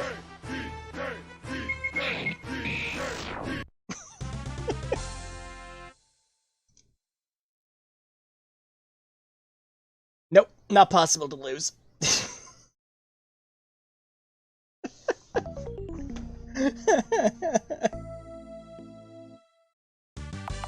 It would take an eternity.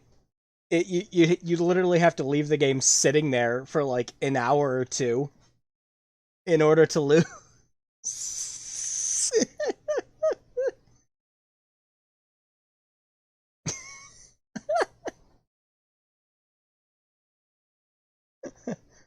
I'm so happy we made trash tonight. Like, no joke, I really did want to make something. Shit ain't happening. It's an expert RPG for program. Yeah, like think about it. It's like you know how Ubisoft sells all those like time saver packs and ways that you can like double your XP grind and everything. Like, well, look, all we did was we just took an RPG, right, and we've distilled it down to its base elements so that everyone can enjoy it. Okay, this is an RPG for people who have been playing them for decades, for their very first time. It's for everyone. It's a game for everyone, all right? This is exactly what the AAA space was made for. We want to make a game that appeases to everybody and cuts out all the bullshit. And you don't have to worry about it. You don't have to think, okay? You just have to deal with the modern day humor, right? That's going to be completely outdated in 2 years. And honestly, realistically, in 4 hours, we have made a perfect representation of the AAA space. Right? It's great. It's perfect. It couldn't be any better. Well, maybe it could be a little better. Maybe we can make one thing better.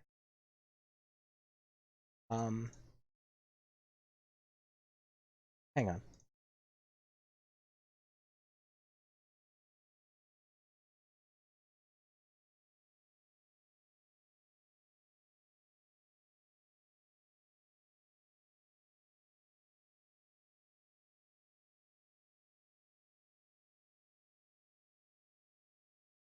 And now, it is Game of the Year.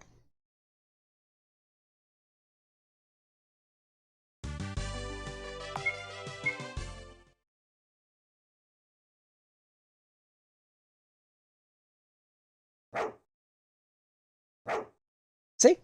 See? See? It appeals to everybody now. Not a single person will be unhappy with our product.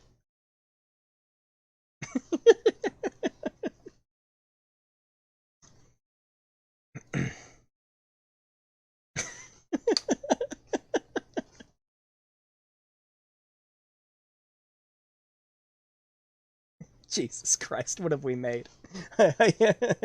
We forgot microtransactions. Yeah. Okay. So, one thing I did actually want to show up. This was like a pseudo serious project I was thinking of working on for a while. So I'm pretty sure. Like you guys, perfect. I'll put it on my Steam. There, that reminds me of that guy who made that watching paint dry RPG Maker game, and he put it on Steam and found a way to circumvent their usual submission process to get the game on there. We could like, no joke. I'm not even joking about this at all. I could, if I had $200, throw this on Steam right now, right? Because the runtime package stuff, that's free to distribute. That comes with RPG Maker. You're allowed to use that stuff. We could get our asset flip in. We could charge 99 cents for it, and it would be great. So anyways, I converted it over actually. There was a game I was working at. So, you might have heard of the game like DLC Quest, where the whole point of the game, where like it was like a 2D side scroller, where you go around and you have to buy all your like basic functions and everything else like that. And I was like, oh, that's fun. I like that. But I was thinking for a while, what would be more fun with that is to have like some actual puzzle elements in it. So there was a game I was working on called DLC the Game, where the entire point of it wasn't just that you had to buy up all the microtransactions and DLC and everything, but you had to strategically know when to sell them too. So here I'll play the very little bit of work I ever did with the game. Like this was like just a dumb fun idea that I was working on for a while. It just I was like, this could be a fun concept, and then I never went back to it. So there's no sound effects or anything else like that. There's probably also massive amounts of misspelling because this project's old as shit. Allow us to congratulate you on purchasing this fully functional product. New features are being added constantly, and we here at company name here take pride in our work on this massive project. Allow us to walk you through your first steps in this breathtaking world. Go ahead and exit this room. And it doesn't do anything until you hit the enter key again. Oh dear, it appears there's nothing to do here. However, since you pre-purchased the $120 Collector's Enhanced version of the game, will allow you to start out with a wide array of choices. First, choose your avatar's face. You got your Stark RPG guy. You got the Angry guy. You got Darth Sidious. And Skeleton?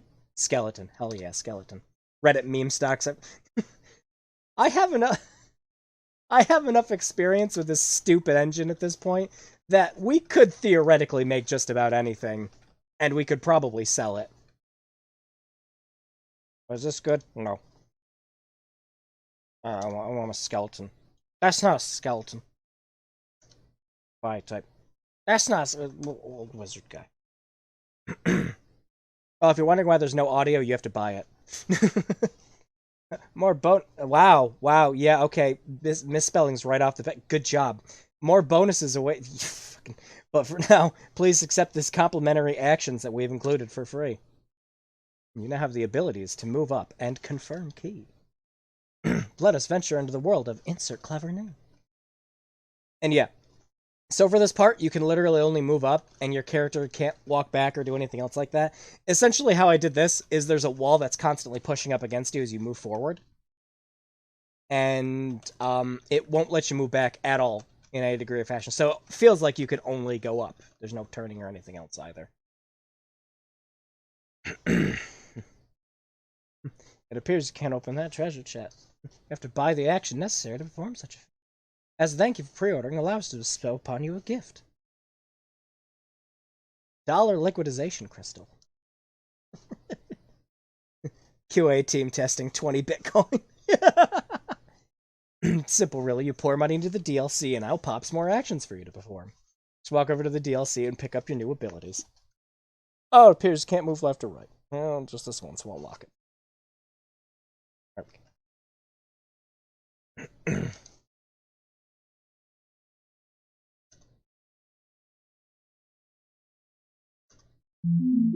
Yeah, we have sound now.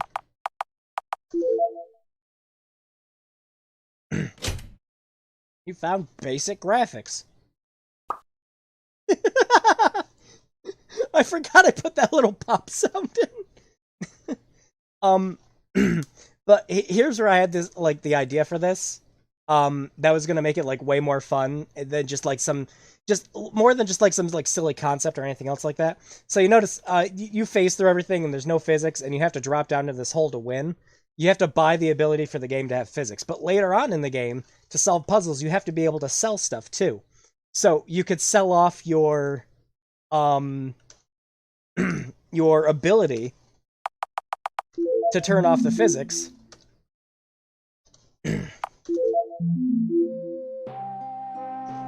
To solve puzzles and things like that. Or you could, you have to, like, walk past a sleeping giant or something else like that, so you have to sell off the ability to, for your music and your sound effects to be playing. That fun stuff. It was an idea I had rolling in my head for a while. Like I said, it went nowhere. It's the kind of thing I'd like to go back and revisit, just because this was some stupid thing I was working on. But it didn't go any further than this. This was it. Oh yeah, I forgot. You can't even open the menu because you had to buy that too. Alt F4 time. That was the dumb fun concept thing I wanted to work on, but it went nowhere. Oh man, that's some Yume sounds. Yeah, quite a few sounds are actually some of the stock ones that just come with RPG Maker. But a lot of people will associate a lot of the sounds and everything with that, with certain games because they're the RPG Maker games they remember and like grew up playing and stuff like that. It's some weird like sound association that I see with other stuff too. Like how every time we hear the Wilhelm yell in a movie, we always associate it with like our favorite movie in our head. Usually, like, oh, the Wilhelm yell, yeah, and like the first thing that pops in your head is like something like Star Wars, you know.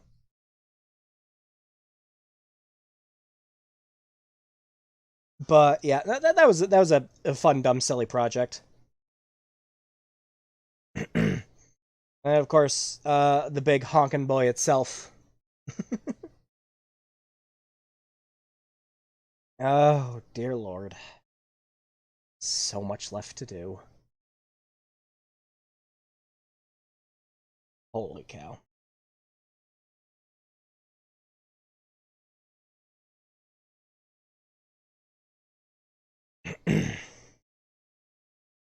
For me, it's just from hours getting nowhere in Yumeniki before I finally caved and watched again. Yeah, trying to get all the freaking effects and everything in Yumeniki was just like, okay, what am I doing wrong? And then I looked online, it's like, you're not doing anything wrong. It's like, what? Oh. Yumeniki was also one of the first games I ever, like, opened up in RPG Maker to see where everything was. Because, like, there's certain, like, doors and everything that are set on timers that you can't get into unless you wait long enough and things like that. And it was fun to go in and edit some of those values to see what changed around the game. Of course, the thing you got to deal with there is a lot of the code, like original code for the game, is in Japanese. So there's a lot of hurdles you have to get around for that. But it's fun. It was a lot of fun. Oh yay!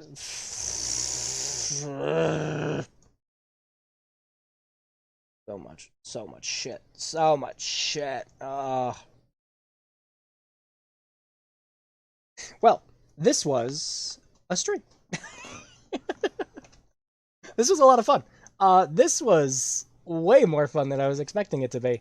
I would like to kind of do this in more of like a serious vein, maybe as like a multi-part stream or something.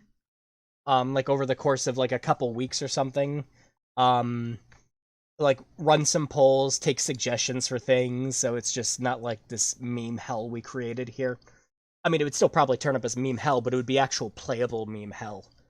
Because I really wanted to, I mean, I could totally, we could totally export this and upload it now. It was indeed a stream. Classify as good, bad, who knows?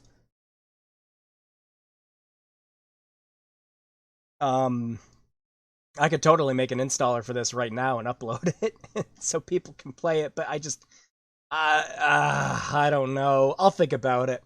If I do, it'll be after the stream. And if I do, I'll post a link on Discord for it too. If you really want, there's nothing else we added. There's nothing else new. Unless your idea of fun is just running around hearing the Will Smith scream.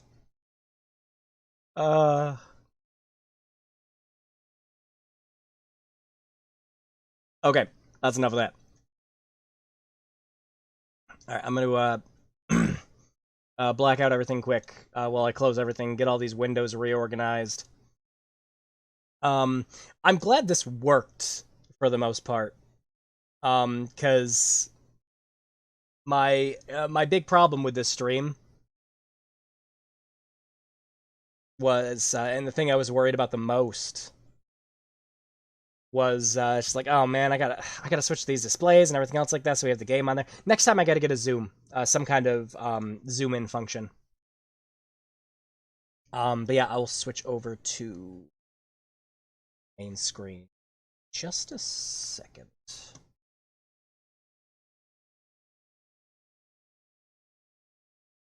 There we go. All right. Good night, sir. Thanks for the fun. Yeah, it was great seeing you, Kate. So thank you, Kate. So thank you. Cat Sith. Jeez.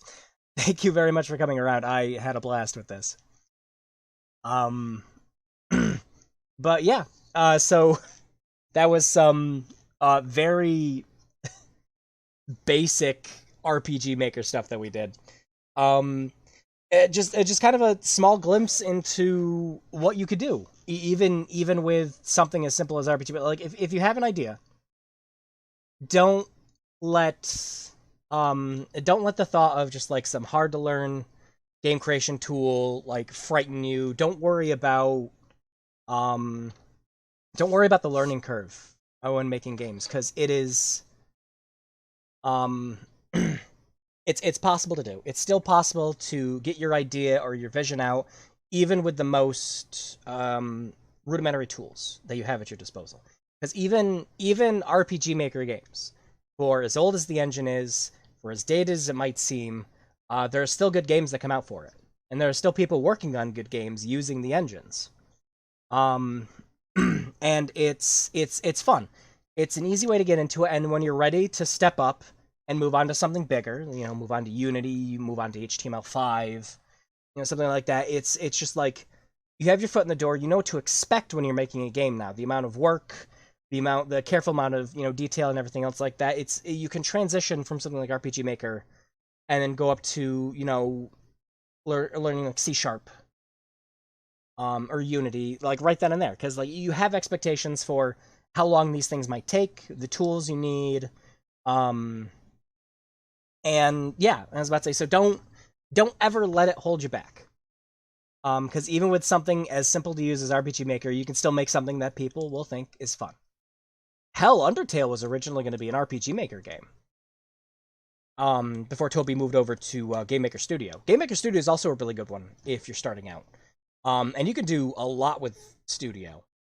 I've seen people make like 3 games in that, and that baffles me. It's like, wow, because Game Maker is a tailor-made for like 2D, like any 2D projects. It's also really simple to get into. But RPG Maker's still the easiest. So yeah, that's that. Thanks for the times I was able to watch. It's been great. Thanks for setting this up. Yeah, you're welcome. Thank you very much for coming around late nights as always.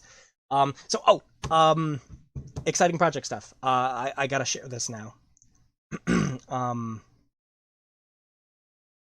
So the I just had a major break. I just had kind of like a major breakthrough with the BAP Interactive video. One of the developers finally got back in touch with me. I was so excited. I messaged them just like completely out of the blue. It's just like, all right, it's a long shot, but I'll try messaging them again. See if they get in contact with me. And sure enough, I got a message back, and I'm like, oh, great. And they just got back to some of the questions I asked last night. And I posted on a Discord. Well, I've got to share his response because it was great. Hang on a second.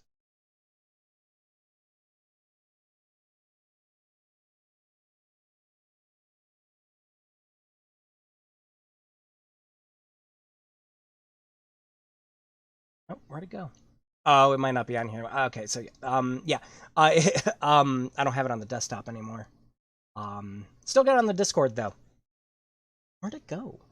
Oh, I moved it. I was thinking of doing Game Maker Studio for the little things bouncing around in my skull. Yeah, I was about to. Game Maker's a hell of a lot more expansive, and intuitive than RPG Maker is.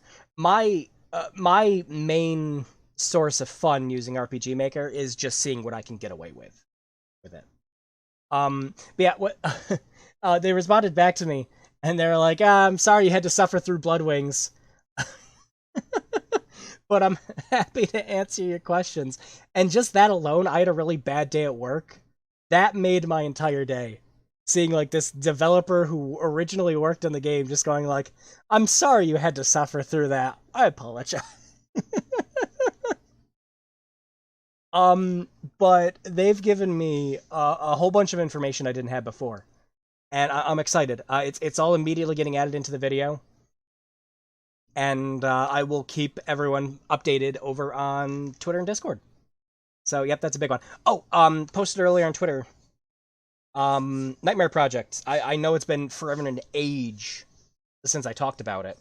And that's because I was waiting for one of my AI upscale tools to get a major update that was going to let you fully fine-tune and control what exact specifications you wanted for the project. So for this, it's restoring old VHS tapes, trying to upscale them to HD, things like that. There are now perfect settings to let me fully control everything, either by a frame-by-frame basis or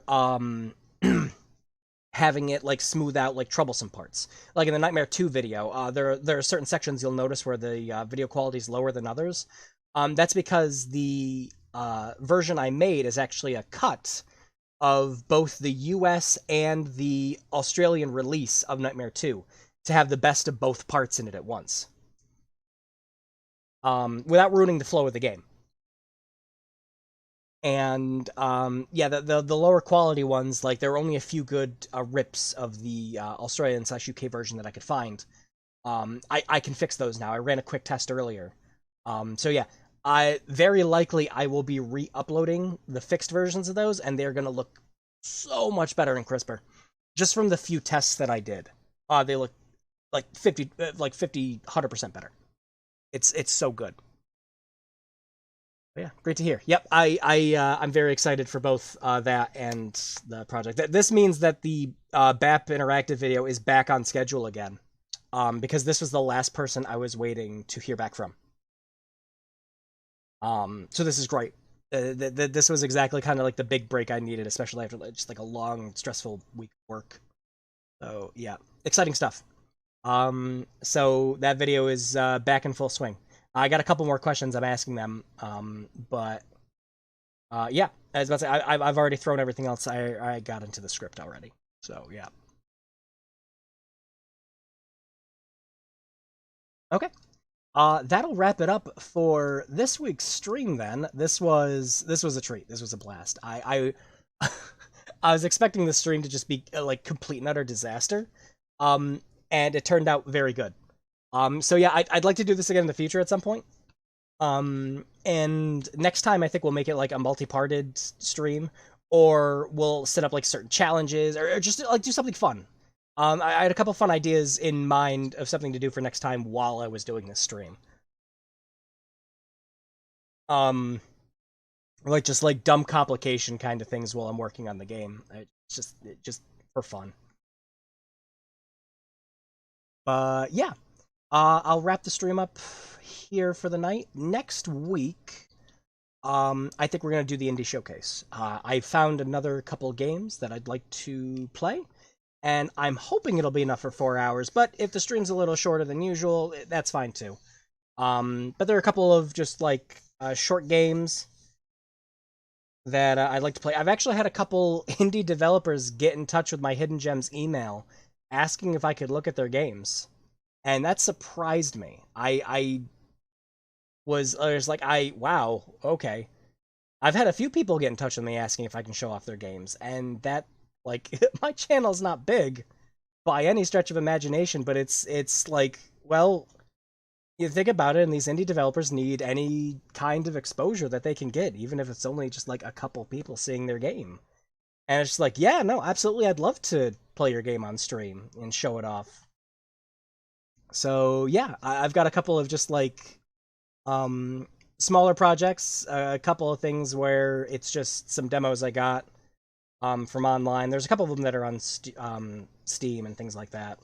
But yeah, we wouldn't let you down with our insanity. I hope so. No, I'm gonna run polls for like just like stupid stuff that I'm thinking of. Further details down the line. I already have a couple ideas. But yeah, Indie Showcase will be next week, so no poll. But we are going to have some good to great indie games, and quite a few I haven't played. But I like the premise and the idea, so I'm intrigued. So yeah, let's wrap the stream up tonight. Thank you, as always, for everyone who came around. Great to see you, Katsith, Rennie, Late Nights, and whoever's haunting. Thanks very much for coming around. You guys stay safe. Have a great extended 4th of July weekend for those of us in the US. Take care. Good night. Wash your hands and stay safe. Take care, everyone.